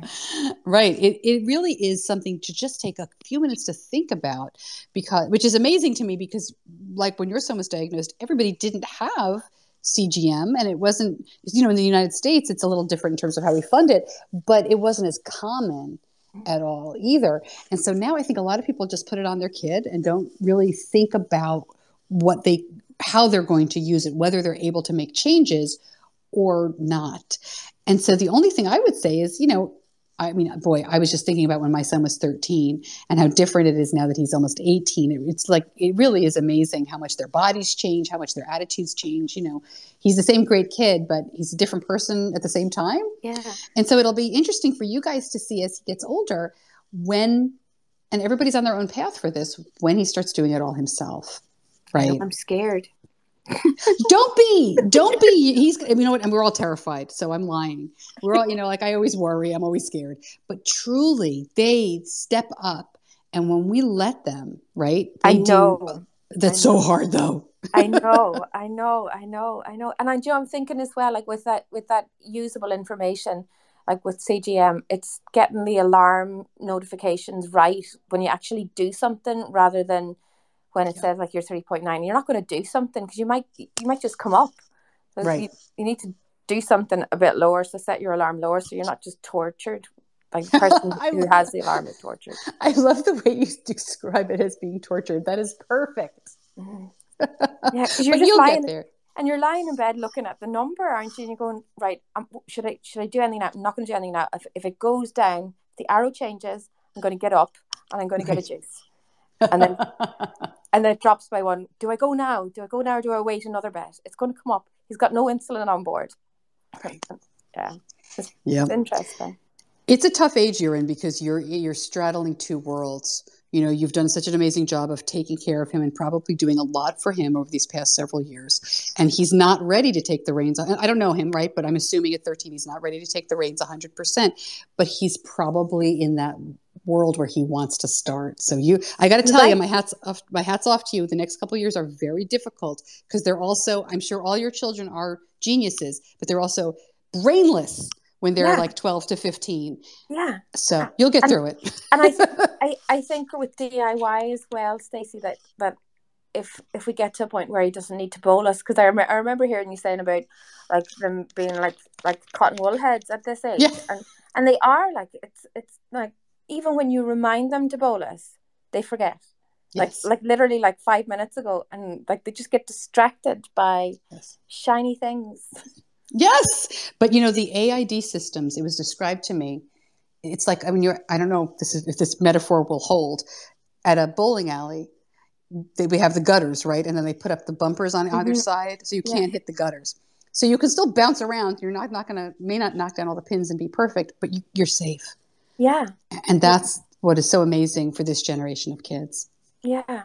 Yeah. Like I don't feel as scared as I think I would have felt, like letting him go uptown by himself on a Friday, or because he's got those gutters. Yeah. That's great. Yeah, I love to hear that. Yeah. Natalie, you've been raising your hand. I'm sorry, we've been chit-chatting. No, it's okay. I was just gonna kind of add to that I agree with you. My kids, like I said, they're on the Medtronic 770G. So the great thing about it is that it gives them the microboluses when they're high or low, or less when they're low, and that helps a lot. But it is kind of like, okay, do I get up now or do I wait till it alarms again? Like the game of in the middle of the night. Or at school, my kids are both very self-sufficient, especially my 14-year-old, because he's in 10th grade. So he does it all himself at school. But here, we live in Wisconsin, the United States, and nobody at the school will follow. So they won't use their CGM data. It's like a liability thing. Yes. So I have to watch it, because I don't watch it and like call her or message her if there's, I see something. I wait until there's really something before I contact her, in the hopes that she addresses it with the nurse or whoever. And then if she doesn't, then I intervene. Yeah. But we basically let them do it until we see, okay, now I got to step in. That's perfect. I mean, it's not for me to judge, right? But I think that's such a healthy way to do it. We never had anybody follow our son. Because like I said, by the time we had Sharon follow, he was already very independent. And to him, it would have felt like a step back to have somebody looking over his shoulder. But certainly, if we were newer diagnosed or if he'd been younger, I think our CGM use would have been in a different way, because you want to use the tools, right, that are available at your age and stage. That makes sense. But yeah, not everybody has 10 kids following not everybody has 10 kids following their CGM. Not everybody has 10 people following their kids' CGM, because it's not appropriate in every situation. It's amazing to me, though, that the schools, well, that's another Twitter chat. We only have 10 minutes left. That yes, schools are another situation altogether. Yes, very, very much so. Oh my goodness gracious. So in the little bit of time that we have left, adults, I know I'm supposed to be continuing with the reframe, but I will never pass up an opportunity to talk to adults with type 1 diabetes, because you all have been amazing therapy. I won't call you role models, even though you really are, but people do not like when I do that. But you've been therapy for me my entire run with my son's diabetes, because I find you to be incredibly reassuring that you can be, pardon me, an idiot with type 1 as a teenager and a college student and still do really well. That's what everybody tells me. They're like, don't worry, I was horrible. I made my parents worry so much and I'm fine. So I love you all so much. And I'm just going to share with you that this year, as I've mentioned, we want Benny to be completely independent with us as kind of a safety net, so that next year he can go away to college, which is his plan. He's probably going far, far away from us. He wants to go up north we're in the southern part of the United States. He wants to go somewhere in the northeast. And I'm not asking for advice for this, but I am trying to navigate how we will actually do this. What will this look like next year? Will we remote monitor 24/7? Will he order all his own supplies? What will we ask him? What's non-negotiable for me when he goes to college, and what's non-negotiable for him? So we're trying to figure all of those things out. So my question to you, any adults who've been through that young adult, which I think all of you are probably older than 17, but maybe not. My question is, did you mess it up between the ages of 17 and 24? Do you care to share? You don't have to. How you did. And what's your advice for nervous parents like those that you've already heard on the call who have young teenagers or older teenagers? Help us sleep at night. Anybody want to chime in on that? Or have I scared you all away? Yeah, go right ahead. I'd happily talk. I was diagnosed in my first term in university, Stacey. And I had moved out of home by I was diagnosed on the 17th of November. So I started Queen's on the 23rd of September. And my mum and dad don't really know too much about managing type 1. So I was learning as I went along, and I was lucky with honeymoon stage and stuff in my first year. But he'll be totally fine. He already knows so much. And the bits he'll struggle with is just all the bits. And does he need all the bits? He'll just work out what he needs. He'll cock things up but he won't die. And right. He's got those buffers as well. And it's just keeping his tech going. If he manages just to keep his tech going and bolus, then he'll be fine until he works out his own system and his own flow. He'll do way better than me. Yeah. It is amazing, though, isn't it, to look back? I mean, I think without diabetes, all the dumb stuff I did as a kid, and it's how did we survive any of that? Oh my gosh! I went to the States for a year in Ohio, and I brought all my insulin with me. And I drank like a fish as well.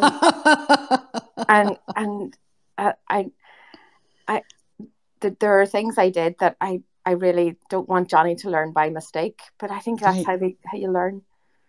It is. And thank you for being so honest about it, because I think the idea that somehow people with diabetes have to be perfect, you can never step out of line, or that's it, it's an emergency situation, is not only obviously not true, but I think it in a way is discouraging anytime you do make a mistake, because it must feel, again, I'm putting myself in shoes that I don't wear, into a person with diabetes shoes. It must feel like I'm not doing this right. Everybody else is. And so there's a dangerous way of thinking then that becomes, I'm not doing this right. I'm not going to be successful. I've already lost. Why try? And that to me is the scariest thing. Go ahead. I think one of the important things is what is right? There's no right. It's like perfect. What is right? It's just your way and your way today. And I just thought I would come into the conversation in terms of mistakes she made. So I made mistakes a little bit younger than the age of 17, because my mum kind of gave me responsibility and reins a little bit younger. And I grew up in an era where technology wasn't readily available, and it wasn't, and people that were getting it was for specific reasons you were given technology. I think that with kids, you've got to give them responsibility and allow them to make these mistakes so that they can learn from the mistakes. And even if they make these mistakes and they feel like they're losing the game, it's about being supportive and saying to them that mistakes happen and we're only human, and not everything can be fixed, but everything can be treated in a different manner. It just means you adapt and change. And I think that it's just about always being supportive and knowing when the time for you to pull the reins back is, and when it's just time to let them make the mistake themselves. And I think that's what you do at this moment in time. It feels like you support your kid in their development, but you also give them the freedom to make the choices they want to make. And I think that it's something that you've got to do, is just give them the control that they want to take over and do things. I mean, I'm 35 now, and since the age of 24, I've suffered complications with diabetes, on gastro problems, eye problems, and nerve damage happening in legs and things like that. But I don't look at these as mistakes I've made. I look at them as life lessons, to know that I need to drive myself harder to make better choices now. And I think that for me, I wouldn't have been at that point if my mum never gave me responsibility at that point. Do I think that if my mum had access to all the technology, she would have probably been watching me? Yes, she would have been, and would have been getting into trouble, probably a lot more than what I was. But I think it's because I grew up in an era where technology wasn't freely available for us that I made these mistakes. And I think that's where technology comes in great as well, that even if you're giving reins to your kids, you can still kind of pull back in and see where accidents or issues are going to happen. But I think it's about having fun. Diabetes shouldn't control you, and I've got a cheat to say that, because I let diabetes control me rather than me control it. But that's just because I have so much fear of what happens if I make another mistake, and the mistakes, it's too late and I can't do something to fix that mistake now. And I think that it's about just having fun and making these mistakes. That we're only young once, and if we feel like we're told we can't do things, which is what I felt like when I was a kid, because I was still going through the era where they were saying you can't have this, you can't do that, and you can't do that, that I broke all the rules and done it and never paid attention. And when I was getting warned about these complications that could happen, I pushed them all to the back of my mind, because I thought, well, it's not going to happen to me, I'm fine. But I think it's just about having fun and not letting diabetes control you, and you taking more control of it, I would say. Yeah. I really appreciate you sharing that, because I have been told, again, my son was diagnosed in 2006, so a different time, but I was told that there has been this real shift of, if you were diagnosed, let's say in the 1980s, the 1990s, even some endocrinologists in the early 2000s, all you heard was no. All you heard at your diagnosis and after that was, no, you can no longer do this. No, you can't do that. You can't eat that. You can't play this sport. You can't, right, Gary? That was what you were getting at. Yeah, well, I was a 1980s diagnosis. Yeah. So I get 2 diagnoses because I was basically a couple of months into being born. They found out I was type 1 diabetic. So my mum took control of that. And then in 1993, when everybody felt I was ready, it was acceptable to tell me again. But at that point, I was like just verging on 6. And I remember sitting, I can remember my nurse was Nurse Hazel. She was my diabetic specialist nurse. She sat me in a seat and she handed over all these funky looking things. And it wasn't like things that, so finger prick machines, when I was handed them over, were not what they look like nowadays. They were like torture devices, as was the rise of insulin pens was just starting.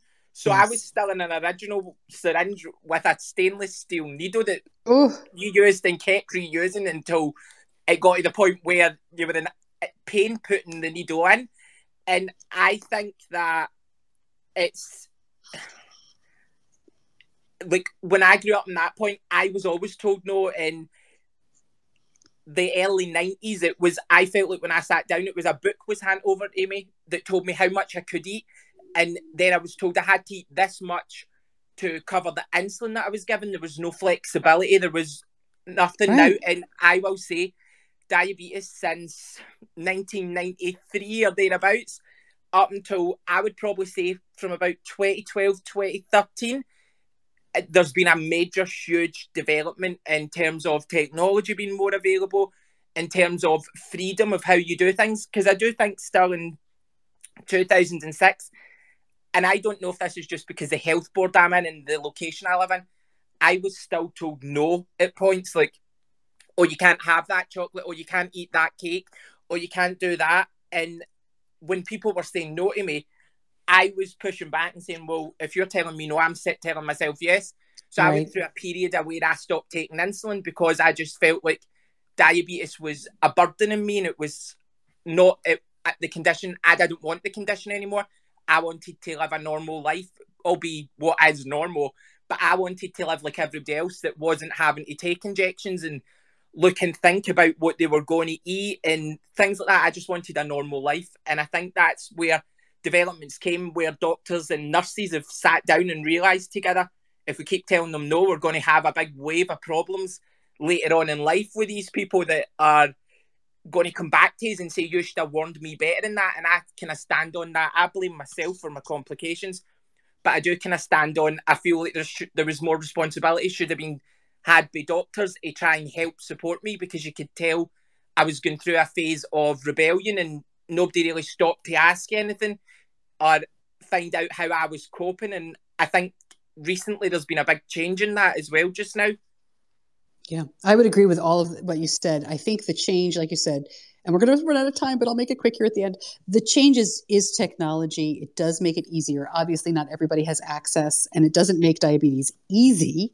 I would never say that, especially someone who doesn't have diabetes. But access to the most current technology is such a game changer. But I would also say something that changed during your lifetime is, in all of our lifetimes, is the diabetes community.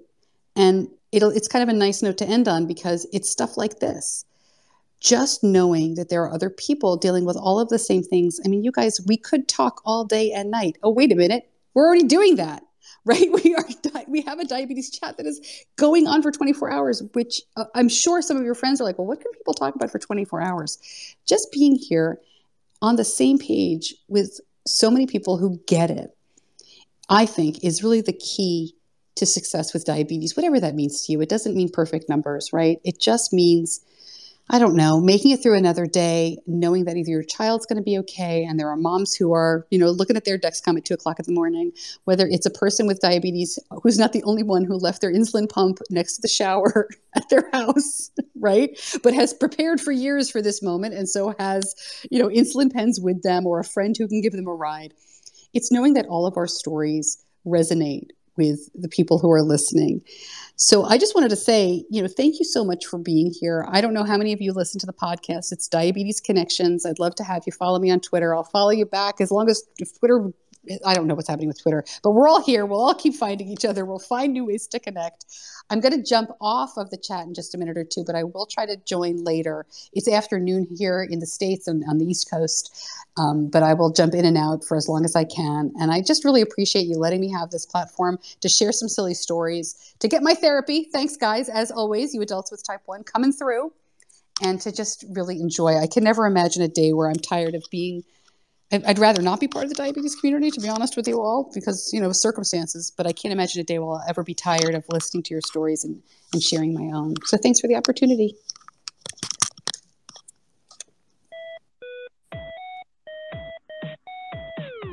Wow, thank you, Stacey, for that amazing takeover here on the Diabetes Chat. What a fascinating chat. I've literally sat back with my Diabetes Chat mug and just enjoyed every moment while dunking my chocolate digestives into my brew.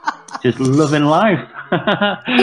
Oh, thank you so much. It's been amazing. And I think everyone's really enjoyed connecting up with you and having some amazing chats on data and amongst everything else. So thank you so much, and hopefully we'll see you around. We've got another 14 hours, 57 minutes and 22 seconds. So plenty of time to jump in and out.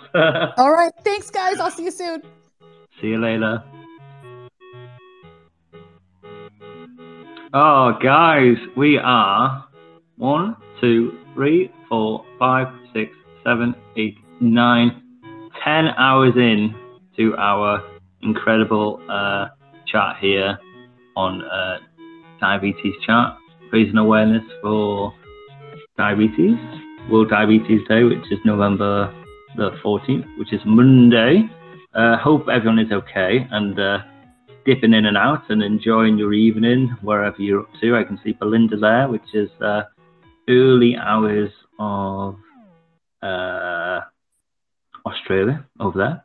So it's nice to see her, and we'll be catching up with her in about 12 hours or something, I think. Seems a long time. And Belinda will be hosting that section. And Belinda, I do appreciate all the work that you've been doing behind the scenes, helping today. And that's what it's all about, is so many people are coming on to take over and host an hour and chat and talk. Belinda and a couple of guys from Australia will be coming and doing a takeover. I know, Belinda, you will also kind of be asking some questions, but if you want to come on and talk to us, please do. You can. But this is the open forum, so for the next 55 minutes, we will have our open forum, and then at 8 o'clock we will be doing a tweet chat with GBDoc, and that will be on peer support. So if you want to join us for that, please do. But yeah, this hour now is down to you guys to just come talk. And I can see Alison on the panel. Gary's there. Hey Gary, how's it with you, mate?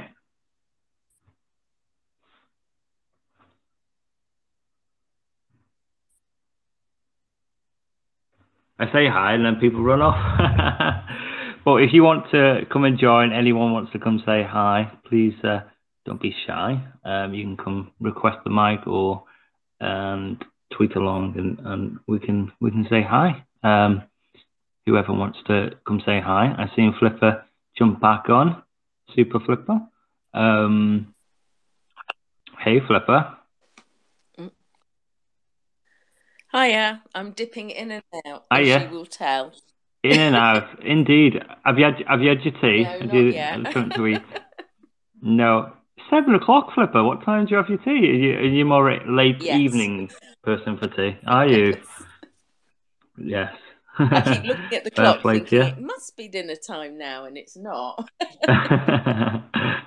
What time do you normally have your evening tea? Gone 8 o'clock. Yeah. Is that every day? Yeah. Yeah. I don't know. I suppose some people say you should eat earlier, but I just don't seem to get round to it till then. Well, yeah. Whatever works for you, isn't it? Oh, there's Harry knocking on the door and trying to creep through the door. You can tell us we're live here on the Diabetes Chat. I can also see Adele. Hey, Adele. Hello, Tom. Tom, this is great. I've been tuning in and out all day. It's brilliant. Nice, I'm like, isn't it? oh my god! And I keep coming on the bits that I'm like, oh my god, this is so interesting. This is really brilliant. Yeah, So, yeah. well done to you. Absolutely. I couldn't keep tuning on the whole day because I was away doing a cold water dip in No, Benoni it's Beach. fine. For What have you been up to? I was doing a cold water dip for the T1 Club to raise funds. Oh, wow. Yeah, so one of our parents organised a cold water dip today, so I decided that I would join them to try and bump up the fundraising pot. So there I was on the beach, freezing, soaking, but sure they raised like nearly £1,500 for the children's ward and the T1 Club, That's and I was able great. to That's help out a wee amazing. bit. So Yeah. Oh, that's incredible. That's amazing. And was there many families and children there? No, it was the one family that organised it between her friends and family, and then I decided that I would be the guinea pig from the T1 Club, and I would go and run into the water and dip my head under the wave to raise funds, or to help raise funds, or to help them raise more. I don't know. So I'm glad to be home, and it's nice and warm, and the chats are great. So. Brilliant. I was going to say, you're home now, you're nice and warm, you've got warm clothes on, you've had some food in your belly, and listening to this, it's great, isn't it? It's been a really fascinating day so far. What are we now, 10 hours in? The space is still working, so that's great as well. I was worrying about the technology breaking or something. But yeah, it's amazing, and it's nice to see people dipping in and out and coming when they can, and that's what it's all about, and sharing things from different perspectives and different communities. Why don't you, Del? Why don't you tell us a little bit about you and your son with diabetes, from what you feel comfortable to say, and also the T1 Club, for anyone listening. Like, I know what it's about, and it's amazing, but I want you to share it, because that's what today's about, is sharing, giving that awareness. And tell us. I suppose I forget that people don't know, because I'm away over here in Northern Ireland. So I set up, my son was diagnosed when he was turning 7. He knew nobody else with type 1. I decided in my wisdom that I would reach out and try and find people, and then somehow I created a group called the T1 Club. There were like 5 families went to a bowling alley. Then there was 9, then there was 14, then there was a WhatsApp group. And we just all support each other through type 1. So we have like social events for the young people. And it's been great. It's been great for me. It's been great for Shane. It's been great for the other families, and I'm lucky to have them. That's why I jumped into the water for them today, to make sure that we do brilliant stuff over Christmas. But Shane is 16. He was 16 on Wednesday. He's on the same Smart Pen and Dexcom as you, Tom. So that conversation that happened about letting young people go, and letting them make mistakes, and letting them make their choices, and letting them, that really resonated, because that's what I'm trying to do at the minute, so. Yeah, it must be hard, isn't it? Because for many years, you're always looking out for your son, your kids, like my mum does with me, but particularly with a thing like having diabetes, this condition. So you're always looking after him, especially because he's had a couple of years, and it's your baby, and you want the best for him. But yeah, you want him to grow, and you want him to sort of manage, and you want him to learn from things and learn from mistakes, and celebrate the victories, and all that kind of stuff. And just find his own feet with type 1, because it's not my type 1, it's his type 1, it's not mine, and that's something that I'm trying to learn. I'm trying to I'm trying to work with at the minute, as I'm there to support him, but I can't run it for him. It's his life, and I need to just support him through it. So absolutely. And You know what I mean? It's great that you've got that mindset, and but then everyone's different. Everyone will always want to do their best for their child or their loved one, won't they? So, Yeah. but yeah, absolutely. So you were saying obviously about the smart pens. So before then, he was just on normal disposable pens, right? Yeah, and Libre, and then so we started the smart pens, and then decided we'd try and use it with Dexcom because it created a better picture for him. And then of course Libre have started talking to smart pens, so now there's two ways to do it, which is I know it's so interesting, and it probably would work better for parents because you can follow and you can do. But I have now introduced my son to a world of CGM. Can I take that away from him? It's not my place. He has to make that decision, you know. So yeah. So he's got the Dexcom One, yeah. Yeah. So Dexcom One. And with the Dexcom One, you can't share that, right? Can't share. Well, we can check every 3 hours on Clarity. Yes, but not like you would do through Libra or things like that. And I think that's the downside of it. I think it's great having the real CGM in there, and you can see the data just there every minute. But yeah, I think that functionality of not being able to share, from my personal opinion, not representing DiabetesChat, but from my point of view, is I think it's a missed trick there. I can see maybe why they've done it, but I just think it just seems a bit daft. And people may just revert back to maybe Libra because they feel having that safety blanket with someone that they can share their data with, maybe. But it's I guess with everything, it's swings and roundabouts, is it? Pros and cons, and you have to weigh up what you feel is right for you, I guess, in that moment. Exactly. And even to have the option over here, Tom, because we haven't had options over in Northern Ireland, it's not the same. So to have options and to have new things that we can try over here is like, it's such a big thing. Like Mary will know that like it's such a big thing to even have a choice over here because that's not even something that we're used to. So I mean, is it worth trying everything? I sort of go, right, well, let's try it and see. And if it doesn't work, sure, we can try another thing. And, let's see what works and let's see what 100%. Doesn't work. And that's the thing is, if you've got that availability to try these things, great. That's what we need, options. But it doesn't mean that if you try something and it doesn't quite work for you, then maybe you try something else to go back to. And I'm in a place right now, I don't know about Shane, but with my Dexcom One app, I'm finding that I'm losing signal a lot of the time. And when I restart my phone and take the Bluetooth off and put the Bluetooth back on, it connects up again. And I've tried various things. I sent a tweet post a couple of weeks ago, and it seemed to work a bit, but now it seems to reverted back. And I just feel it's more of an inconvenience. I'm having to do all this. And actually, I have, what day are we today? Saturday. I had 1 or 2 hypos in the last week or two that have happened, and I've actually felt the hypos, one of them when I was asleep. And I went to check my phone, and it's saying no signal, and it's like, this is not good. And so I need to really look into that, and it may mean I might have to go back to Libra. It sounds like I'm going back, but it shows that the availability is there, the options is there, and if it don't work, then you go back to something or try something else, isn't it? There's no one sort of one option.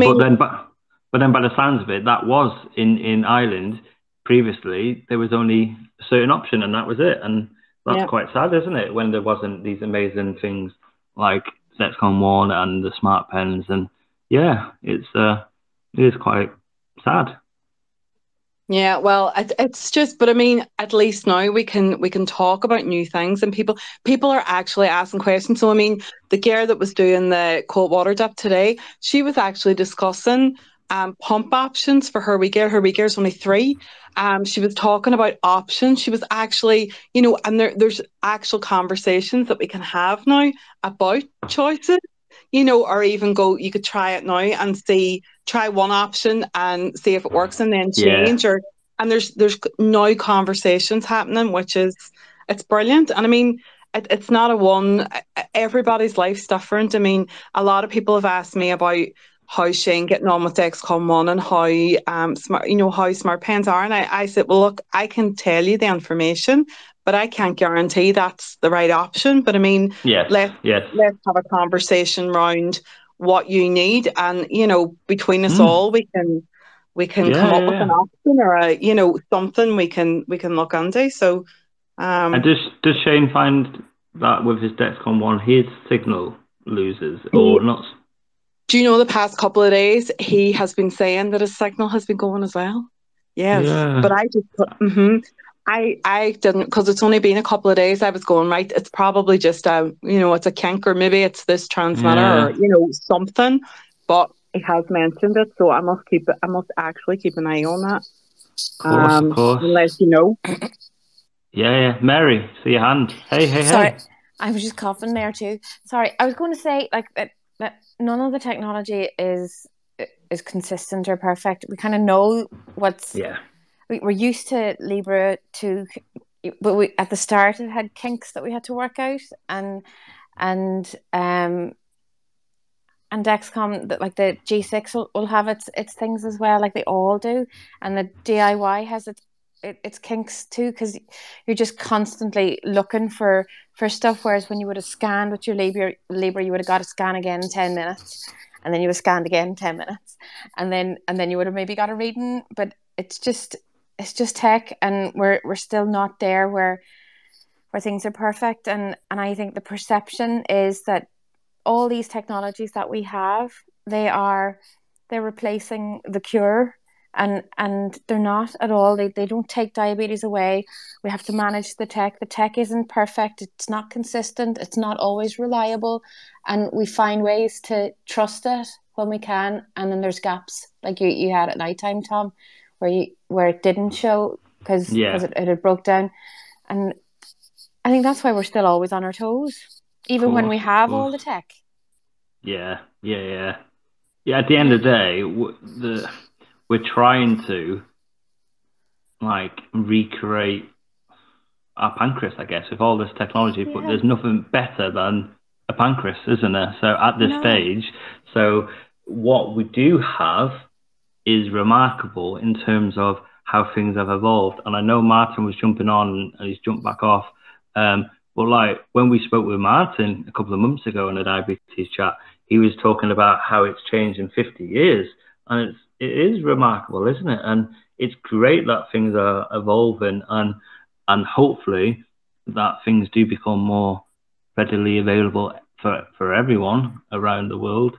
But yes, it does get a bit frustrating when things don't work. But like I say, I guess if you bring it back to essentially it's trying to do a living organ's job, isn't it? And it can't replicate that 100%, can it? No, and you weigh up the pros and cons, like what sensor you prefer to wear, and what feels better, what works better most of the time, and then you choose what you stay with for a while.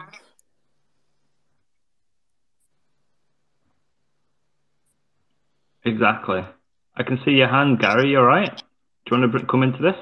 Yeah, I was just going to come in and say I can agree with what Mary's saying. Technology it's come on leaps and bounds. We can't say that it's not. I mean, I'm talking 35 years of diabetes, and the difference in that 35 years is remarkable.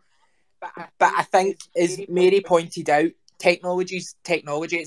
It's never 100% accurate, and it's about having the options. And I think that in Northern Ireland, I think that you have it slightly potentially harder than the rest of the UK in terms of getting access to technology, because that's a few people I've spoke to from Northern Ireland that say that they don't have as easy an access to things that other people in the UK get access to. And it's good to hear that some things are changing and you're starting to have access to things that should be given freely to us. And I always say this is what I try and push for in terms of if technology is available, it should be available to everyone. It shouldn't just be a select few. Everybody should have access to it because it's designed to make our lives easier. And technology is about taking away, it doesn't remove diabetes, and Mary and everybody that says this is correct. It's taking away, it's going towards it's the cure, and taking away from the fact that people are trying to develop a cure. Technology will never be the cure, but what it will be for us is the opportunity to have a slightly easier life. It's never going to take diabetes away. Technology never will remove it for us.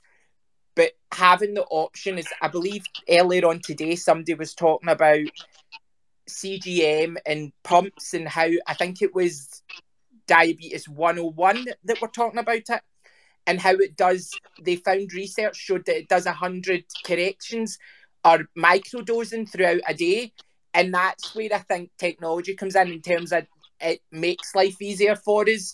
And that's how my argument is, why should we be having to fight with health boards? Why should we having to fight why should we still be having this conversation in 2022? Why should anybody in healthcare be having a conversation in 2022 when people are making technology that's there to make life easier for us? It's not going to take it away, but it's going to give us a freedom of being able to live as close to a normal life as, and again, I say normal loosely because what is normal? Nobody knows what normal is. There's no definition of what normal is to people because we're all unique and we have our own ways. But having the option to live as close to a normal life is possible without having to think about how we're going to deal with things when we go outside the door. And that's why, like, technology is a great thing, but it is about trial and error.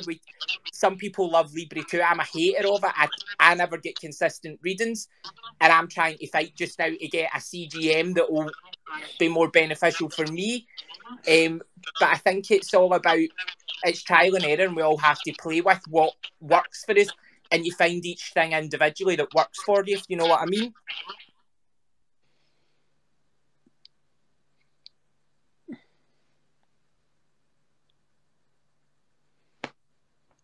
Absolutely, Gary. 100% agree with that. We've got some amazing. Everyone's got their hands up, so let's. I saw Belinda put yours up first.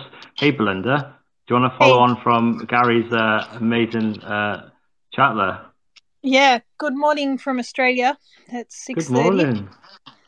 I've never been so excited to get up on a Sunday morning. But the conversation was too good to miss. Oh, bless particularly this conversation. I mean, what Gary has said there, and even what Mary was saying as well, slightly different tangent. I work as a diabetes educator. I work in research as well. I work in research and clinical diabetes weekly. And I go to work so frustrated. We, as Renza said at the beginning of this 24-hour marathon, we are incredibly lucky in Australia because as of the 1st of July, all people with type 1 diabetes, regardless of age, demographics, have access to subsidised CGM of their choice. So they have access to Libre 2, Dexcom G6, Medtronic, all of their CGMs. But I also work with people with type 1 doing telehealth diabetes, but I also work at an Aboriginal co-op here in North Victoria, which is about 2 hours north of Melbourne. And I work on the flash glucose study. And that's a 6-month study that's working with type 2 diabetes, Indigenous people with type 2 diabetes across Australia. We're trying to enrol 350 of them into the study. And they're either using the flash glucose sensors or finger pricking. It's randomized for 6 months to try and prove that, CGM decreases the HbA1c and reduces complications and reduces that burden of care.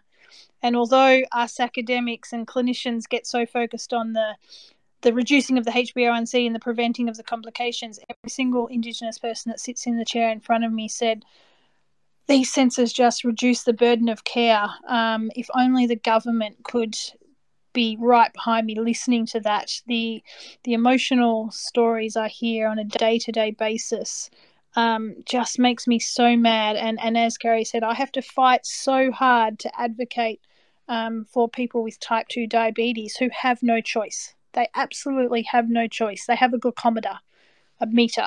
Where you put in the little strip, that's all they have. And people just won't do it for obvious reasons. It takes time. It's socially isolating. They get judged. It hurts. And even now in Australia, I don't know if you have the same problems over there, all of our GLP-1s, the Ozempic, the Trulicity, the weekly injections, Byetta, that people are using for diabetes management and weight management are not accessible because of a worldwide shortage. So they have none of that as well. So they've taken away the medications. They won't subsidise CGM for type 2. What do they have? They have no tools to manage their diabetes, and it just makes me so frustrated. It's so inequitable. And Australia has the world's worst outcomes for Indigenous people. The statistics were released recently. So it's like, it's just, it just makes my blood boil. I'll get off my high horse now. It's lovely hearing you be so passionate about that, because I suppose looking at it from overseas, I don't think we really understand here I don't want to make it sound like Indigenous people are an issue, because they're not, but do you know what I mean? The problems that can surround the Indigenous population in Australia accessing services, medication, and things like that. I don't know how do you know what I mean? It's like, how does this happen to such a big group of people? Exactly. In a country like Australia, because Australia's a first world country. Yeah, it's not like, you know, you're still going around in horses and carriages or anything like that. Exactly. And there's even a mentality amongst health professionals, and I'm absolutely not. And I know this Twitter marathon is live and it's on YouTube, and I have absolutely no problem calling out. There are a group of stakeholders and diabetes educators in Australia, and I'm sure it exists elsewhere because it's not unique, who say, oh, but we don't have the workforce to support CGM if we increase the subsidy. It's like, and I was speaking to a few diabetes educators yesterday who work in remote health, on Friday, and it's like, yes, but giving access to CGM to people with diabetes, all people with diabetes, actually increases their self-determination, gives them more independence with our support. It makes our lives easier. And we know that from the world of COVID. I mean, I'm from Victoria. We had the harshest lockdown in the world. And we very quickly moved to telehealth. Now, we should have moved to telehealth years ago because it makes it easier. So we just got to, that professional mindset of, oh, it's going to make our lives harder. No, you have to hand back the control and the empowerment to the people with the diabetes, including the people with type 2, and let them learn about their diabetes with our support, rather than us be so prescriptive and dictatorship. And yeah, I sort of agree with you, because before, well, in the UK anyway, it was very difficult getting any funding.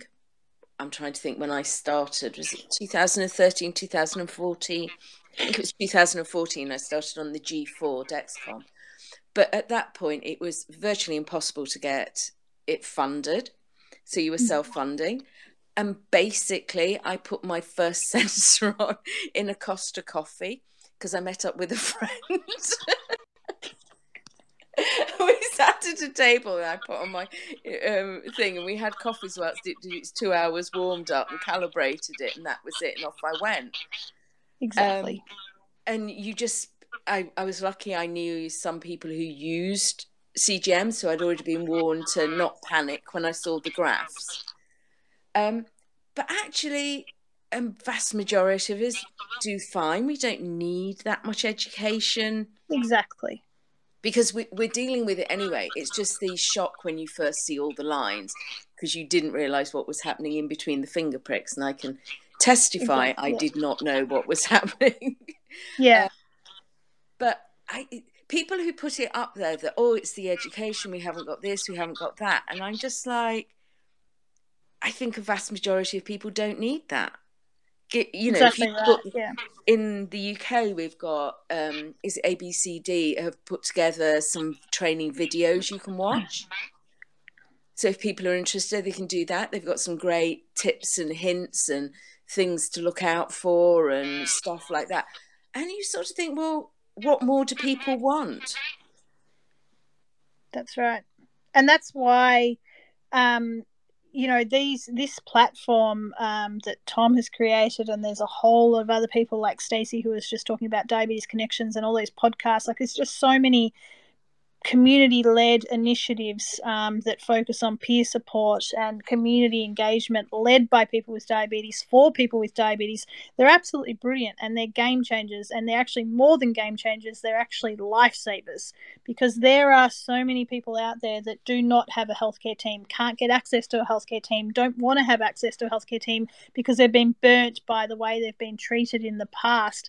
And that's why we need to start talking about funding these initiatives, and not just expect people like Tom, who's put in so much energy, and other people like yourself, Flipper, who have hosted various elements of this, not just today, but, you know, in the past. You're all doing this on top of life with diabetes, life with chronic conditions, life with work, life with raising children. Why should we expect these really important, really important peer support platforms to just be run voluntarily? Like, we need to, not only, we are starting to see a change in the healthcare system because of amazing advocates like all of you here, plus people like Renza in Australia, to really highlight why peer support is a game changer and a lifesaver. But it's now time to start funding that, because we can't expect people and embed it in the healthcare system, not just infrastructure perspective, but from financially. And now this is a strange one here. This is the start of a whole new topic. Sorry, Tom. Yeah, sorry, I've taken over. Sorry. No, I'm going to hijack now, because I am a great advocate for peer support. I think it's amazing. I sort of I went 17 years and I didn't knowingly speak to another person with type 1 at all. And then I went on a Daphne course, and I was a bit reticent, but I promised my nurse I'd go. So I turned up, and I was muttering to myself as I walked there, saying, if I just get told that I'm doing it all wrong and this, that and the other, if they're just going to tell me off, I'm not sitting through 5 days of it, I'll go back to work this afternoon. And I sat down in the room with, I think there were 7 other people with type 1, thinking that I was the worst person with type 1, because I just didn't get it. I just couldn't do it. I got the impression that everybody else had their numbers in range 100% of the times, didn't spike after meals, never had a hypo, never went high, and I just couldn't do it. And I sat in this room and people started talking, and within an hour I was just like, oh my God, I'm just like them. And I'm not the worst, I just am type 1. And I think it's just amazing. And since then I sort of grabbed onto it. But, and this is my thing, and I appreciate what you're saying, because like Tom puts in so much time and effort, and to be honest, I do nothing. You know, Tom puts in so much work here. He's amazing. But I still feel uncomfortable about embedding proper peer support within the healthcare system, because I see it as separate. Because once you pay somebody to do it, when does it become education, and when is it peer support? When you pay someone to do it, there's an expectation there. But also there's a commitment that you've got to follow what you're supposed to do. Yeah, I can't think of I know exactly what you're trying to say, but I can't think of the exact words to say. It's not independent anymore. You've got certain obligations. And I'm not saying here I would shut anybody down on any social media or peer support thing who's advocating anything that's just silly or dangerous. But then I I have a number of people on different platforms in person sort of suggested, have you thought of changing hospital? Have you thought of changing clinician? Have you thought, you can do this if you want? Or contact these people, see what they say. But once you bring it within the system, you become a part of the system. And I don't know how you do it to keep the independence. And if I run a local group, and on Wednesday, this chap who comes along, this man, and we sort of talk and whatever, but he sort of came up and we were sort of chatting, and then he sat down, and for about half an hour, he just offloaded all this stuff because of the issues he was having with clinic. I don't think he actually was clinic. I think he's burnt out myself, and that's what I was sort of saying. But just by being there as a sounding board, I wasn't wanting to justify. I know the clinicians he was talking about, I know they're lovely people, but he's having a rough time. I can see what they're doing. I can see where he's at. And at the moment, they're a mismatch. But if I was employed, could I be, do you know what I mean? Have said the same things or listened. I didn't say lots, but, sort of been that sounding board. So how do you feel about that, Belinda? Sorry, after me hijacking you. No. It's a very important, incredibly important element. If this was to be a thing or considered to be a thing, and really the only, it's not like you wouldn't want to include peer support or embed it in the healthcare system. You only want to embed it financially. So you don't want to change the way that peer support runs. You don't want to bring in clinical pathways and tick boxes for this and that, and what's the word I'm looking for? And KPIs, healthcare services are so governed by policies and protocols and KPIs, and they've got to meet this, and this. That's fine for the healthcare system. That's not fine for the peer support system. You need it to be running exactly why it's running, because that's why it's so successful. Very organic, very raw, very like what you just said. It happens when it happens, but all you need to do is just add in a payment so that if people want to be able to manage their life, their chronic condition, their job, their other non-diabetes job, but maybe drop a day in that so they can also put energy into doing whatever they do in the peer support, then they've got that money there to be able to drop the day from the non-diabetes job, so they're not taking on the peer support demands on top of. So really all it would be embedded in the healthcare system, but still very much on an arm out from the healthcare system.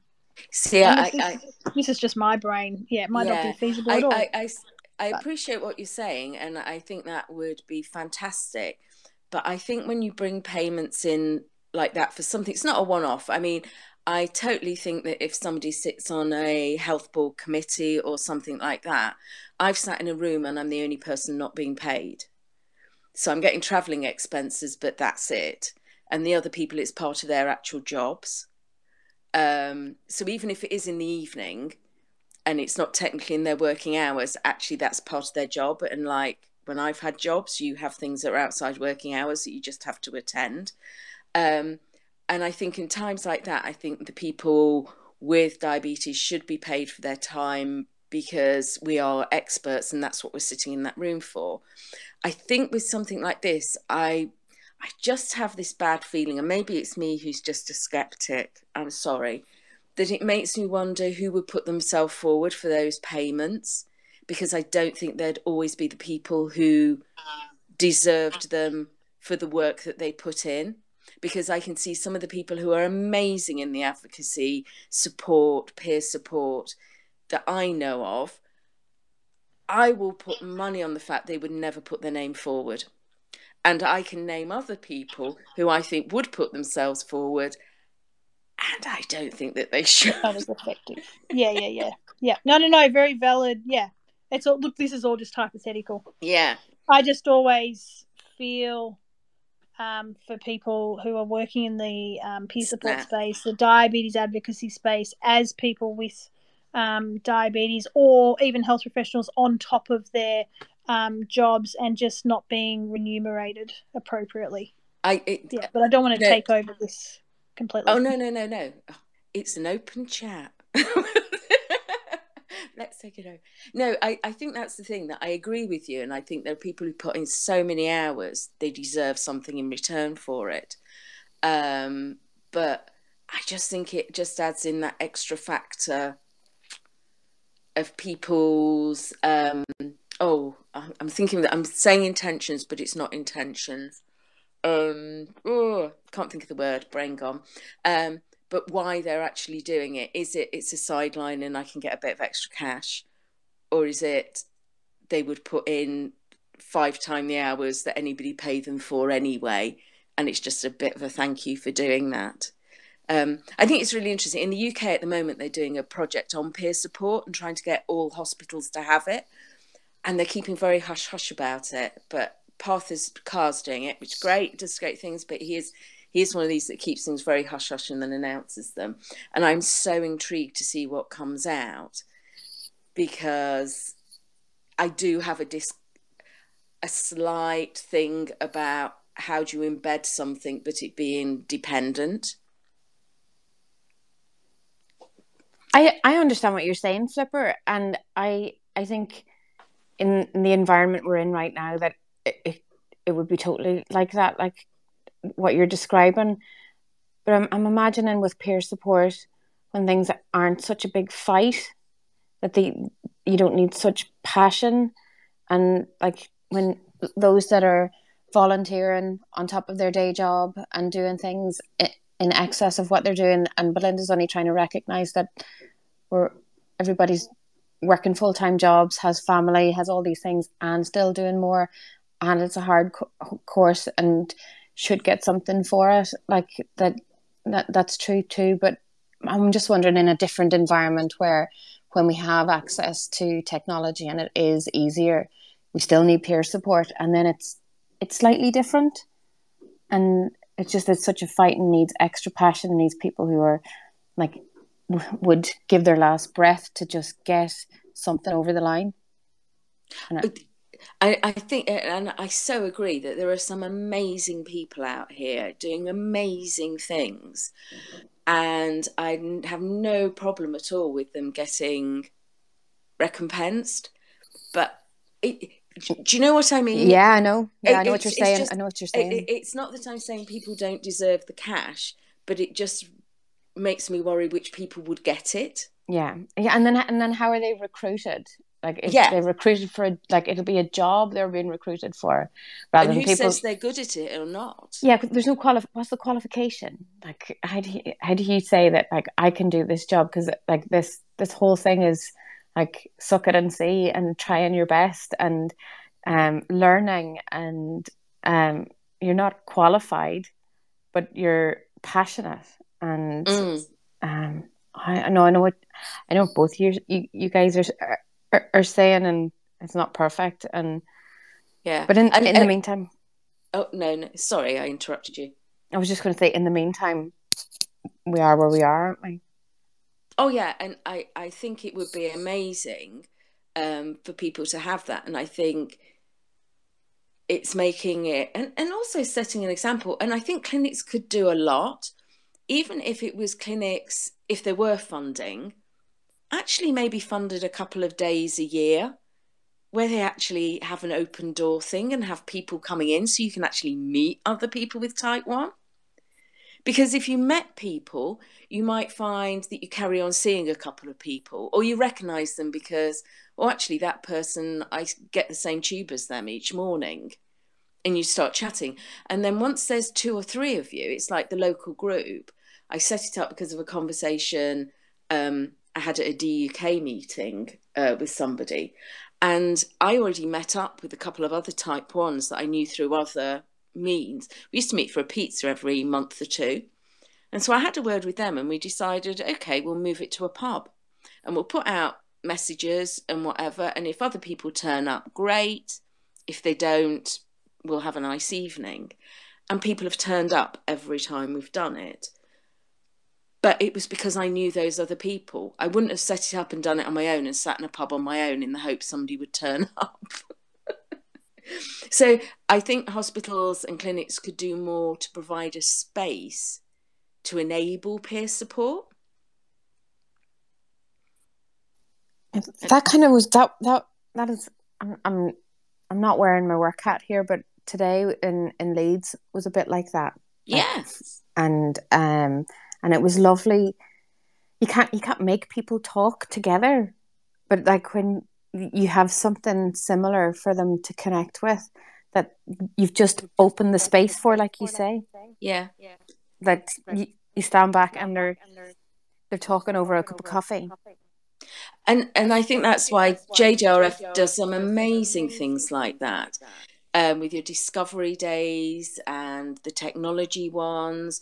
And I know with like the local group, I always email out the details. And it was funny, we haven't had, I think we've had the third one, only had 3 since lockdown because we stopped them over lockdown and past lockdown as well. And I will always email out if I hear of a JDRF thing or another social meetup, you know, around these parts. I'll email out because people don't know. You don't know if you don't know. And if you're not on social media and you've not seen a tweet, well, if you're not looking for them, you don't know. And people all the time come up to me and they sort of say, "Oh, thanks for that email. I went along. It was amazing." Or it was really interesting, or if I hear of a clinical trial or something, I'll do that. And one of the ones who was there on Wednesday actually is on a clinical trial. They got on it and is really pleased. And I just think you've just got to give people the opportunity to mix and find out. And the hospital's the obvious place to start that.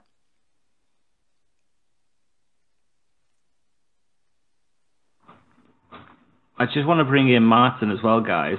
He's had his hand up a little bit. Martin, if possible, there's a bit of feedback. I don't know if you got 2 players on. If you can, could you mute one? The background one?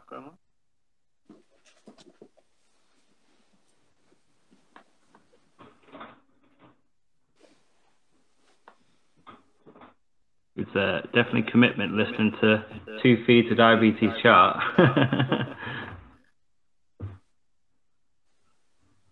Are you there, Martin?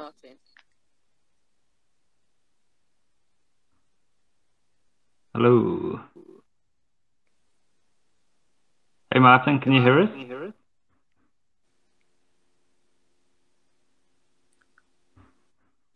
His speaker must be on because I can hear the echo coming through from Martin.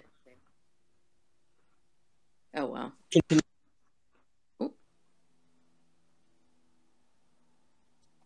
you hear me now? Yes. There we go. Oh, good. I was listening on headphones and for some reason it cut the mic out. Yeah, I've forgotten what I was going to say actually.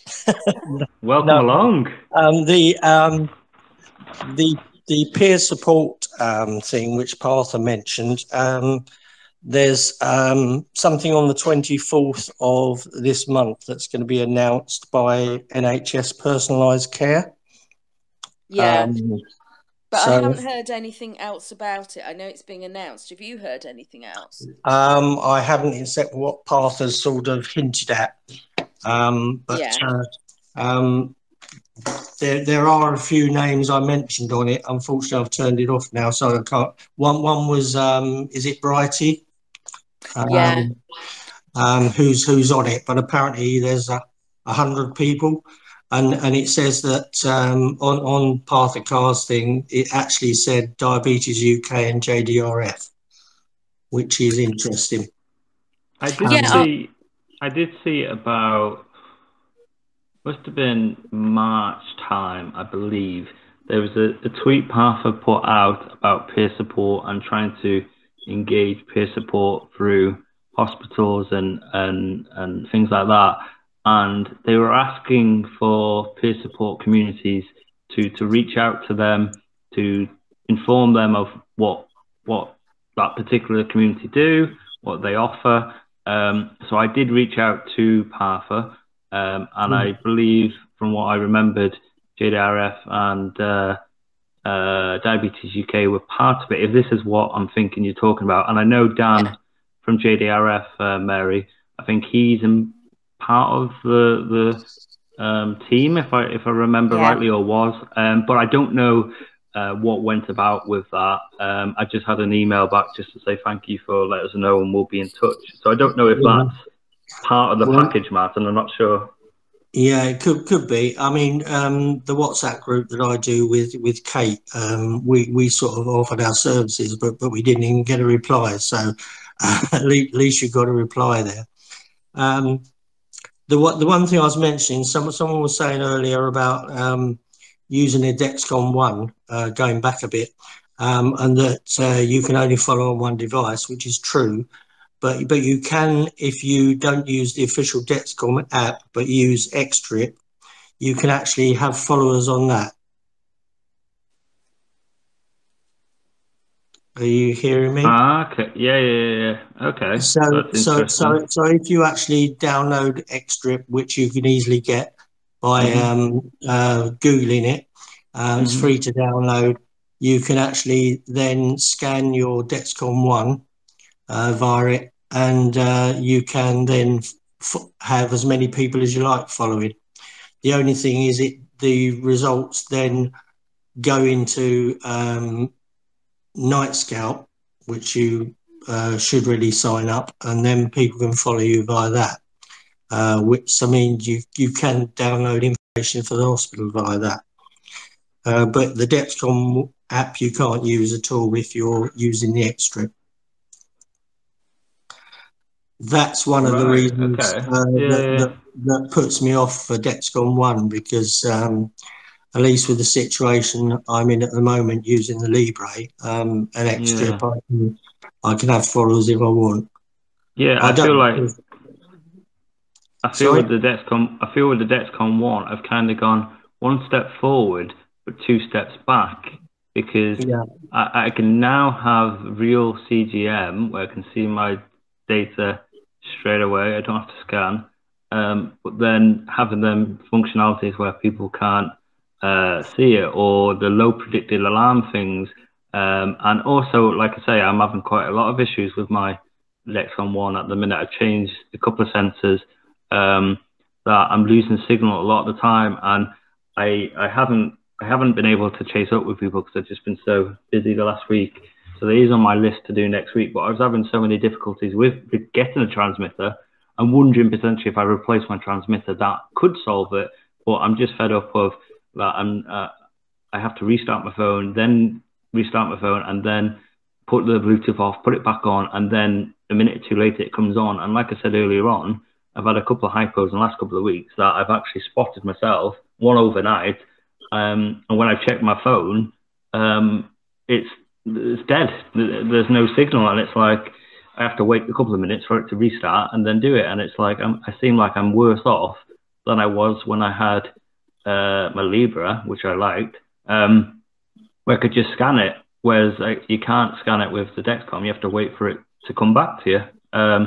So it's I feel in a funny place at the minute, and once this weekend is finished, I'll look into it properly next week, because like I say, I feel like I've gone one step forward but two back, and really moving from, say, Flash to CGM, you really should be jumping a couple of steps forward, shouldn't you?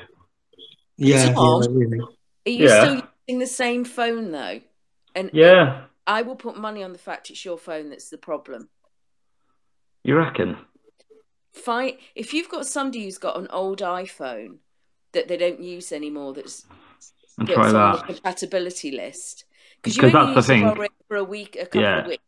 Because that's the thing. I'm not using the correct app, because my phone isn't compatible for the Dexcom One. So I was worrying about that, thinking that could be the reason.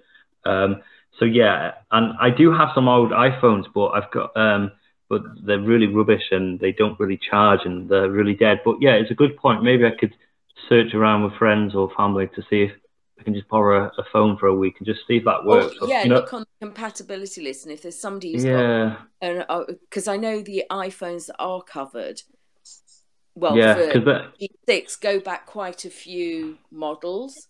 Yeah.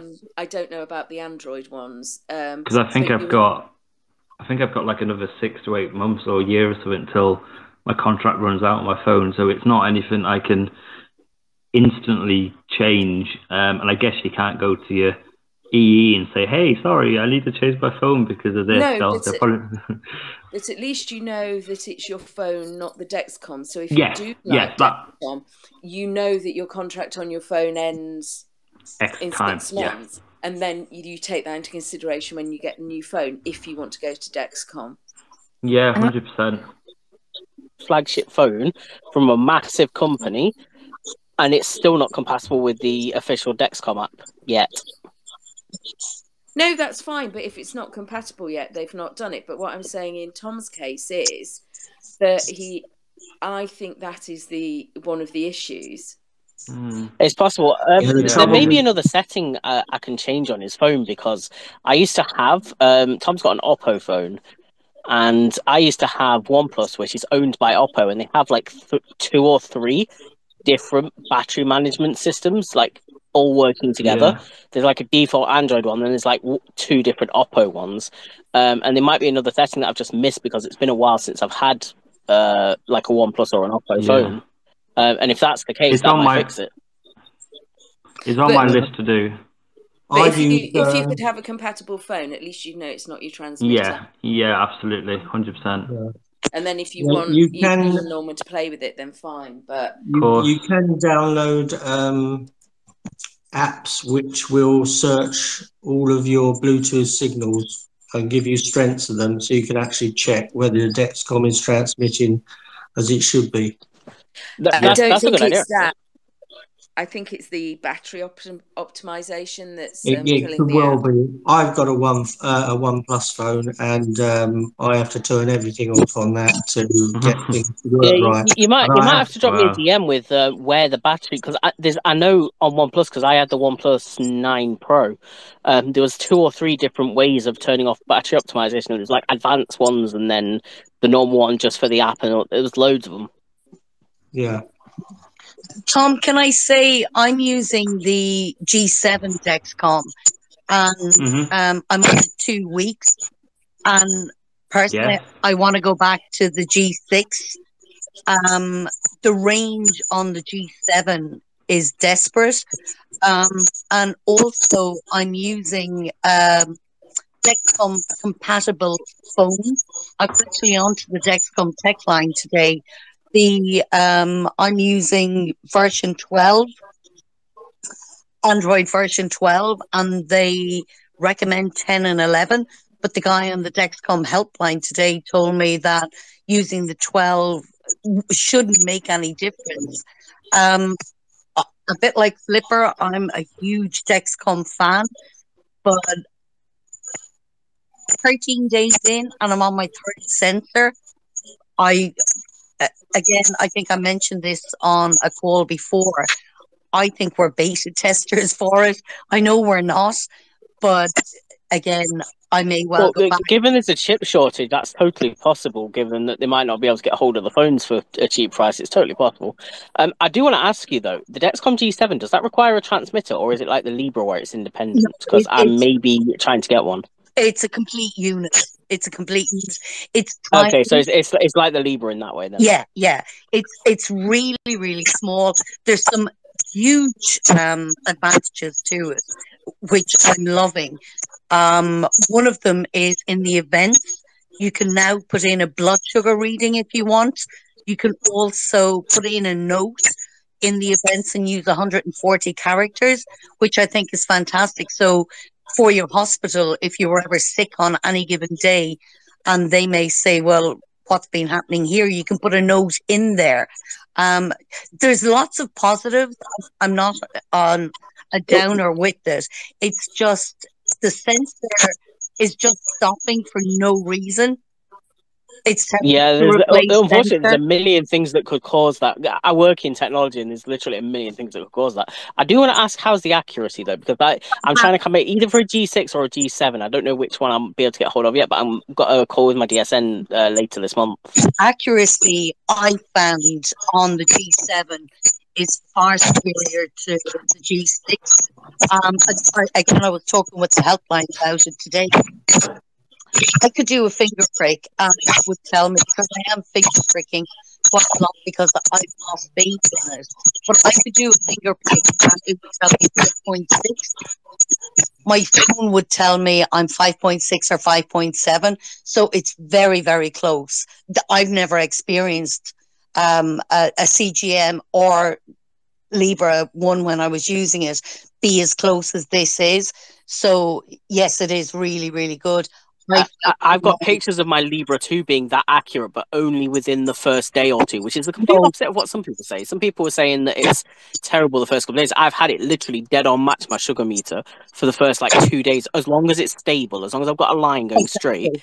And with what I've noticed with the G7, with the G6, it could take a day, 24 hours to bed in. The G7 beds in straight away, I found. And it was correct. The longest I've been able to keep one on, or that has stayed on me without getting a sensor error, is 6 days. But it has been correct. There's been a few, because of the sensor dropping, the range dropping. When it comes back, I do finger prick because it could be 30 minutes. So I do a finger prick and wait about 15 minutes to see if it's caught up. And it has been good. I don't normally calibrate with Dexcom. It's not something I've ever done since the G. I don't with my Libra 2 either. It's been pretty good. There was one other thing I was going to ask, and I can't remember what it was. It's gone. If you remember, just message me. If you remember, Norman, we've got 13 hours, 57 minutes and 22 seconds. So loads of time to do Can I that. ask, who was I actually talking to? Because I can't... my screen's frozen. It thinks I'm disconnected. It's Liz. Liz. One thing I would say is that different sensors work better on different people. Yeah. So I know G6 for me, G5 was better. But a lot of people, it's the other way. I know people who Libra is amazing. It wasn't as accurate as Dexcom for me. So I think sometimes you've just got to try it and see what works. Yeah. That's it. That's it. Remembered. Does it let you do the thing? Let you do this where you could put another sensor on and scan it, and rather than having a gap of half an hour or an hour or 2 hours in your data, it'd automatically start it up once you scanned it the first time, and you wouldn't get a gap in your data. What it actually does, and again, that's another thing I forgot to mention, that when you put it on, it takes half an hour to warm up. But what it actually does is, as soon as you put it on, it starts working. Like last night, I put a new sensor on. I put the sensor on. I think I was making dinner or something, and I forgot to start the sensor. So I started the sensor, and I only had a 5-minute warm up because it had been on me for 25 minutes already. Yeah, that's something to do with the magnets on it. But it always annoys me when I've got a gap of an hour in my Libra if I let mine expire. That again, it won't happen if you put say, for example, you're going out and your sensor is going to run out. And again, I'm just surmising this. Your sensor is going to run out. So you put your second sensor on. When you look at your phone and you think, oh, I'm going to run out, or it's run out, you can just start it and there will be no gap in time at all. I mean, well, thank you for the advice. We'll try and campaign for my EDSN to give me a G7. With the Libre 2, I recently started using an app called Gluco, get it right. And with that, you can actually scan your new sensor and get readings from it straight away. And if you've got another phone, you can continue getting readings from your old Libre for 12 hours. I do that with Diabox, except the scanning the sensor. It's the same thing. Yeah, it's the same thing. I tried it yesterday and it does work, so that's quite good. But I couldn't get on with Diabox. It kept cutting out for me. But this new app, which I've started using seems very good. Cool. Thank you And for you the don't need to advice. calibrate. You don't need to calibrate Xtrip with it either. So I don't use Xtrip. I it is use Diebox to post a night scout, but that's about it. right. But with the new one, the Gluco one, you can also send not only to Xtrip, but you can send it to Abbott. So you don't need to scan with the Libre app anymore. That's unless good. you go and driving, of course. And I think what's great about this, guys, which is going to lead us on to our next guest takeover for this evening, is peer support.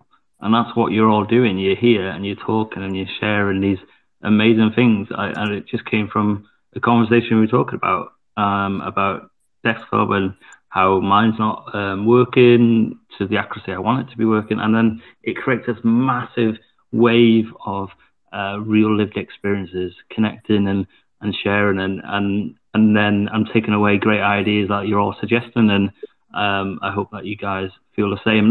That is the power of peer support, I think, isn't it? And we were talking about it before with Belinda as well. So what we're going to do is we have 2 hours that we'll be talking with the GBDoc TweetChat guys, and it's a very open forum type of thing. And I'm going to welcome up Jules and Mo, who are our hosts for this evening. Hello, I was going Jules to say, and the Mo. fact we're 7 minutes late then is your fault because you started it on Dexcom then. Blame me, blame Tom. We'll add, like I say, we'll add on extra time at the end of the 24 hours, right? Hey, Jules. Hey, Mo. Hello. Hi, how you doing? Yeah, not bad. We're 10 hours in, I think. Is that right? Yep. 10 hours? Yes. How many Red Bulls have you had? None, but I've had 2 large cup of teas, which is equivalent to 4. And I've been to the toilet twice. And at one point, we were having tea, and Flipper was talking to Sarah. Yes, I'm writing everyone's name down. And they were having a great conversation about her and her son with diabetes. He's been recently diagnosed. And I said to my wife, I said, I'm going upstairs. I need a wee quick. And she's like, oh, don't leave me. Because she was like looking at looking at all the screens. And I said, if they stop talking, if Philippa stops talking, then all you have to do is click on that microphone button and then just say, sorry guys, Tom's gone for a wee. I'll be back in a minute. If Flipper stopped talking, her DNA would unravel. It's I was impossible. just going to say, I knew that was never going to happen. You know what? Yes, and I love that sound effect you added onto that, Mary. I couldn't resist. I knew that was coming, and I knew that was coming from you, Flipper. I daren't say it because I thought, I was just going to say, am I getting a bad rep here? Maybe. I daren't say anything, or you won't be back on Monday. So, Mo and Jules are here, and if I remember rightly, guys, how we're going to do this is the GBDoc TweetChat is obviously run every Wednesday, and it's amazing. And we have you guys have different things. Actually, Jules, why don't you tell everyone what the GBDoc TweetChat do and how people get involved, and then we'll explain the logistics of how we're going to incorporate it into the next 2 hours here. Right. Okay. Go for it. I'll try. Over on the GBDoc host account, which is at GBDoc TC host, so GBDoc TweetChat host, just remember that. Every Wednesday, 8 p.m, a member of the community takes the hosting seat and hosts the TweetChat about anything they want to talk about, really. We've different subjects each week. So it's run by the community and it's for the community, which is what we're all about over there.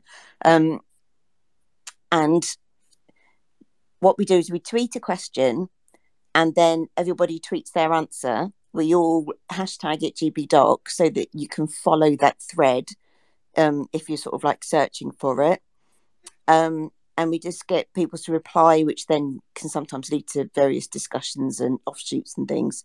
And it's just a way for people just to chat about things like you've just done for the last couple of hours, but all via tweets. So we don't have to, you don't have to speak on here, for example, if you don't want to, and that kind of thing. If we've got people that just watch the tweet chat, we call them lurkers, and they're quite happy to be known as lurkers, and they just lurk in the background and watch what's going on.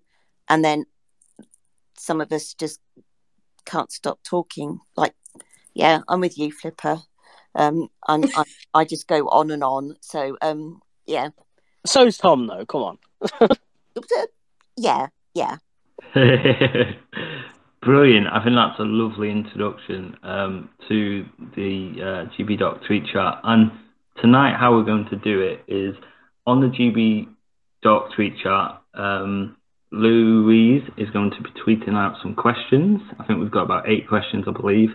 And I'm sure we'll extend from that, and there'll be multiple other questions from them, responses potentially. And Jules and Mo will be hosting it this end. So people that are tweeting along may want to tweet on that GBDoc TweetChat. So you guys listening in, you can do that. Yep. But also you can talk on here. So you can speak if you're on the panel now, or you can request a mic and do it. But it'd be nice to do a bit of both. And Mo and Jules will facilitate this end, where they'll read people's responses, ask the questions, and sort of moderate the discussions. And if you're on the speaker panel, then just maybe raise your hand, and then Mo and Jules can sort of coordinate it. But yeah, let's have a great evening, and let's get chatting on here, but also on the GBDoc account. And I'll retweet all the GBDoc things on the Diabetes Chat page, so you can see it from both sides, whatever's easier for you. So I'm going to hand over to Mo and Jules and see what the first bit is. Right. Cool. Mo is going to be your question master this evening. He's going to sit in the hot seat for me. So, and we'll just sort of pick up as we go along with answering the questions and then taking your answers as well. So the questions we've got, they're open questions. So just expand on them as you will. Nothing difficult. It's just generally about peer support. So I'll hand over to Mo. Lovely stuff. Thank you very much, Jules. I'm not sure if anyone can actually hear me. So positive affirmation one way or another. If anyone can hear me, wave a hand. If anyone... We can hear you. Yeah, I Fab. Can. Yeah. Good. It's the first time I've ever used this, so this is fun. By which I mean the kind of chat thing, not Twitter. I've used that a bit. But lovely stuff. Cool. So we'll kick off with the first question. So as we say, talking about peer support, so they'll all be on that theme. On a scale of 1 to 10, with 1 being the least important and 10 being the most important, how important is peer support to you in terms of your diabetes management, and why did you give that rating? Jules, do you want to kick us off? Yeah, I would give it, overall, I would probably give it a 10. And I'm not just saying that because I'm involved with the GBDoc, but when I first got involved with it was before GBDoc was a thing. And I came onto Twitter about 12, 13 years ago because I was going on an insulin pump and I wasn't very engaged with my diabetes at all. And I just put a question out about insulin pumps, and I got so many people replying. They were lovely replies, and I totally switched on and became engaged and became enthused. And I don't know that anything else would have done that for me. So nobody understands diabetes like you guys, people that live it. Other people don't understand the relentlessness of it. and the number of things that you have to do to accommodate the diabetes with, you know, the carb counting and thinking about exercise, stuff like that. So I just find that talking to my peers is just the number one thing for my mental health as well, more than anything. So yeah, I'd give us a 10. Peer support, you guys, it's a 10. It's never too early for a 10 from Jules. Exactly. What about you? I'm imagining the gif of someone holding, like 3 people holding up the 10 sign, but I don't know, maybe I'm too young. Yeah, Big I'll take sparkly that. panels. Yeah. I can't even give it a solid rating. I don't like chat for my mental health, but for the experience that I've got out of it, because actually, funny enough, diabetes chat on its own is the reason I'm now on a much newer insulin, for that matter, and also the fact that I have a nice third-party app that gives me CGM functionality out of my Libra, and those two things are both came from diabetes chat.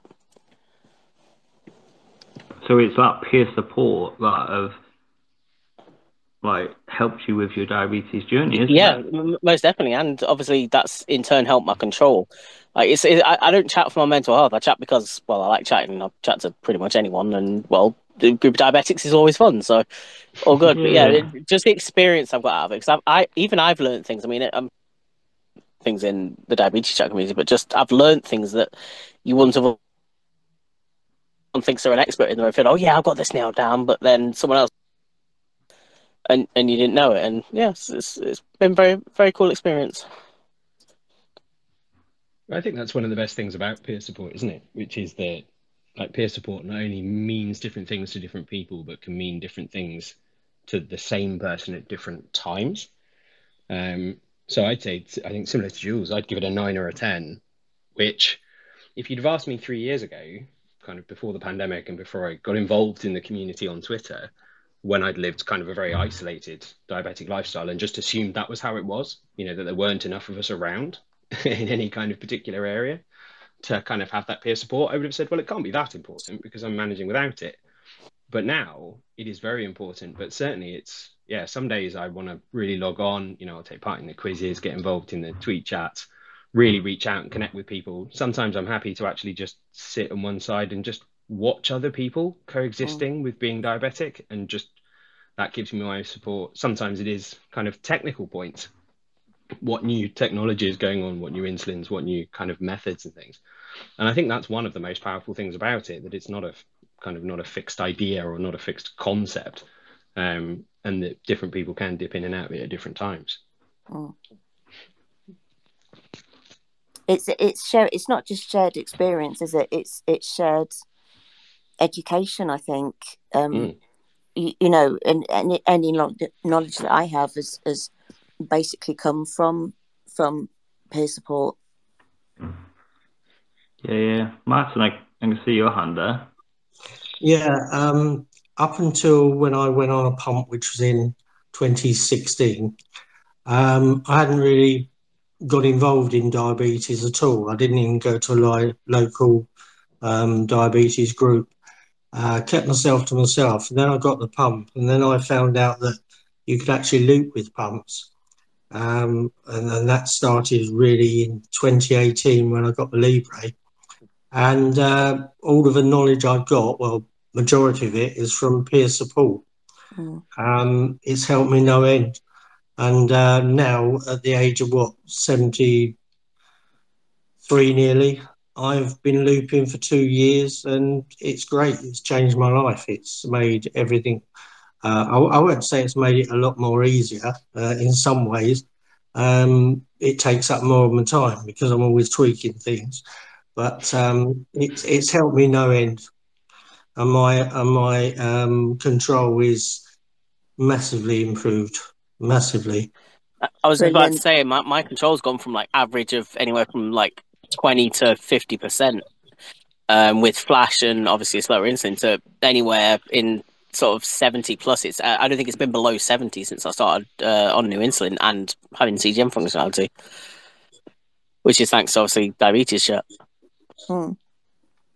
Yeah, well, back in the day when I was on urine tests before blood tests came up, using the old system of cleaning test, I was majority of the time 2% sugar in my urine. And when you think that a negative urine at that time could be anything up to 10.5 millimoles per litre, 2% was horrendously high. Yet, you know, I survived it and I'm here now. So, you know. What score would you give peer support in importance, Martin?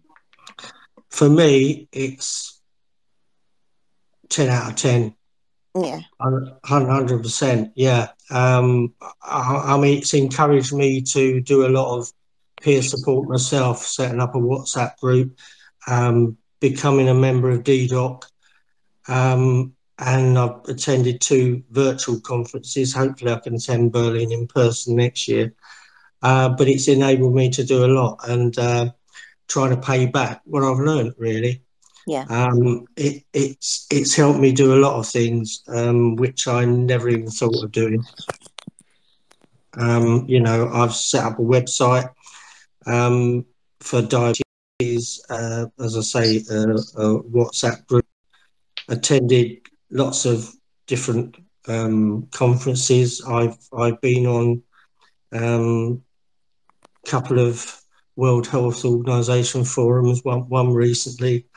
Next Wednesday, I'm actually speaking up in Olympia at the Professional Diabetes Care, I think it's called, the conference that's there. I'm speaking to a hall full of, or a theatre full of DSNs. So they want to know about my tech from back in the past to now. So hopefully I can impart my knowledge to them as well. So to me, it's very important. Cool. Are you there, Mo? Because we can't hear you. I am. You are? Yes, sitting quietly. Just perusing some of the replies on Twitter as well. I won't call anyone out specifically at this particular point in time, unless people think that would be a valuable thing to do. But summarising so far, lots of people kind of going along the same lines that we've said, lots of 9s and 10s. I think it is that point that you made, Jules, around people kind of being able to, it is that shared experience element, isn't it? There's so much of it that you can't share with people with the best will in the world, you know, who kind of are close to you that aren't going through it necessarily. And being able to find another community of other people, you suddenly realize that you can have completely different conversations and you can ask very different questions because you don't need to explain kind of all of that background point as well. I think Tom called it lived or shared lived experiences or something like that. Yeah, and that's it. That's exactly what it is. And I think that's not, you know, that's not a diabetes specific thing by any trait. That's certainly how communities of people sort of begin to develop, and it is just as powerful kind of as it is here. A comment on the kind of on the Twitter, which actually I will pick out slightly because it is something kind of that I agree with. Someone saying that they definitely see the benefits of peer support, but wouldn't legitimately say 10. They've said they'd say 9 because they think they could manage all right on their own. And I think that's a really fair reflection as well. You know, for a lot of people, certainly for myself, like I say, peer support is a huge benefit, but I did do this for the best part of 20 years. And if somebody took it away from me, I would be very bereft, don't get me wrong. But equally, I'm confident I would be able to manage again if I absolutely had to. Yeah, that's a fair point, actually. That's a very good point. I'd been, I think I went for about 20 years, sort of managing it, but just not with the motivation that I have now. Yeah, it's certainly a lot easier when you have other people that you can share that with. And actually, Martin, your point as well about taking this forwards. So I work in sport, and it's something that I've been thinking about because, you know, there are other people in my working environment, both who are, you know, who sort of take part in sport, but also people who are parents of people living with diabetes or just colleagues of mine that I work with. And actually, over the last week or so, we've been having conversations around, well, actually, why don't we try and set up a community for us, for people kind of within our working network, who work in the same organization, work in the same place, or have a connection with diabetes and work in the same place as well. Because again, the benefits there would be, we think would be really positive. And that's entirely based on all of our reflections from the experiences we've had in peer support. So, yeah, great. Has anybody else got anything to say on this one? Or are you all shy? It's really changed my life that I've got people to talk to who I can relate with, normalize things. And when I met Jules and Paul and many people, Flipper, down in London, and we attended TAD, and then we went to the pub afterwards, and it was just wow. Like I literally had goosebumps. Like I remember walking around in the conference and just seeing hundreds of people who were diabetic or had connections to diabetes, and I've never had that experience before. And then we went for like a few drinks, and we're just like having a good time. It just felt like I was out with my friends and just having a good chat. And you don't have to normalize anything because it is normal. Yeah. And do you remember when the food came and and because we got a platter thing that we shared between the three of us, didn't we? And we were just like, the first thing we all did was we tested our blood sugars, and we sort of carb counted. How many carbs do you think? What do you think on this one? And it was just normal. You get your pens out, you put it into your pump. So normal, and that's one of the biggest things that gets me every time there are meetups. Yeah, 100%. And yeah, I get nervous injecting around people. I still do now, and very reserved, or I'll still go to the bathroom or whatever, and I shouldn't do that. Well, on that occasion, I didn't, because I felt I had the confidence to do it, and yeah, that's what it's all about, isn't it? And when you were sat with me in the pub. Yeah, I did. Yeah. So it's being around people who know and understand, and that's not saying that the people around me don't know and don't understand, but it's probably that unknown of not knowing what they know, and me worrying of what could happen, which probably won't happen, but it's in my head. I've had quite a few blood-curdling screams over the years when I've been sat in public and go, stabby, stab, stab. Like as if someone was like being hit over the head with a brick or something level screams. They are fun to listen to, and they do get people's attention. Yeah, that's true. I really enjoyed the meetups in London. It was great. Got a couple of hands in the room. Do we call this a room? A space, I think. A space. Yeah. Yeah, got a couple of hands in the space. Belinda, I think you're up first. Go ahead. Yeah, the floor is yours. I was just with my health professional researcher hat on. I've always wondered, just going back to what someone was saying about diabetes technology, improves glycemic levels and overall diabetes outcomes, which we can't disagree with. We have the research to prove that. But I always wonder, and we just don't have enough research, how do your different combination of health diabetes teams, so, some people see an endo, some see a GP, some see a pediatrician, some just see a diabetes educator, there might be the public system, the private system. How does that actually enhance people's overall diabetes outcomes and maybe the reduction in diabetes complications, but also on another level, how does peer support actually enhance diabetes outcomes? We don't have the data measuring those outcomes, and we should. That's all. Yeah, I agree with that. I totally agree with that.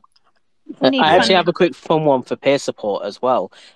when I went to, I was saying earlier about how I got a faster insulin. I think it was Chris actually that was talking about it. I was a new like ultra fast. Anyway, the second I mentioned peer support, I said, I've been talking with some peers in some groups online. She immediately went, "Yep, cool. I'll ask the doctor to prescribe you a test batch." As soon as I said peer support. Now, that's interesting because if I mention peer support to my DSN, she goes very, very pale and says, "Oh, no, I wouldn't recommend you speak to anybody on Twitter about this sort of thing." I didn't mention Twitter. I just said sort of, I've been speaking to peers in, groups online. I didn't mention anything in particular.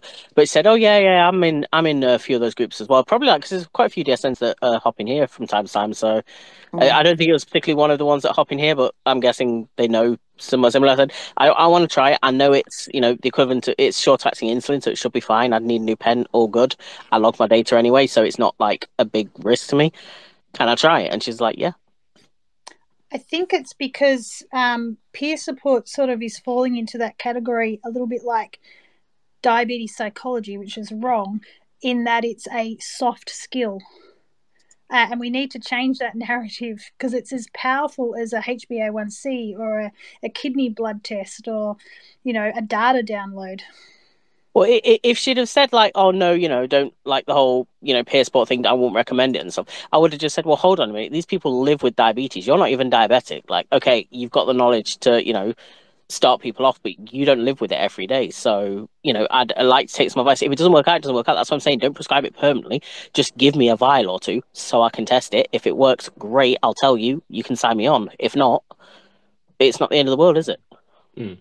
And there can be a really good synergy between the two. So when I speak to my kind of consultant and DSN and talk about things that have come up in peer support, mine are actually really good at being able to probe the information that I've learned, and they can then use information they have either from sort of other patients that they speak to who, obviously aren't kind of on the Twitter community, or from things that they know from studies they've read as well. And actually, I find that's really useful because I will come sometimes asking for something and they'll go, "Yeah, that sounds great. Your reasons for asking are really good. That will make sense. Here are some experiences that other patients have had. Now kind of like, what do you think? Is it something you still want to go forwards with? Is it something that maybe you think differently about?"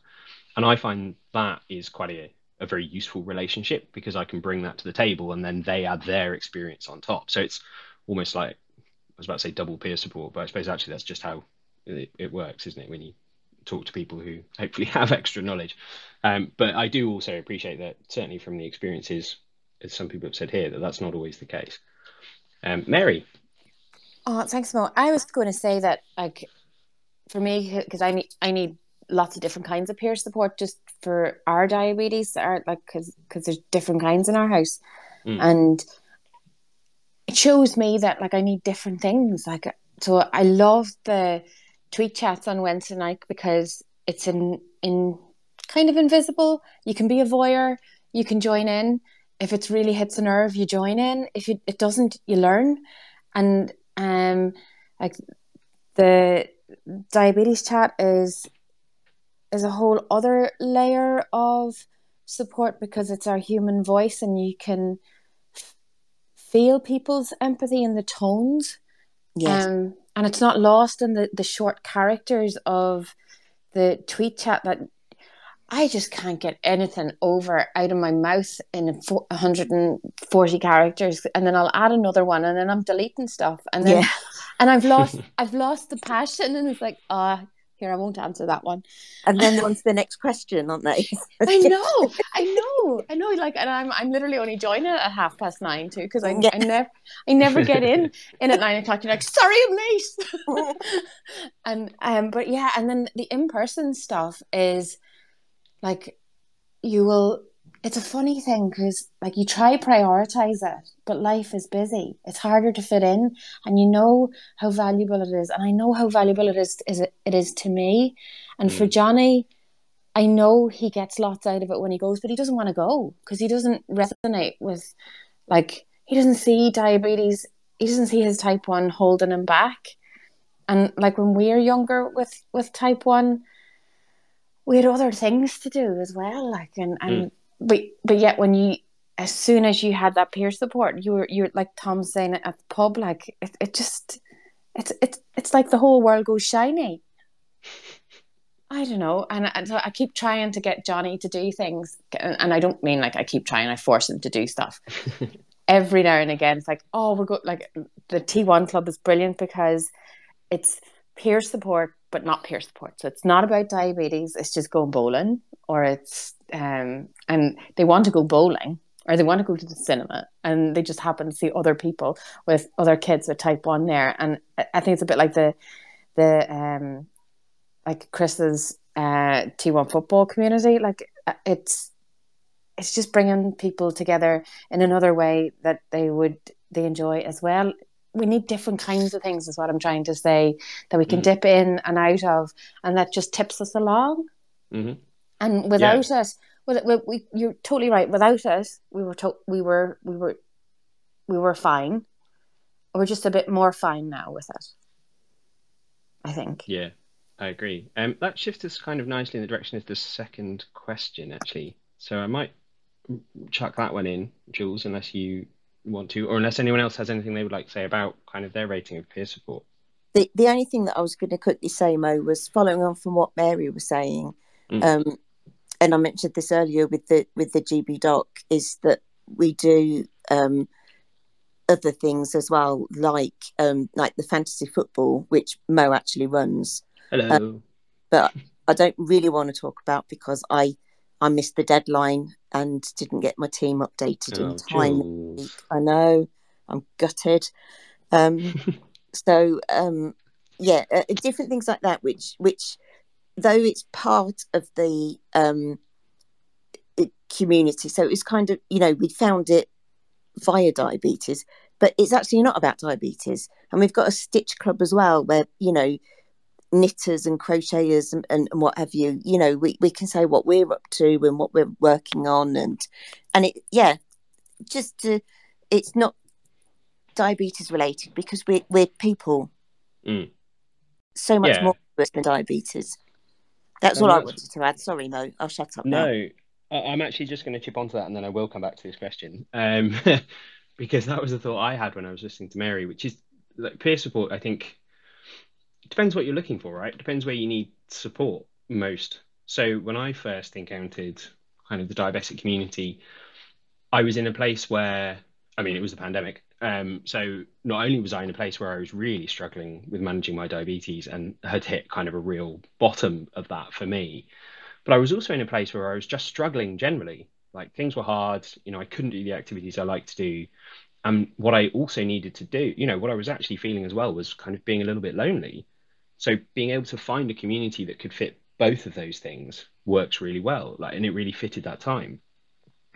The face-to-face one, for example, or even, certainly I think back to when I was kind of younger, and I needed different things from my peer support, at that point. Like if you are already quite busy, maybe actually you don't need the face-to-face element of the support so much, because you're getting that bit.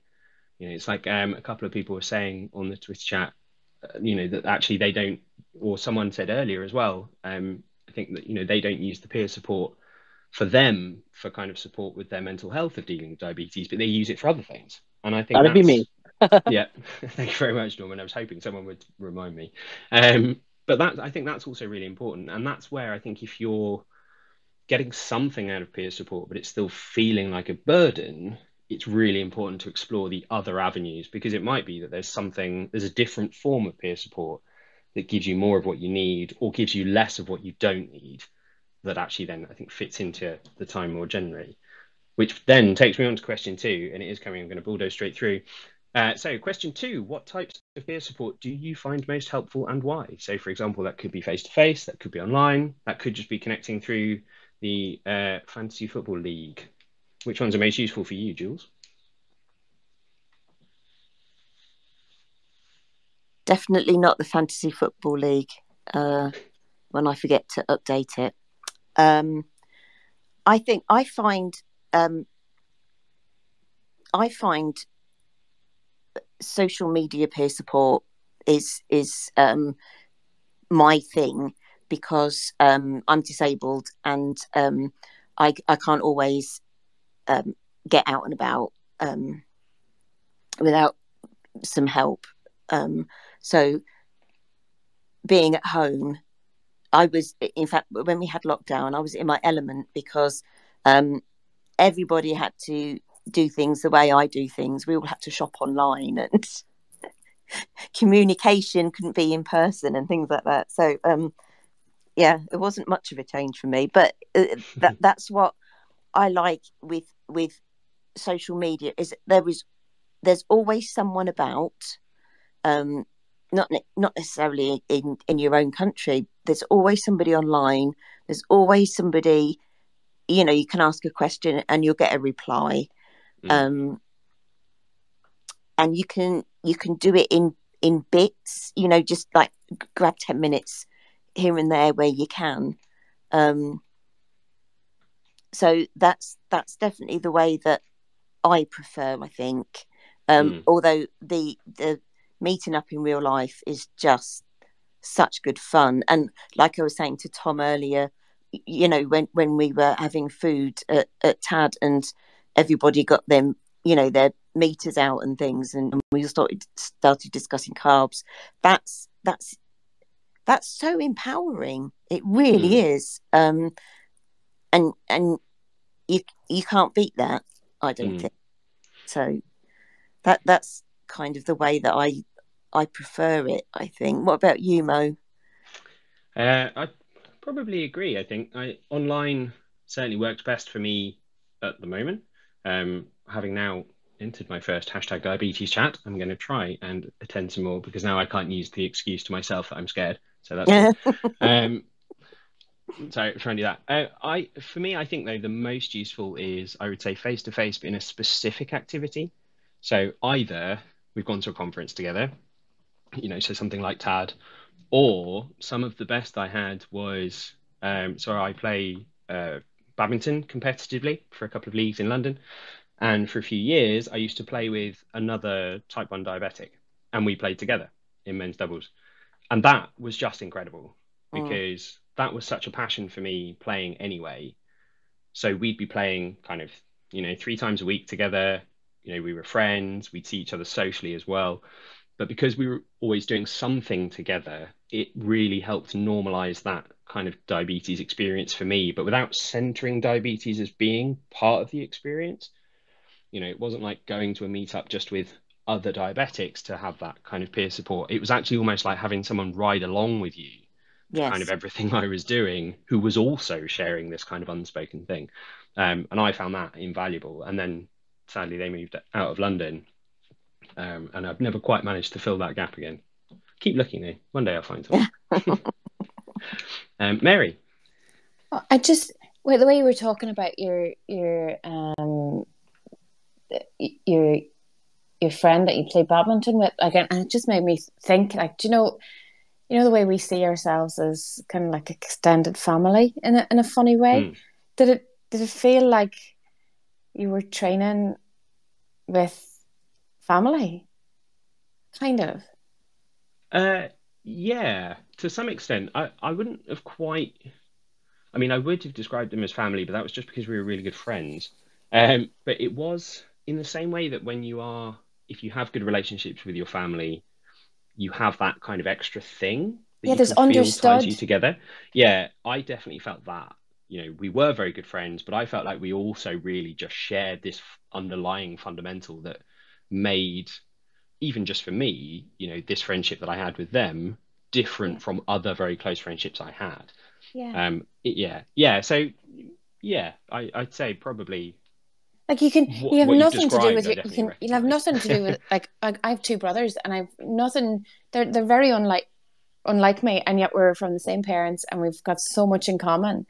And when we do things together, it's like there's stuff that's understood, like you're and doing that on a regular basis kind of actually made me miss my brothers now, actually. But yeah, I think, like, when Jules was talking about social media and being disabled, and in the pandemic, how everybody was forced to feel like that too. I felt exactly the same way as a parent, because I had shoehorned my life into working from home, I had shoehorned my life to be able to jump to whenever it was needed, because I just couldn't bear having to say to somebody, I'm sorry, I have to go straight away. And then apologize for. I hate apologizing for type 1. It rubs me up the wrong way. You never should have to. Yeah, and so I changed my life so that I didn't have to apologize to anybody, that I was responsible for my own world and I was in control of my own working world. But when everybody then was locked down, they were locked down into my world, and I didn't really like that either. So social media is really the easiest one, but it's not the most valuable one to me, or maybe it doesn't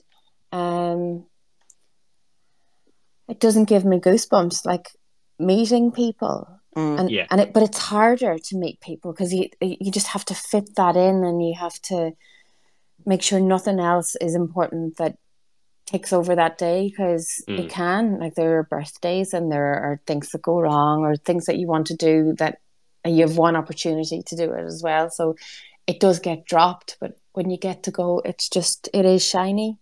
There was when you were saying about how people who just get it and you don't have to say anything, there was I met a really good, who is now a really, really good friend of mine. I met her at a conference, and years down the line, she asked me to be godmother for her daughter. And that's where you can get the special friendships and relationships, because you're on a different. It is like family, Mary. It is, isn't it? There's an extra layer of friendship because it's somebody who just gets it.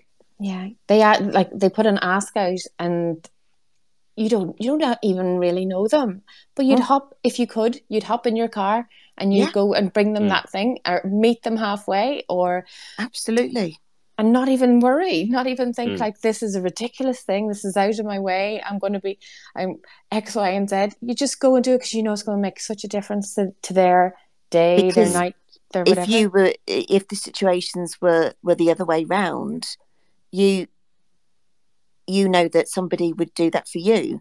Yeah. You know? Yeah. It doesn't seem weird to other diabetics, does it? Yeah, and that's peer support too. Like, you don't have that if you don't have peer support. Like, if you don't know people, and you just don't feel alone then. Like, because the bits that people don't see, that aren't in our world, are like, I'm talking about like diabetes. Like, it's an iceberg. Like, this month, and I've never thought about it before, but people don't see the stuff that's below the water. Yeah. And that's the bit that we all see and know, and we know we feel. And if we can make that bit less of a weight or burden, we know that it makes a difference. And they're all mostly small things, aren't they? But they're frustrating small things that you shouldn't have to fight for. You shouldn't have to be restricted with. You shouldn't have like just 2 sensors per month, and then like both of them fail within 2 days, and you're going on holidays. Yeah. And how annoying it is when you walk into a door frame and your lever comes off, you know? Yeah. Tom has experience with that. Oh, okay. Yeah. Not late though. I'm a bit rubbish at it because I've got MS, so my walking isn't particularly steady at the best of times, and I lose my balance quite a lot. So I'm always bumping into door frames and walls and knocking my lever off. So get some patches. That will help. It won't completely solve the problem, but it will help significantly if you accidentally door frame it. I know I also have experience with door framing, just like Tom does. Oh, okay. Can you tweet where to get those patches from? Who am I talking to? Because Twitter is glitching; it doesn't actually show who's talking. Sorry, it's Jules. Jules. Cool. Yeah. I will tweet you a link for Amazon UK. Brilliant. I'll give you the ones I buy. You can get ones that are like plaster material, but I don't. You know that weird like sticky cling film that you use at the hospital? Yeah, that's Tegaderm. Yeah. It's something similar. It's not an exact. It's not like a exact brand. It's essentially plastic that's sticky on one side.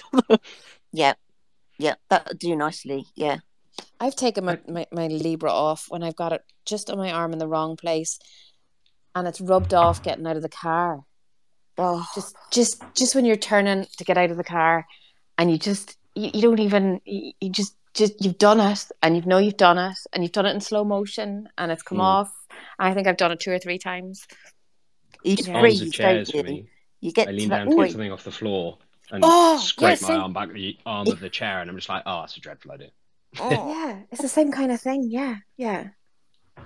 But There was somebody in one of the chats earlier, a lady who was saying about the number of times she's got it caught and ripped it off with a bra strap. Oh, taking a bra off. Be a nightmare. And I've done that.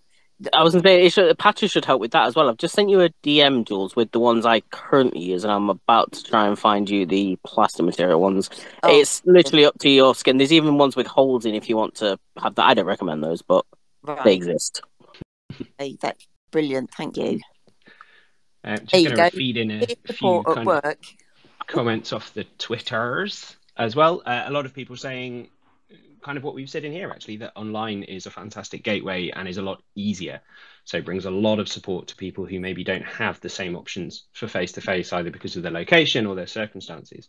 And then a few people saying, kind of as we've, I think, identified, that actually if you do have the opportunity to develop those kind of face-to-face relationships, that they can actually bring something more meaningful, because you do start with that shared lived experience already, which does give you a great foot. I'm also going to give a shout out specifically to Paul for talking about fantasy football, partly because I do run the channel, so I do the Twitch channel, so I do like it, but also because actually that was my specific Twitter way in, having lurked on the side for a while and been like, I don't feel like having diabetes is enough to actually get involved with the community.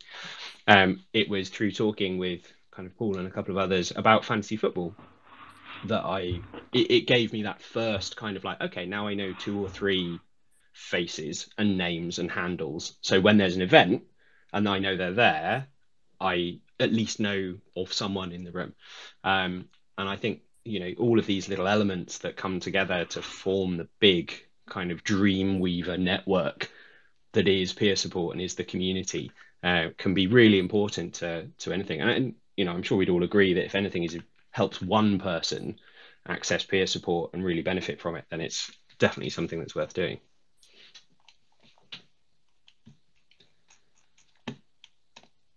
Lovely. Bombshell statement. Drop the mic. Yeah. Tumbleweed is just going through Twitter right now. Somewhere between the two. Cool. Anyone else in the space have any crickets they would like to add to the conversation, or any thoughts about which bits of peer support maybe work better for them or don't work better for them, or work better or worse with people they know that they're happy to talk about as well? I can have some real crickets. I have some chocolate ones from Sainsbury's. They're very nice and also, very high in sugar. What's a real chocolate cricket? Pardon? Chocolate crickets. From Sainsbury's, they did a massive thing where they were doing like edible bugs. Actually real ones? Yeah. That's minging. They tasted all right.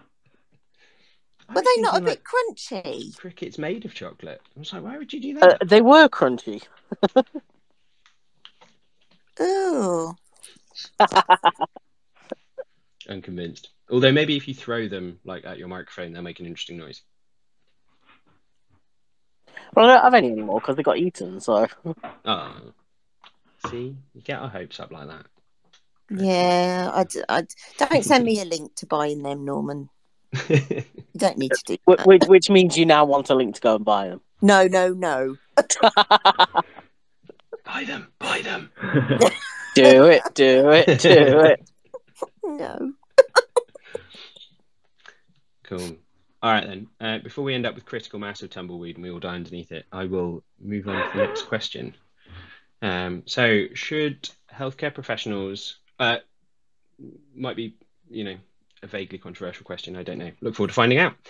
Should healthcare professionals do more to promote peer support avenues? So, for example, should they tell us about social media groups or meetings of people with diabetes in the area? And do we think that their patients using peer support, that actually an HCP's workload might be eased I'd certainly imagine it would be changed in some respect, but that it might actually maybe make their job a bit easier. Jules, do you want to kick us off on that one? Yeah, we sort of almost touched on it briefly here with Norman having a good experience and with me a bad experience. I've just been put off by Diabetic Dad was tweeting that I prefer nachos to crickets. Oh, at a meetup, we shared a one of these platter things, and there was nachos, and I double dipped my nacho in the sour cream and then in the guac, and he just looked at me as if I had grown 3 heads. He was absolutely disgusted. Won't let me forget it. And this happened. 3 heads is useful. Well, just imagine the amount of nachos you could dip with that. I know, and you could, but then you see, you'd have one for the sour cream dip and one for the salsa, wouldn't you? Why didn't you make a nacho sandwich? Dip one in each of them, then put them together. Yeah, like a club nacho sandwich. I made. You would have got weirder looks, but I mean, it would have been worth it. So yeah, that's true. Next time. Yeah. What was? I can't remember what I was saying now. What was the? Oh yeah. So, getting back on track.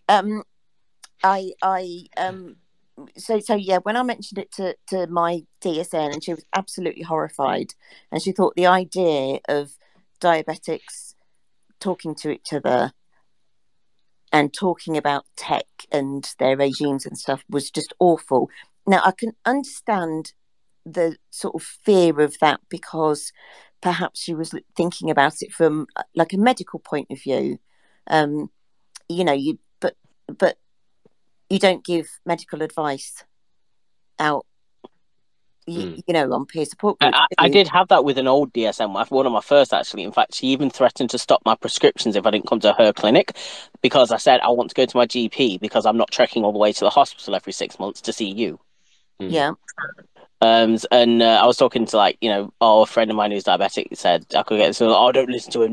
We're the professionals, all that kind of stuff. But I mean, they are a medical side of things, but it's that shared lived experience again, isn't it? You just can't beat that. So I think it would be good if HCPs were able to give a range of things that people just tell their patients that there are communities, there are Facebook groups. I was going to say, you've just nailed what I was going to say. I was going to say, maybe not tell them about, let's say, any specific groups, but just say, hey, there are communities online on Facebook and Twitter and, I know, Instagram or whatever. If you'd like to talk to other people who have diabetes and all that kind of stuff. Yeah, exactly. Yeah, I think so. And I think that's becoming more common. I mean, mine told me about the Diabetes 101 Twitter channel at the beginning of the pandemic as being a good way of keeping in touch with things. Obviously, that is staffed by professionals, volunteer professionals, professional volunteer professionals. You know who they are. I know.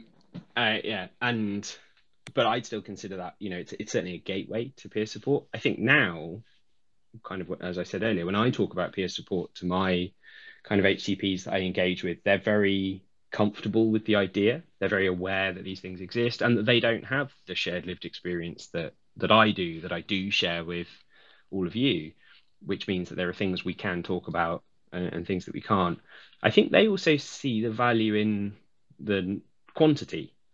So they see however many patients they have, but that's only a small section of a very small area.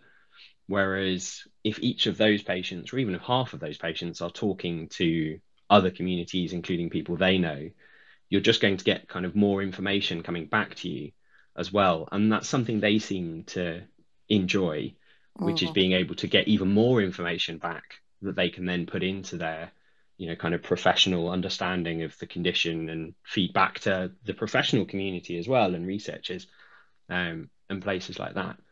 I certainly couldn't speak as to whether I think their workload is better or worse without it. And I think the medical advice, as much as we say it's not something we do, because it isn't, and I think most people are quite good at that, I can understand the hesitancy, because like all peer support, there is no guarantee that it's going to be 100% positive, no matter how well intentioned.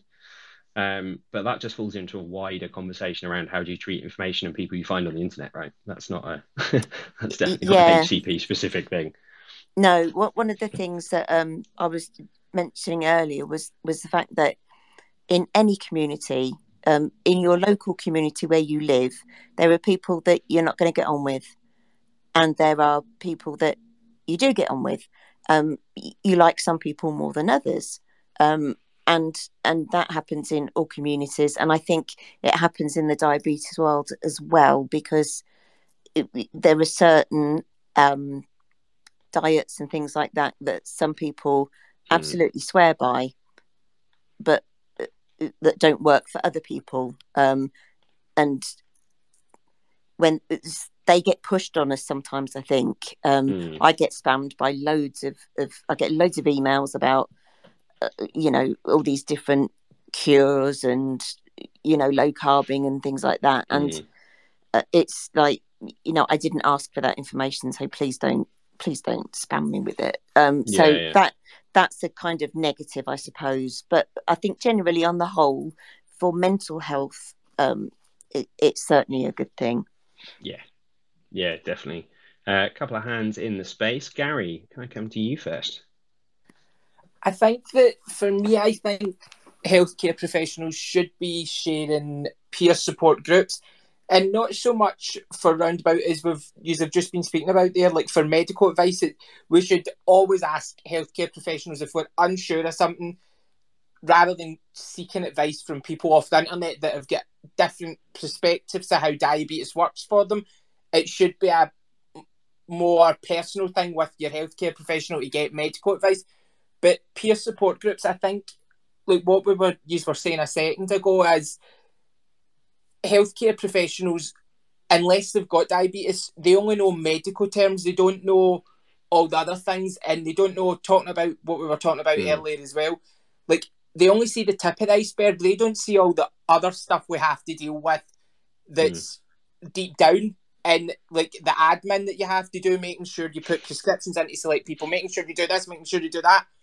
And I've had to phone my healthcare professional to ask how to change a battery in an insulin pump, because I never knew how to do it, because training was like a 10-minute thing. When I'd get my insulin pump, it felt like 10 minutes, and I was shown how to do everything, and then told, right, on you go, that's you ready to go. Albeit it wasn't 10 minutes, but it just felt like that, like they're showing you how to use it. So it's peer support comes in great for that, but also comes in great for being able to ask people how they're feeling. Like, how do you deal with a situation where you feel like everything's sitting on top of you and you don't know how to clear your mind, and having somebody say, step back for 10 minutes, you know what you're doing, and giving you that advice. And I think that's something that healthcare professionals should be promoting. It shouldn't be attached to the NHS or to the diabetic care service. It should be a more holistic thing that's separate from, where it means that it's not attached to your diabetic care fundamentally. It's not attached to it, but it's part of your care, but it's not provided by the hospital or healthcare professionals. And I think it just gives you the opportunity to speak to other people that understand when you're having a bad day, and you're looking at a Libre, or you're looking at a G6, or you're looking at a system that's telling you you're not doing something right. Having somebody to speak to and say, look, I'm having one of these days, I just need somebody to speak to, and somebody these people understanding how you feel when that's happening, because we've all had the experiences of where you look at numbers in your Libre and it tells you your average blood sugar sitting at 15.6, and you're like, I don't know what to do. I feel angry with myself, and I feel like I'm failing. Having people to go and speak to about that aren't to do with your hospital, that are just people that are living the same experience as you and know how it feels when you're sitting at 15 and you've been trying with Rage Bolus for the past 4 hours to drag it down and it's not working. It's like having people to be able to do that with, that say, look, we know how you feel because we've been there, and it's just a case of keep going and hope for the best, that it pulls it down at the point it's supposed to. And I think that's where it would help with taking away a lot of the. And I put it out in a tweet, the silly questions, which somebody did put out. No question is silly, but it's like silly questions where you can ask somebody, how do you change the battery in this Medtronic pump? I can't remember what I done or how I get it off. I can't get the wee stupid top bit off it. And somebody saying, you use the clip and spin it round and it will take it off for you. And I think that's where peer support comes in good for that, asking these silly questions that are a waste of time to phone your healthcare professional because they're thinking you should know how to take that off. Yeah. Yeah, I think that's a very good point from Gary there, is that when we're saying do we think that peer support could take some of the pressure off, I think in those sort of circumstances, I think it could, because it's like the silly little things that you only really encounter when you live it. So I agree. I think those are definitely kind of the elements, and it'd be interesting to know sort of whether if there are any HCPs. I think there are a couple in here. Maybe what their point of view is around actually as well, whether it might reduce some of the questions that are kind of frustrating on both ends. Because I've definitely spoken to my kind of DSNs and been like, I don't really know how you can help this because you're not going through the same thing I am. And it must be also very frustrating at times or kind of very frustrating is maybe not the right word. Certainly if you're in kind of the healthcare profession, it must be quite almost upsetting to actually not be able to directly necessarily engage and maybe not be able to kind of help. And I think maybe having those questions be directed back into kind of the community or peer support might also just help them kind of give them a better space, but also mean that they're not kind of just going out there being kind of uncomfortable for a lot of people. I was thinking that one through as I was talking it, so I might not stand by it in a few minutes time. Another hand in the room, Manic Sleep Tweeter, which is a fantastic name. Brilliant name, isn't it? Thank you very much, but you can call me Debs, it's fine. Thank you, Debs. Hi, I've been lurking and I have put a couple of tweets in the system. I've got really good experience of peer support, but not in the diabetes field, in the mental health field. I've been a bad type 2, allegedly, for about 15 years, who then, when I was admitted to hospital, was introduced to a DSN who happened to be a type 1. And she completely opened the world to me. And I was later diagnosed as a LADA diabetic. She recently left her post and moved closer to home and transferred me to one of the big centres in Manchester. And I've now been changed from a Libra, which I only got through her, to a Dexcom with a view to getting a pump. And so I've been sort of like a GP bound person. Unfortunately, I had a good nurse there and I've got a good GP, but it's not the same. And my experience of peer support, because I have bipolar disorder, but I also worked for the NHS for 20 years, is that now within mental health services, they actually employ people to lead peer support groups because they've recognised the benefit of it. I feel that I'm a real crossroads at the moment because I feel in a bit of no man's land, and the real thing I would really benefit from, my healthcare professional at this wonderful centre that I'm receiving brilliant care from, filling that final gap and saying, and here's a group of people who know how you feel. Yeah, that's it.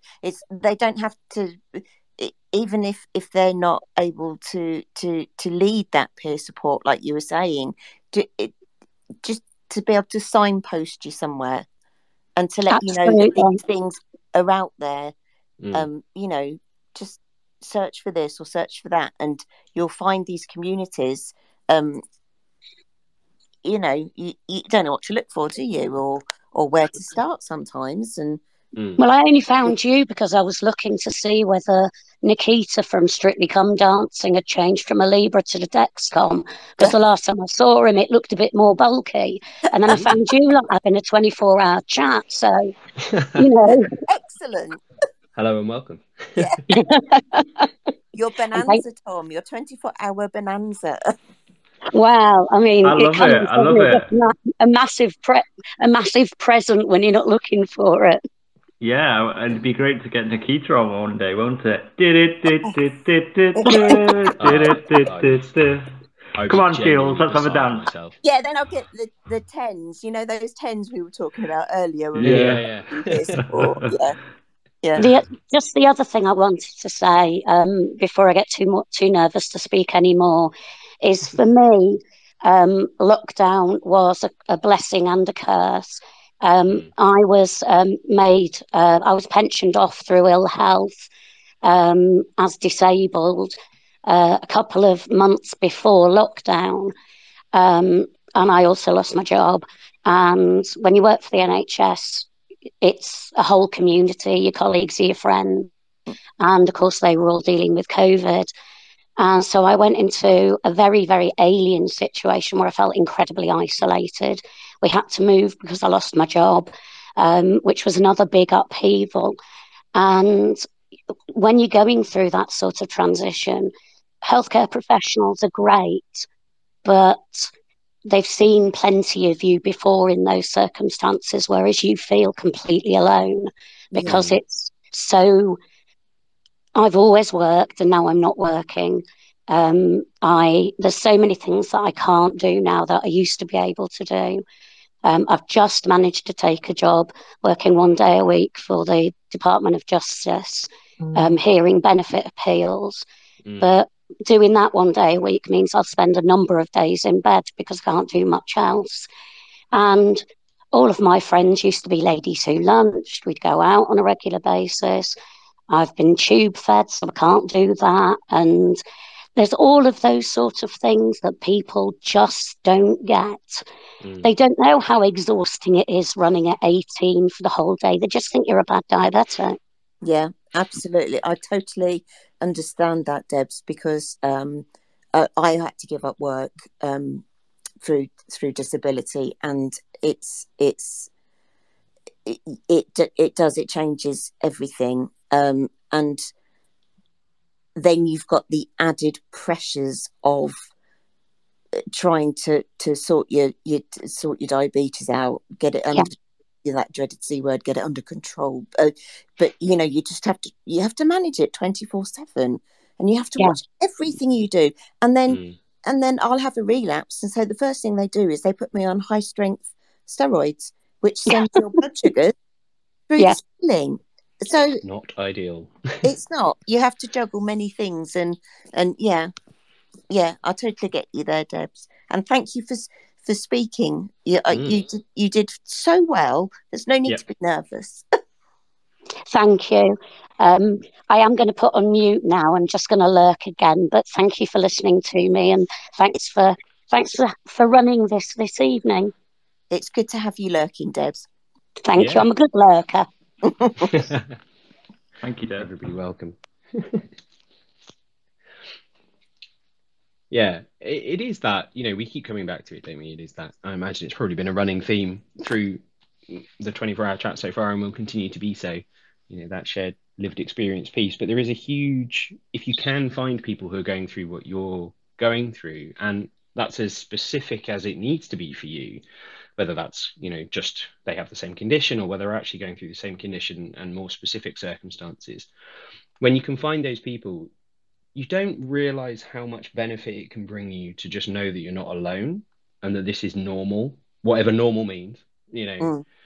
And that is just such an incredibly powerful feeling, even if you never actually really necessarily engage with them after a bit, or, you know, you talk for a while and then, you know, you stop talking, or you find out actually maybe you don't have that much in common beyond this.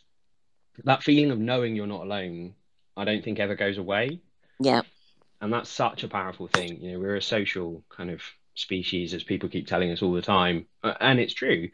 And even just knowing that somewhere, someone knows what you're going through, and you don't have to explain it to them, I find that a real comfort. Me too. Cool. Just reflect a few things from the Twitter space. So a lot of people saying that they think it would be very useful, very good for HCPs to kind of give lists or be able to share peer support groups that they know of, or other things in there.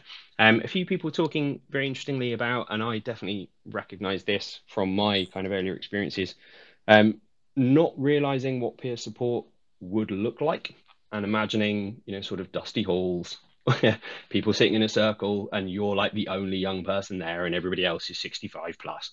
Mhm. And you're sort of 18, and it's like, well, I don't know what shared experience we actually have. That kind of, like, those kind of things. And I think that's something that, particularly the pandemic, but obviously technology is really helping broaden out, that actually it's making those peer support communities a bit more, like I said, a bit, as close as they need to be, as wide as they need to be, so that you can hopefully narrow it down to find the people that reflect who you are, and so you can find that peer support a bit easier. Lovely stuff. I'm happy to move us along to the next question, unless anyone in the space would like to say anything. Obviously, we have these questions, they're just to give us a structure. Really, if there's just anything that anyone wants to say that's related to peer support, then please do say. This is a very, everybody wants this to be a very kind of safe, inclusive space where everybody can feel comfortable to say as much or as little as they please. I think we've got a space full of lurkers, Mo. That is fine with me. I like the sound of my voice. You've got a beautiful voice, Mo. Yes. Oh, thank you very much. Your dulcet tones, they're lovely. Yeah. You should do audiobooks. Oh, I'd love to. That would be my dream, actually, being paid to read books. Yes. I'd buy that audio. That is incredibly kind. Thank you very much. Can I just have a quick word, if that's all right, to Dom and everyone? Yeah, Mo, that's absolutely right. I mean, I was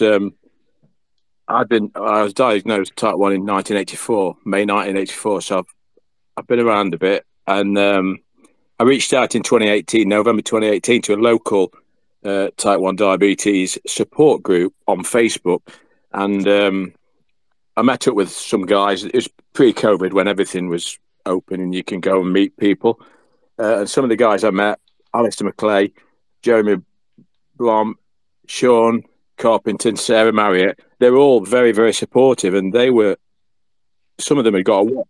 Some had got a watch with the blood sugar on. And I was really intrigued, really interested, because I'd had it 30 odd years, diabetes. I've been, like 38 years, I think I've been type 1 diabetic. And they opened up this horizon for me to sort of look at this closed loop process, which was, it began in about 2016, where,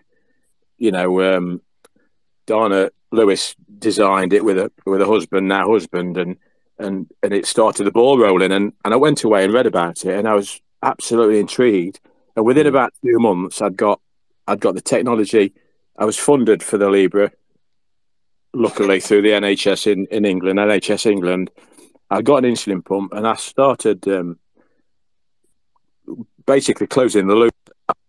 And there was a group of people where we all got together and had this build session, and the knowledge and the empowerment that peer support can actually provide locally and nationally, even globally, because I know DiabetesChat is a global phenomenon, with Tom and Chris and everyone that's been a part of it. And I think it's really, really impressive that you can, if you've got a problem, or you've got problems, or you can share a problem, there are people out there that have probably got that experience, and they can offer advice. I'm not saying it's medical advice. It's probably not medical advice, but if you've had something for like 3 decades or a decade, and you've got the T-shirt, and you've had a faulty vial of insulin, or a couple of dodgy cannulas, or a couple of pens that haven't worked, sharing that, a problem shared is a problem halved, in my opinion. And if you can reach out to a community, either locally, on Twitter, on anywhere, Instagram. I follow a few people on Instagram that have type 1 diabetes, and we all have ups and downs, but to share that that problem it's like taking a lot of the pressure, or a lot of the burden off you, because I know it can be quite. I was 14 when I got diagnosed. It was horrific, and I used to go to clinic every 3-6 months, and you sit in there, you'd have a fructosamine test. I know Martin was mentioning, he, probably, I'm not sure whether Martin was diagnosed before me, I think, but a lot of the guys, Mark and that were diagnosed in the 80s or 90s, you'd sit in clinic, you wouldn't be able to speak to anyone, you'd feel really alone, you wouldn't reach out to anyone, you'd go and see a consultant. Some consultants back then would say to you, oh, why was your blood sugar high 2 weeks last Thursday? Who on earth can remember that? You was on insulin that was, the modern insulin is incredible now, absolutely incredible. I just use Lumjev, and I'm on an insulin pump, and I've got a closed loop system supporting me.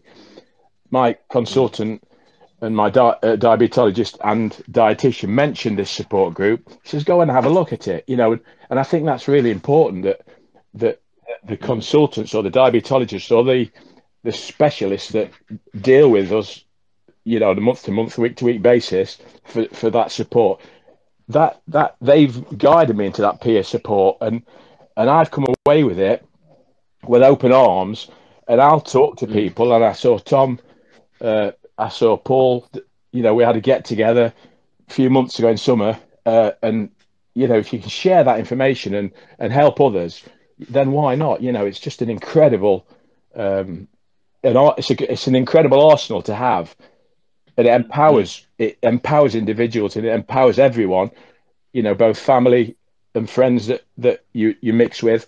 I've always talked to people about my diabetes, and I speak to my daughter. And the other day I'd got a low blood sugar, and my daughter helped me out, and you can't. It's not something you want to hide. It's something that can be managed and helped, and I think it's only going to get better for us all. I think it's going to get better. I know they've done trials with closed loop, and Partha and Emma in Derby, she's done a lot of research and nice looking at the protocols with this closed loop and stuff, and it's just an incredible time. I'm not saying it's an incredible time to be diabetic. I know it's not a good time to be a diabetic. It's an illness, but it's manageable, and it's becoming more and more common that the technology is helping us all, and to share that, it's a great platform for us all to look forward to, and hopefully, things are going to get better. Can I just ask a quick question, which is, it's going off topic a little bit, so I do apologise, but we will get back to it. Richard, when you were diagnosed, did you say when you were 14? Yeah, I was 14, Jules, yeah. Snap. When you were diagnosed, I don't know if you can, if you thought about it at all, but did you ever think we would be in this position that we're in with technology today? We've always told, there'll be a cure in 5 years, and I've been told that for 30 odd years now. Yeah. But like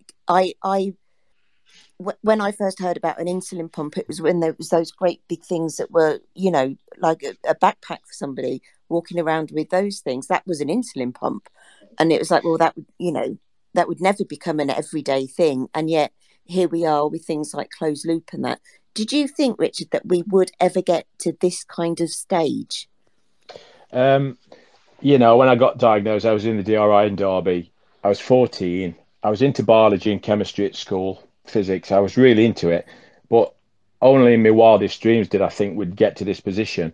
Everybody said within 5 years, maybe 10 years, there'll probably be a cure for diabetes. But I mean, the diabetic community, there's only about 7 or 8% in the world that are type 1. I might stand corrected there. There's about 8% of diabetics that are type 1. But the technology now is there, and if it's integrated correctly, I know you've got lots of different companies, Medtronic, Dexcom, Abbott. You've got lots of different companies, but if they can provide a care package and make it suitable for, make it simplified, obviously, because Android APS is a little bit complicated. You have to build the app and all the rest of it. But I never in my wildest dreams thought in 30, 40 years' time, there'd be an algorithm that works out whether it needs to suspend insulin delivery or deliver more. I didn't know that you'd be able to flash glucose monitor. You'd be able to flash your arm and check your blood glucose. I mean, that was like Doctor Who stuff for me back then. The thing of science fiction, yeah. Yeah, absolutely. Yeah.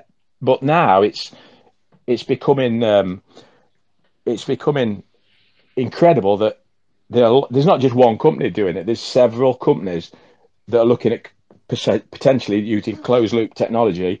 And I spoke to Tom, my diabetologist, in March this year, and he says, when your pump runs out, I've got a 4-year warranty, it runs out next September. He said there might be commercial closed loop systems available, and that's like, crikey, you know, something that you and I and people, you know, I was listening earlier about people having access to it. Everyone really needs access to it. You know, you work hard all your life, you pay your national insurance contribution, you shed loads of tax.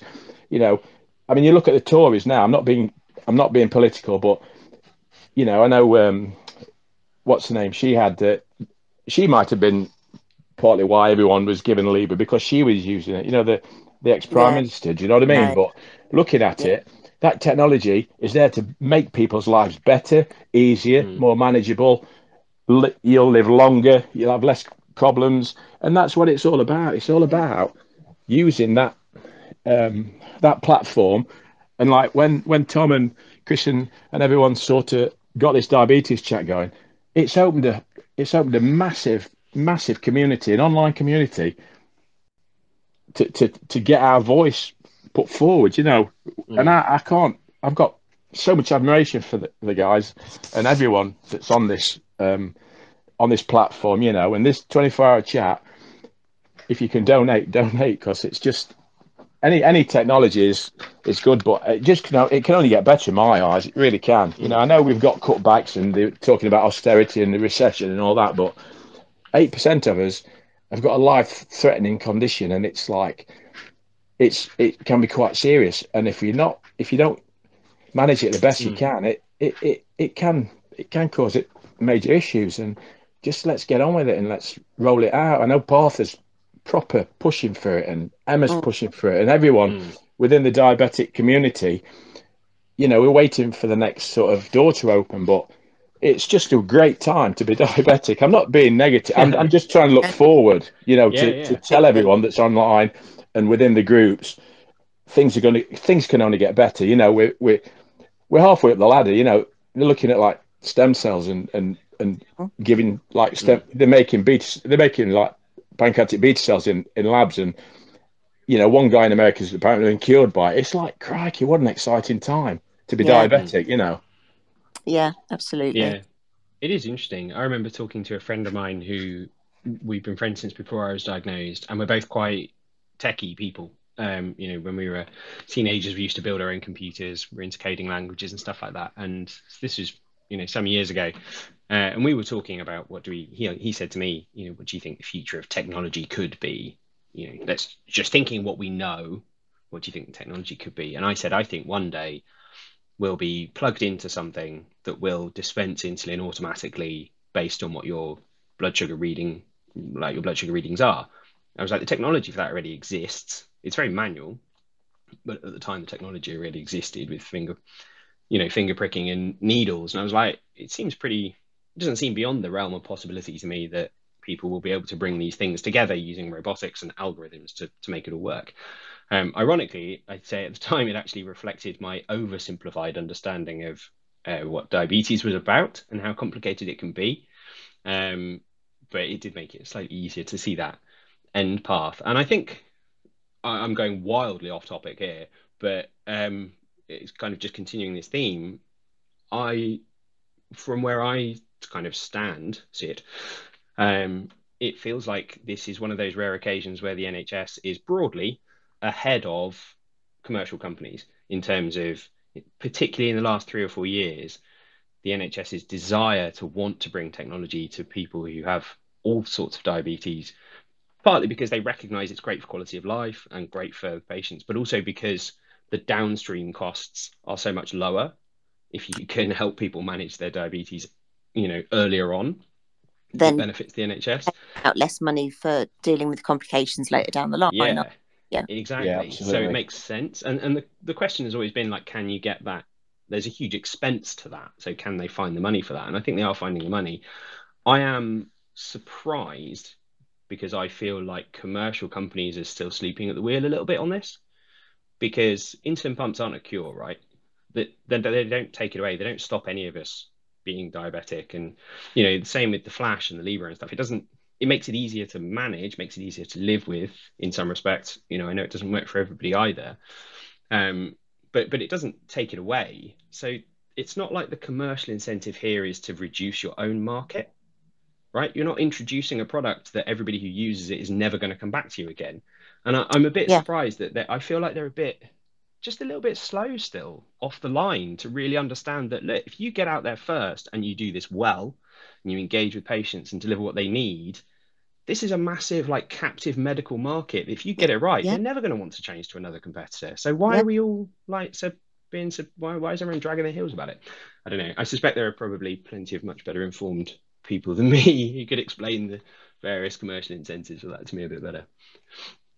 I'm not suggesting you should do that now. Of course. Nice, cool. Thank you very much, Richard, for sharing. Yeah, that. sure. That's fine. That was Great, man. Oh, it's great chatting up and catching up. It's interesting. It's an interesting time to be involved in the diabetes, World Diabetes Month and all the rest of it. It's just the doors are opening up, like you say, slowly with the commercial systems. But if someone could actually, if a group of companies can actually get something to like the NHS or worldwide, insurance like in America, if they can say, right, we've got this platform, all you'll have to do is put this sensor on for 10 days, connect it to your pump or your pod or your your Omnipod or whatever. This is going to make your lives so much better. It's not a cure. It's something that's it's pretty much the next best thing to a cure. You've still got protocols to follow. If you have a drink of beer or a drink of wine during the night, following morning your liver's dealing with the alcohol and it's not dealing with you. It'll not release glucose because it's obviously a bit detrimental drinking alcohol. It switches your liver off to a certain degree, but there's lots of companies interested. It's great to have multiple companies interested developing this stuff, and I think within the next year or two that will all sort of come to fruition, and I think there will be options and people like you and I will be able to get access to them. And it's a bit of a lottery at the moment, I guess, in terms of having access to Dexcom or having access to Libra or using the Abbott technology, and even getting an insulin pump. I was lucky. I think it was about 2010 or 2011 when I was approached by a consultant, Dr. Tan. He says, have you ever thought of going on have you ever thought of going on an insulin pump, Rich? And I was like, well, not really, because I was having multiple hypos because I was working shifts and nights. I was taking Lantus, long-acting insulin at 10:30. I was doing a night shift, 10 till 6, and then I was having repeated hypos, 12, 1, 2 in the morning, obviously feeding the insulin because the long-acting insulin is working like more of a medium-acting insulin. It wasn't working like a long-acting overnight where you're actually resting or you're asleep. With me working, and I'd got an active job, it was working like a medium-acting insulin. So it was working faster, and it was hitting me with hypo after hypo. And Dr. Tan said, think about it and then let me know. Anyway, the following morning, after I'd read a document online, about a 78-page document about insulin pumps, I thought, I rung his secretary up and spoke to them. And luckily, I was accepted to try. I think I had an Accu-Check Spirit or something, Accu-Check combo pump or something like that initially. But they still loop. You can still loop with those. And to have that opportunity to do that, it's incredible, to have the opportunity to do that. But that consultant now, I think he works down Cambridge now, Dr. Tan, Chinese bloke, lovely doctor, lovely consultant. But then you get others that can't have access to it. It just doesn't make sense. You know what I mean? Because long term, it's going to benefit the NHS as well as the patient because it's going to prevent complications. It's going to prevent getting called out for a hypo, get an ambulance, a night in hospital or whatever. Yep. The costs spiral, don't they? But if you can get individuals and groups of people to manage it through peer support and family members, and it's just going to make things so much better. Yeah, I completely agree. And just before I move on to the final question, actually, I was reminded of this halfway through kind of the discussion a little while ago, but you just mentioned it again, Richard, as well. I think there's a real space of peer support here for people who live with people with diabetes or care for people with diabetes but don't have it themselves. That's just something that my parents have mentioned. It's something that my partner, who I live with, has mentioned that they would really value. They've actually started thinking about it. They've seen how well I've engaged with peer support, and they've started thinking, actually, hang on, maybe there's a network for me as someone who supports someone who lives with diabetes as well, because that has its own challenges. And I think that's, just again, another facet of peer support and how it can really come to bear for people. Right. Yeah, sure. Totally agree. Yeah, absolutely, man. That's well said. That's another option that people can have, in the future. That's, problem shared is a problem halved, and it's all about 100%. sharing and caring, isn't it? Really. Yeah. 100%. And it is so much easier when you find your tribe. Someone said that the other day. I don't know if it was a diabetic one, but someone else did say it. I'm going to roll us on to the last of our pre-prepared questions. When we first started, I was like, 2 hours. Am I going to be able to talk for 2 hours? And here I am with sort of 25 minutes, half an hour left with one question. Being like, oh, this is it. So thank you very much for everybody in the space for being so lovely and chatty and engaging. So we do have after this, Mo, we're going to have some live entertainment from Alex, who'll be singing. And then up until midnight tonight, there is more open forum, so people can keep talking. Yay! And then we will be crossing over to the States and Zimbabwe and India and Pakistan and Australia and the Philippines, and then wrapping it back up here in the UK with Partha and James Ridgway. So I thought I'd throw that in. So there's loads of time to talk throughout the next 12 hours. But yeah, let's crack on with the next question. Looking forward to it. Cool. So the last question that we had, and I think there's going to be, I think this could be quite an interesting question. I have an answer to it, and I imagine Jules and everyone else does as well. So the last of our questions: are there any downsides to peer support that you have found, and if so, what are they, Jules? I mentioned earlier on in this about any community. There are people that you get on with and people you don't get on with, and there are those that follow certain or believe you should live your life a certain way with diabetes, and so there will be clashes in that respect. I think I did a chat with Paul earlier on today about the Enough Now account, which was on about safety within peer support, meeting people in groups, not meeting people on your own, and getting unsolicited messages and things like that. So it's just, sadly, it's the world we live in, isn't it? And that's kind of the way life is for everybody at the moment. So it's not just with diabetes. You just have to make sure that you don't take medical advice from anybody other than, and I think it was Gary that said it, other than your own HCPs, because anything like that is individualized to you. So but they're the only sort of downsides that I can think of, really. Except the only one thing with social media, and particularly with Twitter, because you're limited to your characters, is that sometimes you miss out on the tone of things, don't you? Like we're chatting here, and you can tell if somebody's speaking to you in an angry voice or not, but you don't get that with Twitter. So some things you say can be interpreted the wrong way. So that can lead to issues, but that's like with any communication you have on any subject with people. So I those are the only things I can think of. They're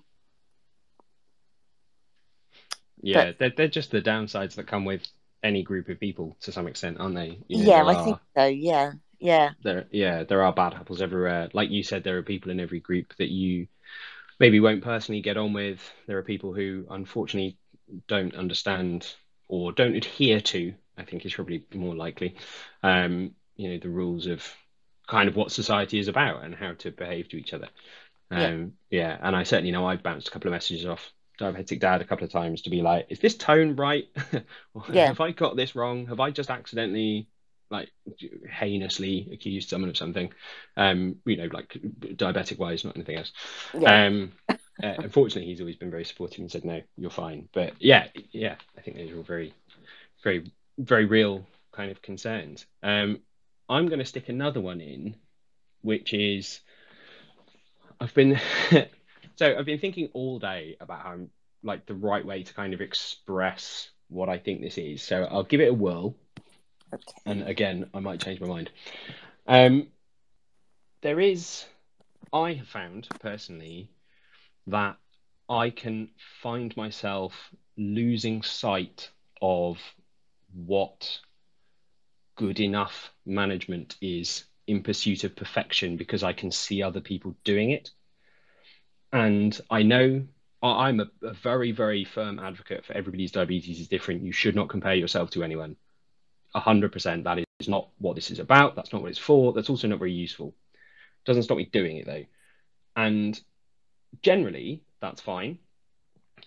I have found sometimes that on the other end of that, I've had conversations with people who don't understand that that is how other people might react to what they're saying. And this isn't to try and stop them saying it, you know, because in this kind of element of where two people are communicating, they're not quite meeting in the middle, you know, it's a shared responsibility, right? This isn't you're not allowed to say that or you're not allowed to feel like that. That isn't how communication works. But sometimes there's a lack of understanding around, well, if I can do it, you can do it. And it's like, no, I can't, because if I could do it, I would. Right? I Yeah. would be doing it. You know, I it's not a failing. It's not like it's not like I'm being lazy about it, or it's not like I'm trying to hide under and say, oh, you know, I've got too many other things going on at the moment. Or anything. Yeah, sometimes I feel like there's a bit of a lack of understanding back the other way, that some people might look at what you've got, regardless of how you view what you've got. Some people might look at what you've got with admiration and with you know, kind of desire and maybe a bit of envy, and that you just need to be gentle with them in that, I think. definitely. I know that when and I think with Libre being so available now to people that lots of us tweet our graphs. If we have what we call a unicorn day where you're 100% in range, they don't happen very often. And when that happens to me, my God, I'm going to tweet about it, you know? I think everybody should. Yeah, I think they should. And if they do, I'm happy for them. I'm happy for them for getting that. But I also tweet those days where I've only been in Target for 7% of the day. I'll tweet those as well, you know, because we're all in this together, and you know, you deal with the good and the bad, don't you? And you can commiserate with somebody on a bad day, and you can be happy for them on a good day. But then I totally understand about the envy, because I've been criticised about posting a unicorn day. And that's putting too much pressure on everybody else, and that I shouldn't, you know, be rubbing people's noses in it and things, and which is that's not the way it's intended, you know. Yeah, and even if you are someone who, let's say you have 8 days out of 10 are a unicorn day, even if that is you, whether that's because of hard work, dedication, learning, or you know what, you're just lucky. I 100% agree that those things should be celebrated, regardless where it comes from. And I'm very aware that kind of my feelings are around that, and my feelings, you know, they are kind of how I feel, and you know, it's not right for me to make somebody else feel uncomfortable about their achievements because I don't have them. That's not going to work. that's not any kind of support or peer in either direction. But it's kind of that, I suppose, just that wider awareness of just different people being in different spaces, and that to some extent, particularly on Twitter, it's a self-selecting community. You know, a lot of people, when I go and see my kind of DSNs, and they talk about the percentage of people who have time in range, which of course in itself is a movable feast, right? Yeah. So they talk about the percentage of people they see who are like above 50% time in range, for example. And their time in range might not be the same as mine, and yet it still helps me contextualize where I am. But obviously you don't get that in any kind of peer support community, because it can't be fully representative, because it's always to some extent self-selecting. So on Twitter, it's for people who are on Twitter, people who are comfortable sharing things, which does tend to be people who are, you know, have things to share, have things to celebrate about their management. So I'm not, I suppose if I was to try and then sum that up, and then I'll bring it up to the space because I can see some hands, I suppose I'd say something around, it can accidentally encourage competitiveness, because although you can celebrate other people's successes, you can start to ask yourself, well, if they can do it, why can't I do it? Even though you know nothing about them or how they've done it, or you and how you're doing. Okay. Cool. Gary, I think you might have been first with a hand in the space. I think that what you're saying is very true in terms of everybody's feelings their own feeling and the way they feel. And I think that when it comes to sharing things, we've all got to remember what one person deems as perfect, another person deems as terrible.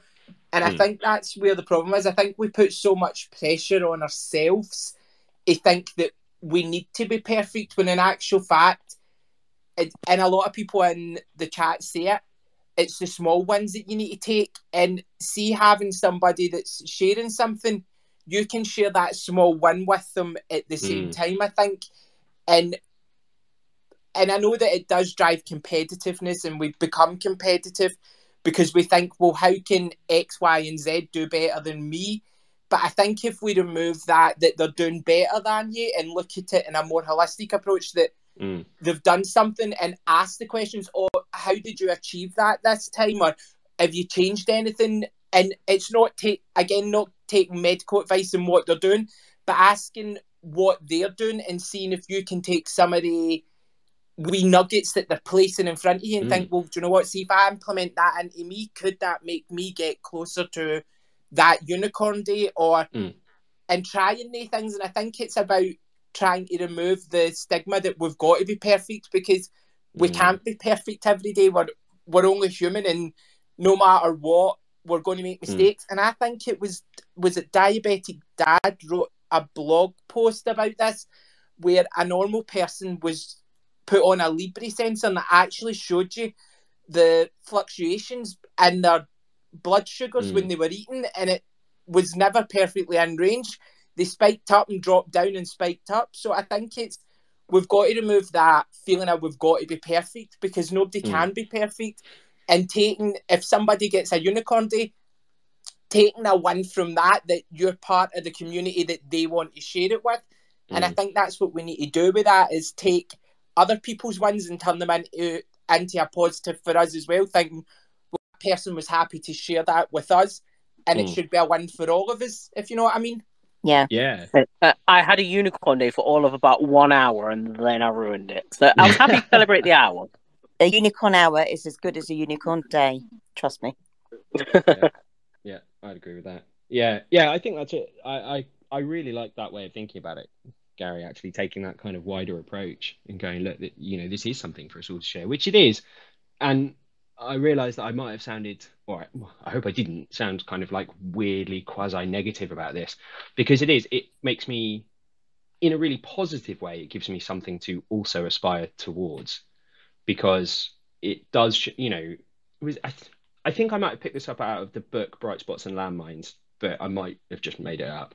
But like, so much of particularly living with diabetes is about making choices, and some choices will have effects on your blood sugar that are X, and some choices will have effects that are Y.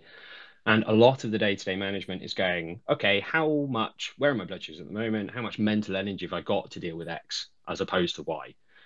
and kind of making that trade-off. And that's something that when I've spoken to people who I really admire their control, and I talk to them about how they do it, and I sometimes find myself going, actually, I just don't think that would work for me.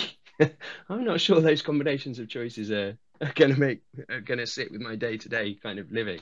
And that can actually then be really freeing, because then you really can celebrate their wins, because you actually understand what they've put into them, but also you're very comfortable. I'm very comfortable in myself that they have made choices. I could make those choices. I know I am not making those choices, and that is fine. We are different people making different choices. Totally. Yeah, so that can be a really good thing. I find that with the low carb thing is that it's great. It works for people. And if mine are high, I do lower my carbs. But at the end of the day, my choice is cake. Cake is in the world and it needs to be eaten. And I would give up a perfect day to enjoy a bit of cake. Yeah, definitely. Because just deny it otherwise. Yeah. The comfort from that is more satisfying than getting a unicorn day at that time in my life, Yeah, I completely agree. Manic, I can see your hands up. The floor is yours. Stop calling me Manic. Sorry, Debs. That was, I'll be honest, that was because I forgot in the moment, and as soon as it came out of my mouth, I remembered your name. I'm sorry. Now I I'm will just own up to that. completely disenchanted with the whole peer support lark. I'm so sorry. We've got to be honest about our failures as well as our good bits. Absolutely. And that neatly, tenuous DJ links me into what I was going to say. Some of my other experience of peer support has been when I developed these disabilities, and I was thinking, well, I'm sat here 24 hours COVID, let's see who else is out there and see if I can sort of like get some support. And in some of the groups I got brilliant support, and in other groups it was just one big pity party with the same group of people coming in over and over and again, complaining about the fact that they've got this particular condition, and just reiterating. It's really, really important when we're looking at peer support that we acknowledge people who are empowered enough to make those choices. So cake works for me when I'm having a shit day. When you turn around, Mo, and say, that's really good, I'm really glad that works for you, but it won't work for me. And then the other people that just don't seem to move forward. And I know that's about where they're at. It's about how do we make sure when we're looking at, without sounding too formal, the governance of peer support. And I know some of us will be self-selecting, but how do we make sure that those contributions aren't necessarily to the detriment of the group and to the detriment of individuals who perhaps don't feel confident enough about speaking out and maybe triggered in one shape or form? Yeah, I think that's a really good question, and it will be fascinating to see where it develops, and how those things come around. I think peer support. This is the nature of communities, right? You get together informally, and you discover how many people there are and the desire that you have. So for us, this is the coming together of Twitter and people suddenly discovering there are loads of people out there who are going through the same things they're going through, and you bond there, and then you get to a stage where you kind of have to start formalizing it, because it can't exist as an informal group forever, because it doesn't develop, it never actually progresses. So you have to start kind of formalizing it and thinking about frameworks and stuff like that. And that is certainly where then, as with anything, there does become an ethical consideration of, okay, well, how can we make sure that we're actually being truly representative of all of the voices, or that we're giving different avenues for different voices to make sure that they are heard? We don't necessarily have to do what everybody says, because we wouldn't, you can't always please everybody all of the time, but you've definitely got to give them an avenue to make sure that they are heard and that they feel heard and that they feel validated, even if the outcome goes somewhere else. Yeah, very, very good. Just having a look at the Twitter sphere. It's still up, by the way, just in case anyone's been following that particular technological psychodrama that is Twitter. It's currently still up. Lots of people sort of sharing, I think, similar opinions that we've had here in the space. Actually, that, you know, there are dangers, sadly, that come with just groups of people. Some of them aren't going to share your values, whether that's in a small way that just makes you feel uncomfortable, or whether that's in a big way that is a big problem and 100% needs to be addressed, dealt with. And a few stories, sadly, of people who've just had interactions with people where they, you know, haven't shared those values, either made them feel bad about their management, which I just think is not on really in any scale, or just completely been vastly aggressively inappropriate, which I'm also going to plug the Enough Now Doc channel that Jules said, you know, check it out. Nobody should have to put up with any of that for a start. Nobody should be subjected to it, but also nobody should have to feel like they've got to sit in silence with it, and that there isn't, you know, a community to help with that as well. Yeah. Cool. Before we sign off, can I just quickly say that our tweet chats on a Wednesday are they're regularly they're every Wednesday at 9 o'clock. I think I said 8 o'clock earlier. I think I got confused with today. So they're normally at 9 o'clock. But the lady who runs that, Laura, she is I think she's listening on here at the moment. Just a fantastic job that she does. So grade A legend status. Yeah, absolutely. So though we've done today, we don't normally do these, and it's Laura that does all the hard work. So, you know, we're putting our names to it and taking all the glory, but that does all need to go to Laura. So I just wanted to give her a shout out because she works blooming hard. Yeah, seconded. And if you think that this kind of stuff is interesting, or if you haven't encountered the chat, dive in.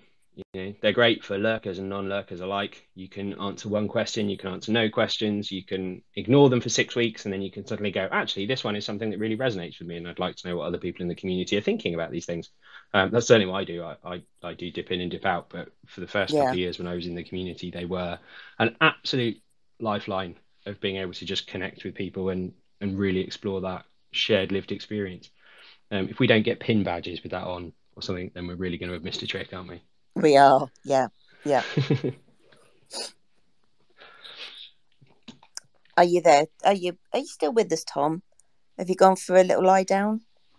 No, I'm still here, and I'm just looking at the clock. We've got 12 hours and 2 minutes to go, and 11 seconds.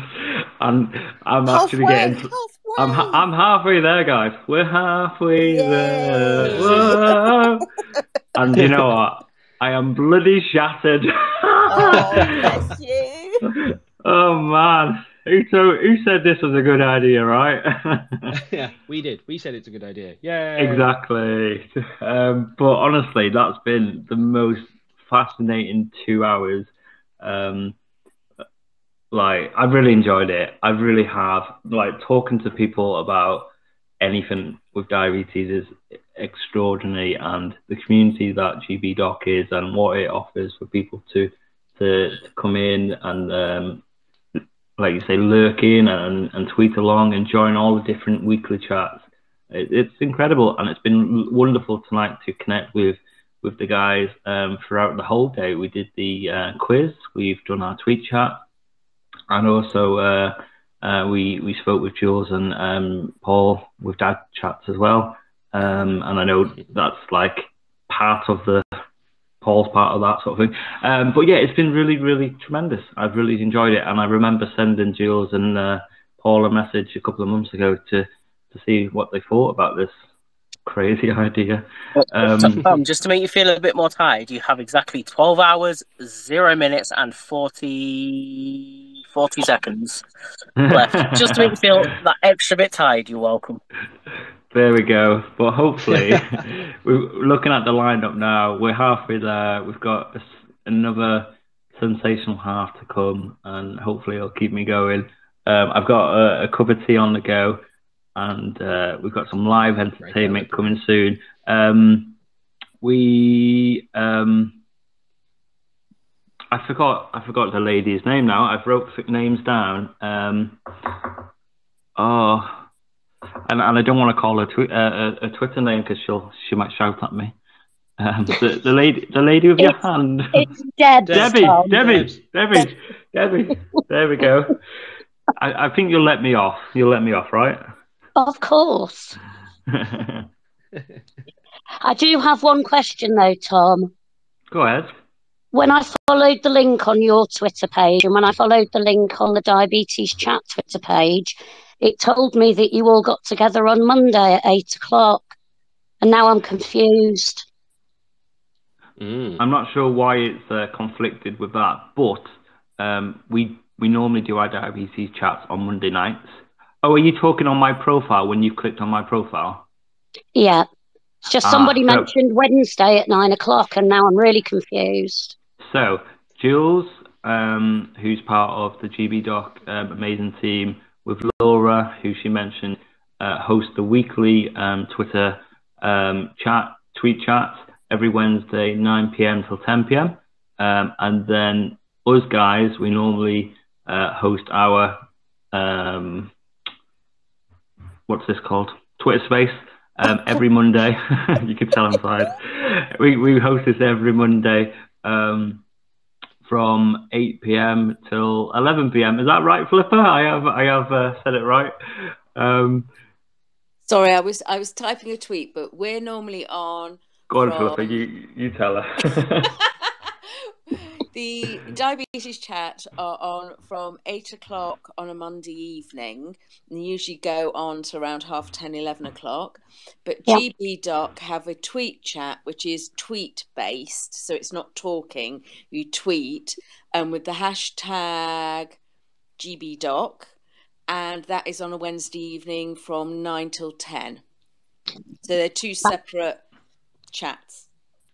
That makes more sense now. It doesn't take a lot to confuse me, but I was a little confused. But you and me both. Really useful. You and me both. I get confused very easily, which is probably why I eat the cake. Yeah. Cake is good. No, you don't need to be confused to eat the cake. Cake works for me.